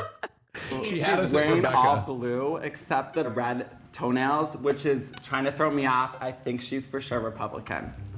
Do you have children? I do. Do your children agree with you politically? No. Yes. And is that something that's important to you? If they maybe stopped agreeing with you, would it cause issues? No. No, not at all. The Republican. Are you religious at all? Yes, I am. Yes, you are. What'd she okay. say? Are you? She said it wouldn't cause problems. What'd if she say after was- that, though? She Are said you it wouldn't religious? cause problems if her children did not agree with her, which makes me think she might be a liberal. Yeah, but I feel like a liberal mom would be more open-minded to that sort of I thing. feel like a Republican mom would say something like, "It would be disappointing," Yeah, or something like that. yeah. But my mom would be pissed. My mom watches MSNBC I think every she's day. a religious liberal. My mom's we'll see. We'll see. Do Wait, you hold go to church on. every Sunday type of religion? Yes, I am. I'm Catholic. Republican. What if you owned a car and then someone decided like, hey, I own your car too, but you bought the car What is yourself? with this dude? Nobody should get something for nothing. You like to own what you Okay. own. in Well, I exchange for think something. people should work for what they have. Okay, yes. never mind. Conservative. I mean, there are plenty of Catholic liberals, chat. Like, that's not Like that's the not Pope. the point. Yeah, no. No, I do think that she's conservative though. Sometimes people need help, but Okay, I think you're right. Yeah. My favorite one. I clocked him when he came in. He was wearing the Kirkland shirt. I love Kirkland. this is I a love HasanAbi Costco. head. Ooh, the Hey, yo, Kirkland if you're in the shirt. That's chat, everything. This is 100% HasanAbi No, head. no, I don't This know guy about that. comes. I can't wait for that one. Oh wait, what's your name? Edenal, nice to meet you. Nice to meet you. What does that stand for? Stand for? Yeah. Does it Oh, mean no, yeah, it means something. It means God's era. Oh, you go to church? Synagogue. Synagogue. Okay, shalom. Okay, what are your thoughts with the tensions with the Palestine and? You know, I don't like war. It's pretty divisive, and a lot of people who aren't necessarily part of it but kind of have these affiliations with it, such as Jews and Muslims in the US, kind of get some bad tensions because of it, and I don't like that. You don't like tension? Not for people who I mean, he's a liberal, but He's liberal. it's a weird way to answer that question. who don't necessarily want anything to do with it or really don't Maybe have he's not a anything to do with HasanAbi it. head. All right, not. so I feel Yeah, I like thought- you're right. What? I would It's say not a for wrong, he's not. That's not a wrong answer. No, that he's a If Republican. you shop at Costco, you have to be liberal. You like No saving way. more. You That's buy in wrong. bulk. I want to Republicans say love liberal. Costco. What is he talking about? Republicans love How do you feel Costco. about censorship on? Not so She's much. gonna My get the goods. entire Republican- I'm gonna make my assessment after she's done. She's gonna get the goods. Big tech platforms.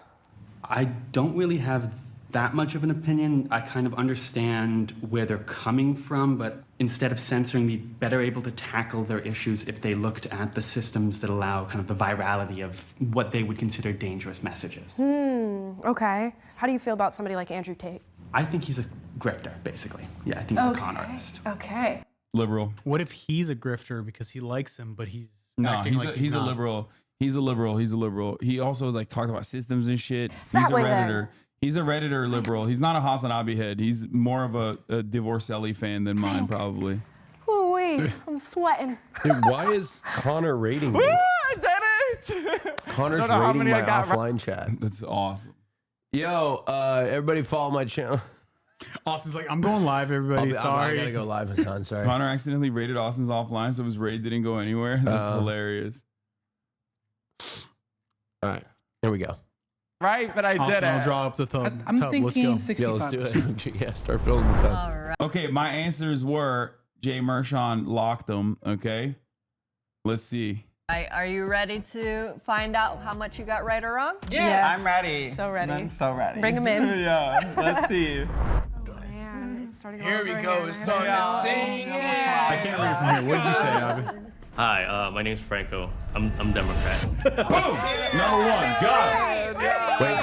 Wait, I do I think have usually any- when did you guys people think- get it wrong, it's recording. when they We get to know me agreed more. Like I for the used to most like back at home in the Philippines. And I used to raise chickens too back home. I knew that they came before. Oh, that. he's Yeah, the Filipino. chicken Pinoy, came you before guys you locked guys. it. Thank you. Thank you. Well, hello, my name is Trey, and I am a Democrat. I saw the nail damn. polish and I was like, I feel like that's gotta be. Oh, he has nail polish! I didn't see he had nail polish! Oh shit. Fuck, if I saw he had nail polish, that's an automatic lock! You didn't know he was Turkish gay? Yeah, only Turkish gays have nail polish. Fuck, bro. I didn't see. Bro, Damn. he's not only a fucking liberal, he's probably a HasanAbi head, bro. Fuck. I saw the He's Under probably Armour. watching it. I saw the Under Armour shoes and I was like, my man, oh no, he doesn't have the shape up. And he's got Under Armour shoes. That's conservative. No. He's probably in the chat right now going, God damn, you swapped last second. We can make Still one doesn't of matter. And I think you said, I think I said Las Vegas, and then he was like, oh, Republican. I was like, damn. What? Because people like to gamble. That is true, but What honestly, is it's probably this a guy's Republican city. worldview? But I think Nevada's like a blue state. I think I'm pretty sure. Contrary. Awesome. Thank you so much. Thank you. Guys, so Only one guy over here was correct. I am a Democrat. Brat Summer was a dead giveaway. I feel like. We definitely I said Democrat. Yeah, I You guys know. were great though. Wait, he's a Democrat, right? Yeah. You got it right. right again. Okay, right. Never mind. She's a Republican. I got. We know. Okay. Hi, my name is Daniela, and only you got it right. I am Republican conservative. What We just personally knew threw it. me off was your outfit, because it's not giving conservative. Well, I feel like, to me, conservative views means conservative outfit, but you're the outlier. Oh my God, bro, that's a we can still be horrible. expressive with our style. That is such a bad way to fucking judge. Like, it's not a standalone Also, it's thing. hot. Like, why is it? Our political views don't really have to Why is line she up not with our allowed to wear style that? or how Okay, just this lady loves chirping too. Like, oh my Lord, we know, we bro. dress We or know how you we love express talking. ourselves, Holy fuck. You know, it's also summer Yeah, just and it's 'cause we 90 degrees dress- outside. That part,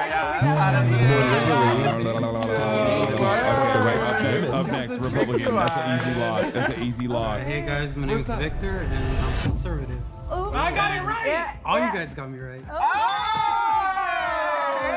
He's giving conservative vibes. I'll let you know I'm Mexican American. So my family's from Mexico, very conservative, you know, traditional, all about God, religion, family, keeping the family Yeah, unit which together. makes sense why And they you guys vote look for- fantastic. Grab him by the pussy guy. So religious. Conservative Norwegian. Boom. Another one. Another You got lock. it right and you got it wrong. Okay, so we only got one wrong so far. The second guy that we said was Republican. We're on. And it's because you didn't have all the facts. Yeah, I didn't see the nail I polish. just want to make America great again. Shut the fuck up. Yo, go back to Norway, dude. Norway. Hey guys, I'm This was a tough one. And This is you a were tough all one. Republican. Oh, thank God. Okay, we got it I'm right. actually All a big right. fan of All right. All right. Don't clap for him. Don't clap for him. I'm Sophia and I'm a Democrat. Yeah, we know, Sophia. We know. I saw her at the DNC. Sophia, we know, lady. You literally said I want a living wage, okay?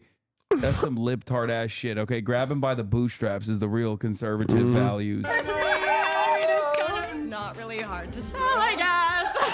I feel like you had a very She's sweet. She's so I like sweet. her. I like her. free-flowing, open-minded energy that knew. Like, yeah. I'm not like, energy. like I'm not like a super political person. I just like I just. There were a everyone couple deserves love and weird deserves to ones just in there, so I'm a be little worried. themselves and I love that. live freely. So that's what I'm about. Yeah. Yeah. I think your food's almost here, big dog.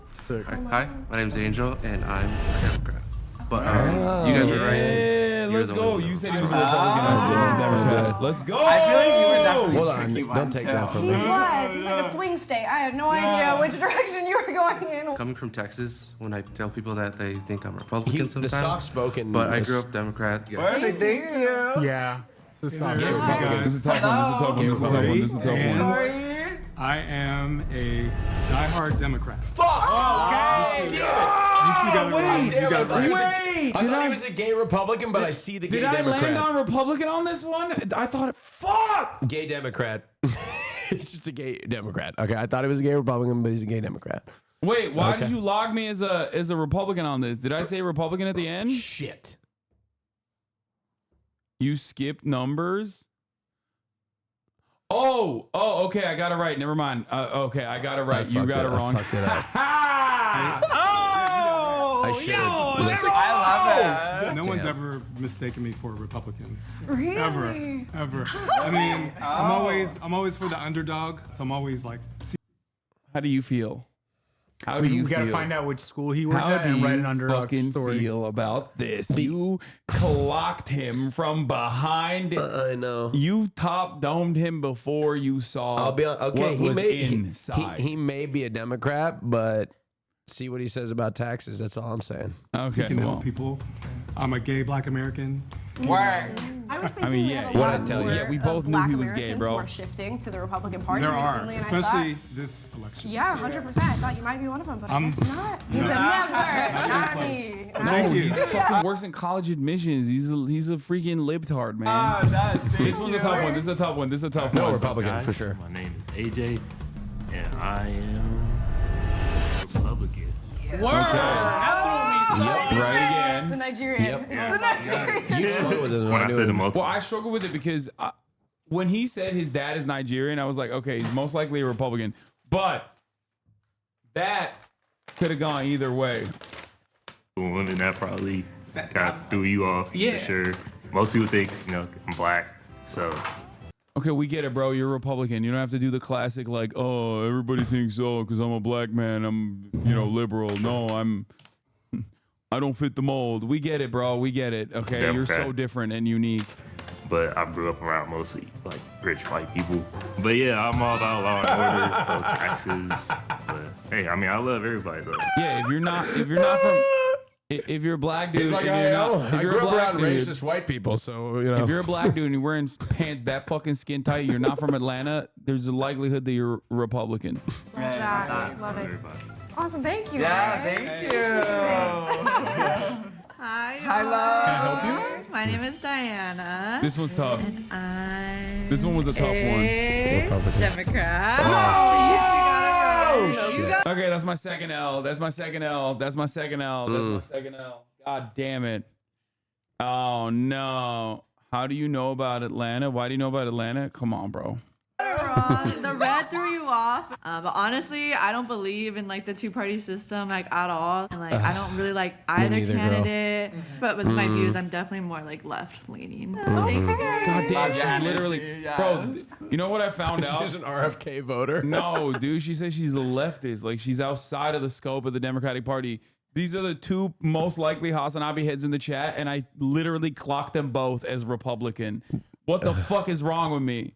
This guy is giving me. He's definitely a Republican. There's no doubt. And I'm a Republican. Yeah, of course he is. Yeah, we got it. Yeah, Come on, move along. at the bar. The wildest thing is that I didn't even know that this was an American flag. A lot of versions of unit bars all around the country. So yeah, thank you. Oh my God, you killed it. First time you touched a woman's hand right now. I'm George. I am right as rain. Yeah. Clocked it, Austin. You're wrong. No, I knew it. You're wrong. After he talked, I knew it. Okay. I was wrong. I thought it was I tried to profile him. I'm shocked that you're shocked. Your last straw was you asked me if I would go to the Pride Parade. Yeah. He wanted to call him the Yeah. He did. There you go. He said he wouldn't go to the Pride Parade. He's like, I don't want to be around your kind. Yeah, literally. The thing is that's kind of a narrow question because I wouldn't really go to any parade. I don't go to any rallies, any parades, anything like that. I'm kind of a homebody, so if my wife and kids aren't going, I'm not. Awesome. Thank you so much. What if your wife and kids want to go to the Pride Parade? I was about to say, what if your kids are gay? Right. Hi, I'm Abra. I still think. Wait, didn't I say this guy might be Democrat? You said this guy's a Republican? No, I think we said this guy might be a Democrat. And Did I land on Republican on this? Oh. Wait. No, we thought he was a Democrat because it was. No, I said. Wait, I thought I said lib. No, because we.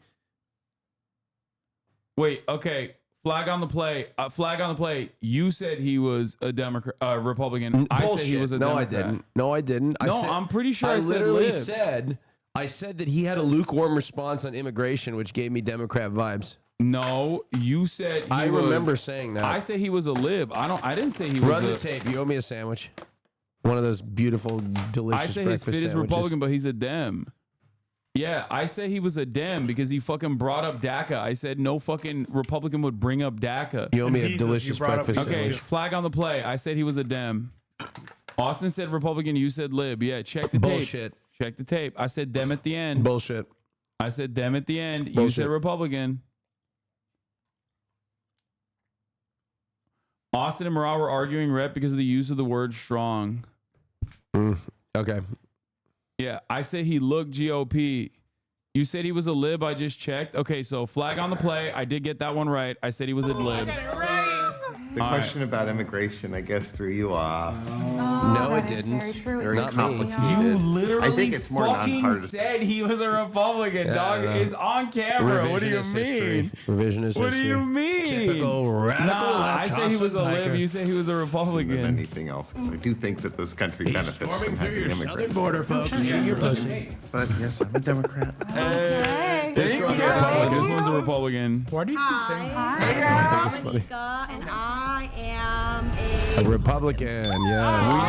Nobody's shocked.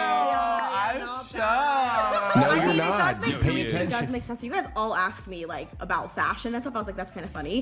But your reasoning was that like conservatives would cover up more. Yeah. I'm like, okay, that does make sense. Okay. So I guess like that's the only thing that I'm not really like conservative about. Yeah, she's like, I dress like a harlot, but she doesn't even. No. She is pretty covered But up. politically, for sure. She's I like- do she's feel just like there's a showing lot of legs. opportunity here in America. Yeah. My family's from Vietnam, so Yeah. it's not like we came here with money or anything like that. But I just believe that everyone kind of should work for like hard for themselves and not just be like Yeah, we depending on get it, other bro. people You don't have to help them justify get it. to where they're at. If that makes sense. Yeah. Totally. But it was so nice to meet you guys. Good to meet you. Hi, I'm Lupe, and I'm Republican. I'm a Republican.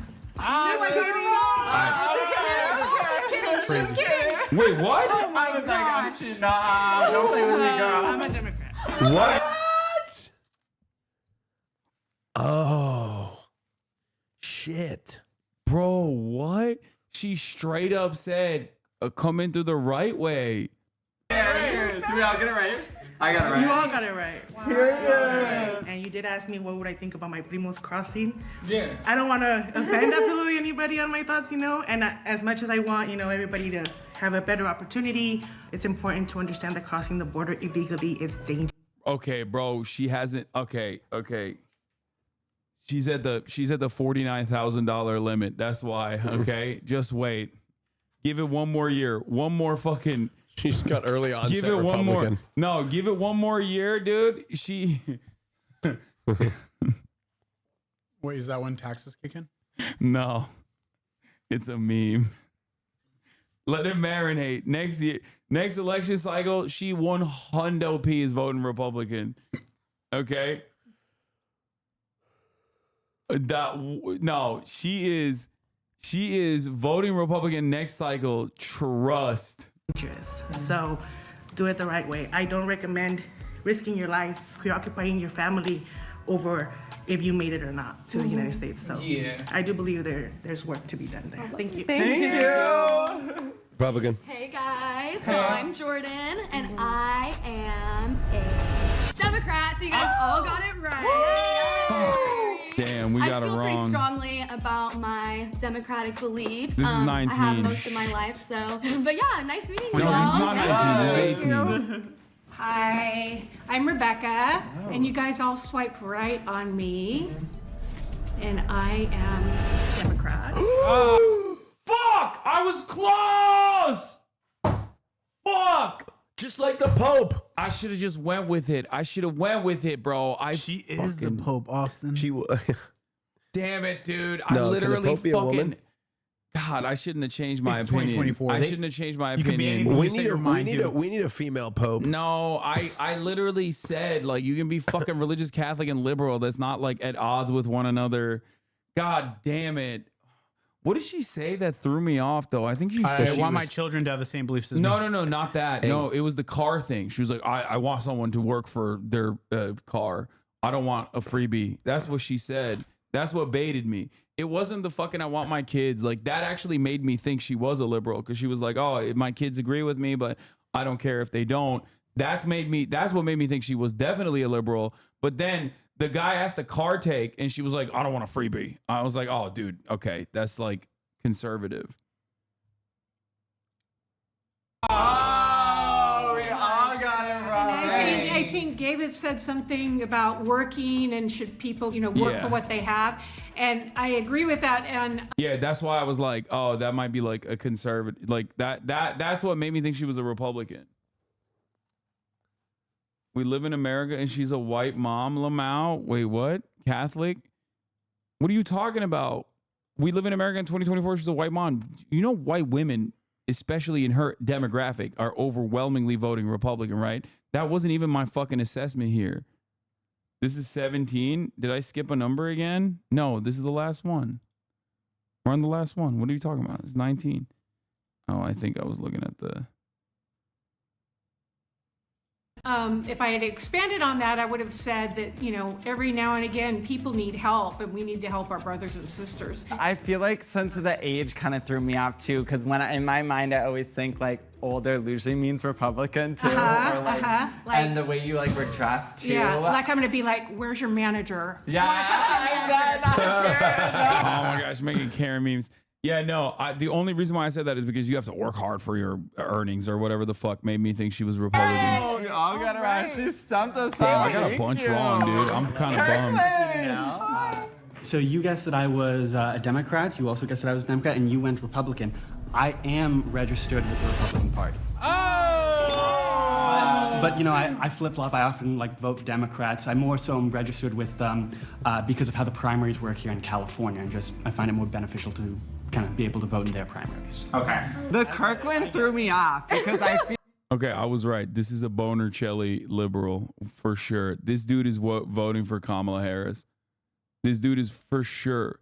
He is like the arch liberal. You're not a Republican, dog. What are you talking about? You're the most liberal person on the fucking planet. He votes in Republican primaries for sport. Yeah, you're literally more liberal than everyone else combined. Like, no, HasanAbi head 100%. What I would do. Like, he y'all are just votes for crazy, bro. He is not a HasanAbi head. No shot. This dude is like a deep in the pocket. I feel like if they want to save money, they buy in bulk. It's giving very liberal to me, and like the fashion is like giving like liberal. Yeah. Like, Dude, Yeah, what not is, even what how is this California- philosophy that like only Democrats shop at Costco? I feel like Costco is like a very like Republican. If anything, bro, Republicans love Costco. If anything, Big Homie was a fucking HasanAbi head, and then he no longer is a HasanAbi head anymore because of October 7. He's like, man, this guy really changed. He loves terrorism type shit. Like it's outdoors. Republicans love Costco, specifically like buying in excess, buying in bulk. Wow. With their trucks, pickup trucks. Shockers for I sure. am for sure shocked. How we feeling, guys? How do we think we did? How do we do? About as expected, I think. Yeah. I'm kind of shocked I got any right because it's just so hard to figure out in the moment. All right, we've tallied up your swipes, and I have a friend who has the exact political brain rot, registered New Jersey Republican, absolutely 100% on the Biden train, and now Kamala. Yeah, that dude is a fucking arch liberal. I don't know why he said he's a Republican just because he's registered as a Republican. last place with 60% accuracy is Andrew. Oh my gosh. He put up his hand in cheer. How much? What was my accuracy? I did fucking I think poorly. you're number I'm one. kind of bummed. I got like 3 wrong or 4 wrong, which is really fucked up. We might be right where we need to be. I don't know, man. At spot number 2 with 65% accuracy is Gabe. Okay. I was right. Yes. Ladies take the number 1. I'm thinking 65%. So in first place I don't with like liberals, I don't think. 75% is Amala. Is this what I looked like to you for so many years? What? Like in terms of like being a liberal? What, like the gay guy? No, he'll like, yeah. There's more to his personality than being gay. Hasan. No, yeah, it's being liberal. Is what I'm saying. He was like, didn't he just be like, yes, way funny. You conservative, but she's a woman. Yes, women in first place. I mean, you do still do that. But she's a Republic. Like it's a bro. You still do that. PragerU is vile. Okay, you still kind of do that, but yes. If she was a Republican, I have the sense if you she do was, that, but you don't do it in like the gay way. yeah, but I do it in like now. I do it ironically. He's so passionate about this topic, he threw his phone away. I'm not considering. You have to understand. I do the lib shit ironically now because I think it's funny. Sometimes you know when I'm doing it ironically. Sometimes you do it ironically. Other times, sometimes you're not doing it ironically. Like when I text you. Yeah, when you're like, I'm freaking out about Kamala Harris's chances. I know when Hasan, when I come up with like a super liberal take, he'll stop responding to me. For a similar thing, they were just trying to like. I'm still dealing with I had a this friend little- that got in a lot of trouble for a similar thing. They were just trying to like explain that like the situation of like 9/11 was bad and it was phrased poorly and taken out of context. So I do get what you're saying. It's not even that it's phrased poorly. It's just people want to hear what they want. They see and hear what they want. They don't care to even make context of it. So You know, I had a friend that got in a lot of trouble for a similar thing. They were just trying to like explain. Yeah, George Santos agrees with my 9/11 take. Let's go. Isn't George Santos the guy who like lied about everything? Yeah. And he's dog shit at Fortnite. Connor, peak cinema. Congratulations to Connor Eats Pants. Can we get He George fucking Santos killed on our it. podcast? No. I don't want to have him on the podcast. All right. Doesn't this show maybe conservatives and Democrats aren't that different? Neek Skit, your fucking trolling has gotten boring. I'm not gonna lie.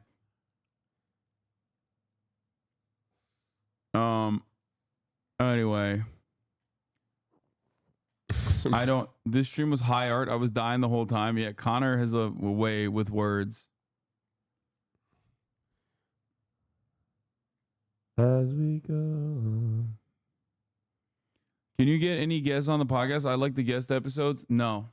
No, it's only us forever. You will get no fucking guests. You will get no and guests. You will like it. You will like it. You will like us. Men. Another man episode. The one HasanAbi and Austin fan. Have you seen this? Come here, babe. Come sit next to me. Come and take your drawers out. I stole your. I saw this. I stole him from you. I literally saw this. Damn, you on the edge. How'd you feel? It was like, you know what? Hey, you know, I look at you, I say that's an attractive man. And look, there's enough room in this person's heart for two, I guess. Edge of the bed. You about to fall off. I guess he got bored. So you aren't a hole for Austin? He show? is a liar, as you say? Well, absolutely. Why did you work for him? Savannah, slow down. Wait, what? What? He's still a hole for you too, he says. Yeah, okay. Sorry, Hasan, but you can't replace the original. That's what he said. Yeah, Why do sorry. people keep commenting men? There's millions out there like that, I'm sure. Click the video on the right with Dean in it. What do you say, all things considered, that the Holocaust is wrong? Oh my God, bro. Look, I like Spider-Man. I like liberal Spider-Man. I'm fucking worried that he's going down a dark path here. Yeah, you know what? He's got an invite to the Royale podcast. That's fine, but dude, don't fucking spend time debating these goddamn Nazis, brother. What the fuck are you doing? Like, don't do that. Don't do that. Don't. It's just like, I think like, God, he's on a cloud high right now. I know, but I mean, he's done some really good debates and stuff. The debate lord pipeline is bad. Yeah, I agree. I agree. It's content. Debate purposes have no actual values. 1.2 million views. You're gonna keep doing it, dog? Probably. Like, I don't think these people understand that, like, when you are just breathing life back into these like dying movements. You know what I mean? When you're, oh my God, when you go and like you fucking debate these dudes, like you just literally give them clout. And if you genuinely, truly, ideologically think that it's like unacceptable to have their fucking opinions, then as long as it doesn't hit like peak terminal velocity, it's best to not even debate them. Like, there's plenty of people out there with like similar opinions to those guys that are more broad and mainstream recognized that you could just like tackle. What is this? Today with Look, if this dumbass can see this for what it is, you can too. Oh yeah. It's Liz Cheney. Your thoughts on that? Well, Liz Cheney lost for Congress. She was terrible. Liz Cheney is a stupid war hawk. All she wants to do is shoot missiles at people. I really think it hurts. I think, frankly, if Kamala, I think they hurt each other. I think they're so bad, both of them. Yeah, this is getting Nick on No Jumper for a debate to Nick getting the yay hookup for him talking to Trump. Exactly. Like, there's never a reason unless What like constituency are they going after here? What, Donald Trump? No, the Liz Cheney thing. Oh, it's fucking 8 people. Like, it's the most like 8 people focused campaign strategy of all time. Who's running that shit? Yeah, it's Liz Cheney and her immediate family, but like not even her sister, who Liz Cheney literally abandoned to take a more hardline stance than her father, Dick Cheney, on gay rights in an effort to win favor in the motherfucking Republican primaries. Ugh. You know?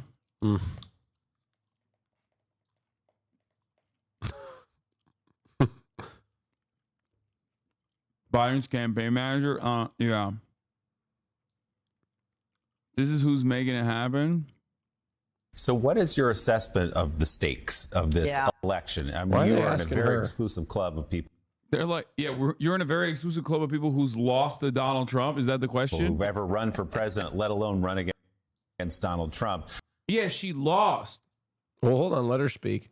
So to what extent do you offer counsel or do you speak with Kamala Harris about how to run against Donald Trump, who, as you've said, is a different candidate now, a darker candidate, arguably, than he was in 2016? That's absolutely true, Willie. You know, I've talked with Kamala a few times. I obviously talked with her before the debate because he is more incoherent.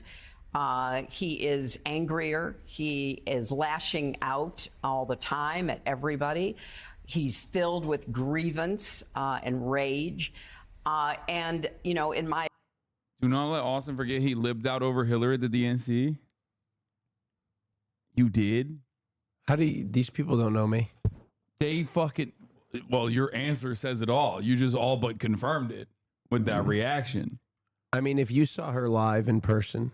Okay, it's different. It's a different experience. No, she's disgusting. It was a different experience. Acceptance speech at the convention way back in 2016, I said, you know, you can't trust somebody with nuclear weapons who you can bait with a tweet, because I saw that in him at the time. A lot of people didn't, or they gave him the benefit of the doubt, or they thought, hey, you know, we've had 2 terms of a Democrat, let's try the Republicans, for whatever reason. I understand that. But now the stakes are even higher because he has a record. We have seen him try to abuse power. We have seen him try to overturn a legitimate, free, fair election. We have watched him bungle COVID and cause unnecessary deaths and pain. So he has a record. And in addition to that, he's told us what he's going to do. He is absolutely linked to this Project 2025 and all of their dark and dystopian efforts to turn the clock back on Americans' rights and the way we live and how we, you know, look at our futures together. And he has a long rhetorical record now of making it very clear. I will never forgive Donald Trump for not locking her up after fucking saying he was going to do that. And I think Republicans are pussies for not demanding more from their candidates. Okay? He kept saying, lock her up, and then never did. Well, then he walked it back and said he never said that. Yeah, and then he fucking, now he lies. I never said that. I never did. Yeah, now he lies about it because he's such a goddamn coward. I never said lock her up. I really didn't. Clear that he would be unaccountable if he were ever near the White House again. This is like Starmer bringing out Tony Blair and praising Thatcher only appeals to weird right-wing freaks in the party. Yeah.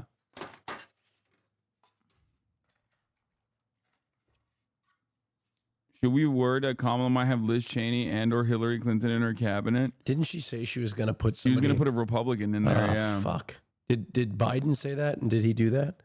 That looks so This good. moron is probably who's responsible. I'll take one roll if you wouldn't mind. That's so sweet of you. Send this man to Siberia. Just one piece. 3 weeks into tuna? her presidential run was the first time Biden's campaign pollsters, now hers, held a deep dive with Kamala Harris's inner circle to discuss what she's been saying on the stump. Over the line came a lot of praise, but some suggested tweaks. First, said veteran Democratic numbers man Jeff Guerin, summarizing their analysis. Stop saying we're not going back. It wasn't focused enough on the future, he argued. Second, lay off all the weird talk. Too negative. You know what, Hasan? You're weird. Wait, what? He said really great job They of the told government. them to back off of the weird talk? Yeah. No. Well, this is the guy, Jeff Garrett, on the Kamala Harris campaign, Oh on the my Kamala God. Harris team. We need. Oh no. Dude, these guys have the best instincts. That's why it's cool to just like keep letting Benjamin Netanyahu rain hell upon the entire region. Oh God. Surely there will be no repercussions. Meanwhile, the White House is also now trying to do regime change in Lebanon. Like, they're so... Bro, worry about your own election, dog. You're about to get cooked. Has Liz Cheney, one of the dumber people in politics, ever looked at the horrible statement she's made about lying Kamala Harris? Every view and policy is the exact opposite of what Cheney and her equally ridiculous father, who got us into the never-ending wars in the Middle East, have stated over the years. Bro, his running mate called him Hitler. I know, but it doesn't matter. It doesn't matter. Okay? Because he was groomed. He was groomed into thinking. That's true. He was groomed into thinking he's Adolf Hitler. Okay, sorry. He was just a 35-year-old man being groomed. But it's like,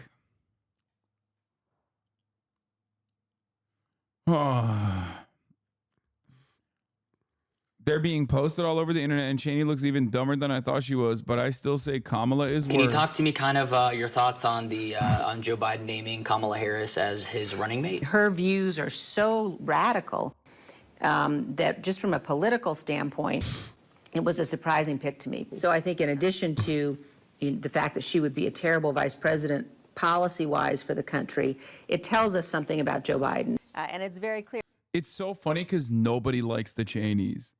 Like, Dick Cheney's approval rating on his way out by the end of his second term was 13%. Yeah. Dick Cheney is roundly despised by people who remember him. Most people don't even know who the fuck he is. Okay. But the people that do know who he is hate him. And this does not just mean Democrats. 13%? Republicans as well. Like, everybody understands what Dick Cheney did as people with at least a little bit more knowledge blame the responsibility of the Iraq war and the Afghanistan war and even maybe 9/11, depending on how far you want to go back, directly on Dick Cheney. Everybody hates George W. Bush too, but they just see him as a fucking dumbass, a lovable dumbass and a warmonger and a war criminal in his own right. But Dick Cheney is the mastermind behind the operation. So the reality of the matter is, like, he also shot his friend. Yeah, he fucking did. And then the guy apologized to him. But like, it's crazy because sorry for getting in the way. He is such an evil piece of shit. Okay? Such an evil fucking piece of shit. Litany of war crimes, actively defended torture after he got out of office, still continues to defend torture to this day. No constituency whatsoever. And Kamala Harris is like, oh, we have disagreements, but I really appreciate Dick Cheney, like, Dick Cheney endorsing me is so dumb. Especially because there is no one who this is for. Like, no one is like, oh man, Dick Cheney's voting for Kamala? Well, I guess I am too. Like, that's not a thing that people think. There's no Republican out there who thinks this way. Clear. She is a radical liberal. She's somebody that has said we ought to spend $32 trillion on Medicare for all. If you look at her record as well in California, she did, in fact, essentially ban gun sales with executive action. And she threatened during the primaries to do the same thing if she's elected, if she were elected. Like, how do you not understand Dick Cheney endorsing Kamala Harris is like a reverse endorsement? What do I mean by this? It's like all of the, oh yeah, we've watched this already.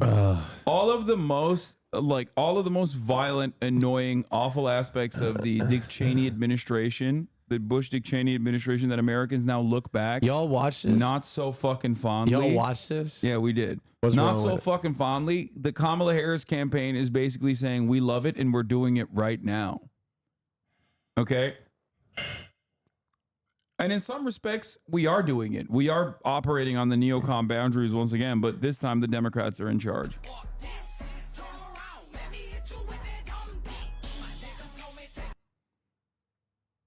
That's not as bad as my other one. You're such a good actor, dude. Thank you. No, I didn't know it was coming. Yeah. I didn't know it was coming.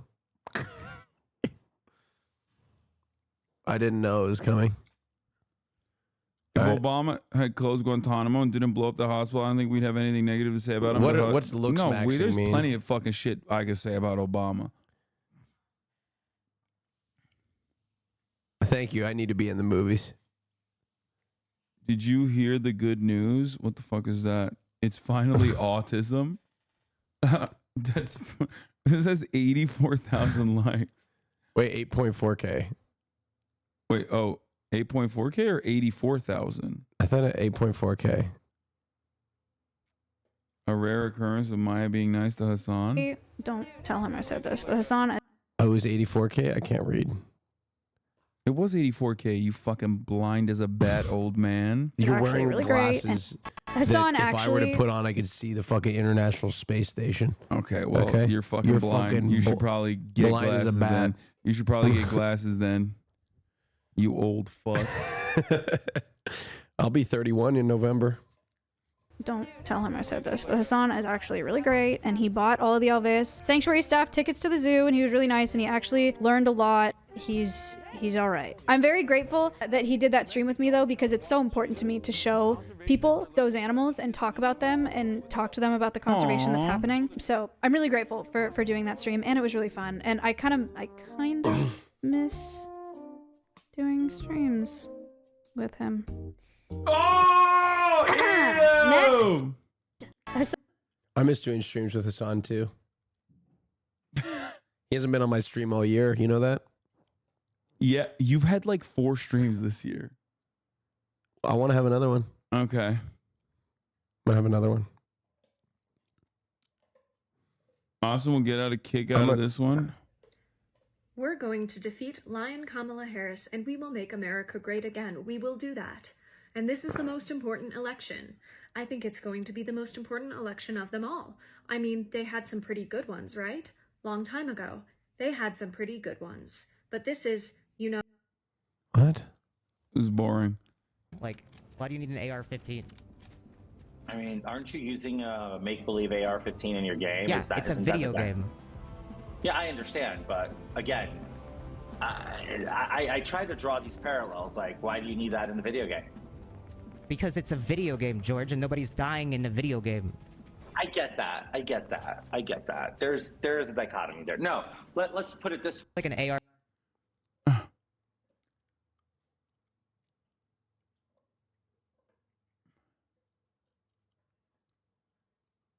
What? Look at this clip. It's pretty good. You should do this too for everybody's sake in the chat and stream. Don't give a shit about Sneeko. I don't care who he is. I just fucking hate him. He's a fucking piece of shit blight on this platform, and Dan Clancy should have never unbanned him.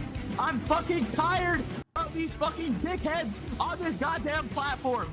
I am banning every single person that subscribed to Sneeko. If you pay him money, you don't belong here. And you Yeah, I'm not running a fucking bot to do this, but, you know, I mean, he's not wrong. Is he? So people say he's unbanned. Is he unbanned? Like, how does this work? I don't know anything about this fucking platform or what the fuck goes on, despite the fact that people think I actually am the one. Despite the fact that people think I'm the one who runs the platform. I mean, he's just like a straight up. He is a straight up Holocaust denier. What the fuck are we doing? with any other streamer that I share my ban info with. Fuck you. Go away. I will not have you in my chat. You cannot be here. You simply are not allowed in this space or any other space. I am sharing my ban info with every other streamer, and you will be locked in to your own goddamn silo in the Sneeko chat. Don't think you're going anywhere else, buddy. You fucking Nazis. You don't belong on this platform. To be honest, I mean, this dude's right. Oh shit, that's a HasanAbi head, Jason D100. Yeah, Twitch showed him to me on the first column of recommended streams earlier. I don't know what the fuck they're thinking about that. Like what kind of like positive gain do you get from unbanning a Holocaust denier? You know what I mean? Like that's insane to me. That's actually insane. I genuinely don't get it. Twitch was like, hey, here up next on the recommended, here's a fucking Nazi. Did you see this? 50K viewers right now spamming this official email for Aiden's channel. Y'all still tell me kick is chill. Yeah, I mean, I did see that. And also that is the least shocking thing of all time, because Aiden Ross was the one who had the fucking Nicholas Fuentes on. And like, there's something really funny, I guess, in a very dark way, but also something really funny about a dude who is like Haitian, who was literally begging his fans not to say he's like an animal only a week ago, sitting next to a fucking white supremacist and who is Hispanic himself, sitting next to a Jewish guy who is so stupid that he can be duped into believing the Holocaust wasn't real. Like, it's like the 7th layer of hell in terms of, like, if it didn't have any real repercussions, I would laugh about it. And it is, in some instances, kind of funny when you think about how stupid that shit is. But it's crazy. It's crazy that you got, like, a dude who's begging his fans, because they're all fucking weirdo, like, Groiper Nazis, that, like, he's not an animal and that Haitians are actually not eating fucking cats and dogs and shit. And he's sitting across from a dude who he, like, alongside a Hispanic Nazi, convincing the Jewish guy that fucking the Holocaust isn't real. What is happening?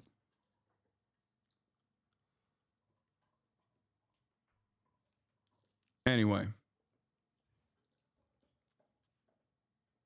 What is this? One Night at Diddy's? Please watch this. I probably am not going to watch that, man. I'm going to be honest with you. Anyway. Have you seen Sam Sulek's bulk? It's insane. I have. Let's see how shoulders look. Even with just a reasonably moderate couple sets. I can't wait to see the cut, dude. He looks so fucking he looks insane. Well, who cares how I fucking feel? Just look how they look. Oh my goodness.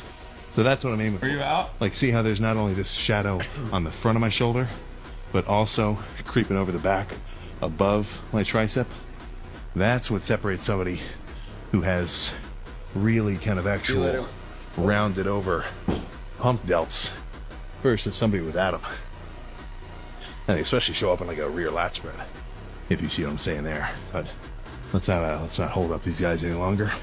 Let's Graham. Did you see Manic Mike, one of the Trend twins, in his pec tour? Wait, really?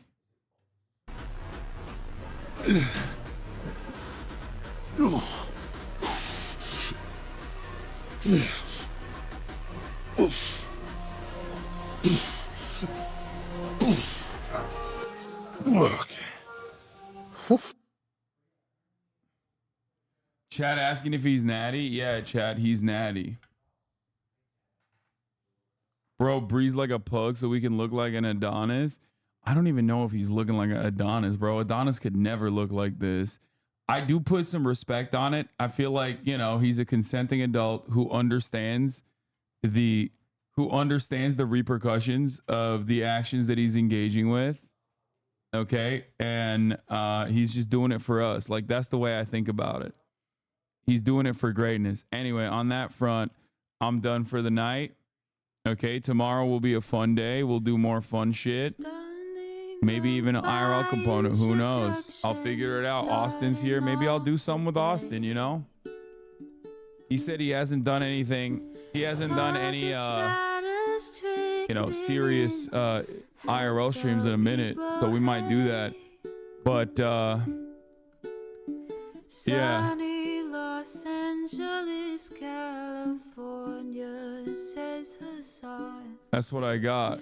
The starlight to the star. Anyway, love you all. And I will see you tomorrow. Bye, everybody. Peace. There he is again. Hasan is streaming.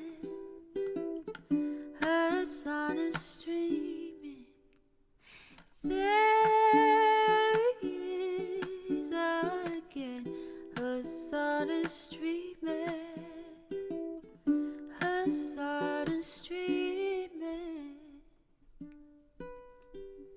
reviewing the P.O. box, Uncle Uger's face. Sat in Discord at chip prop, great names take embrace. Tiny Bernie Sanders, LGBTQ Air Force. The whole left at your fingertips, Ane at your door. H3 crowded debate, the Young Turks online show. 3 full fucking years of this, plenty more to go. 90-day fiance, talks of champagne bourgeoisie. A Trump rally live reaction, a mass riot at DC. There he is again, Hasan is streaming, Hasan is streaming. There he is again, Hasan is streaming, Hasan is streaming. Reading live stream fair comments, AustinShow chat advice, and all the ways the right-wing pipeline can suck you in online. JC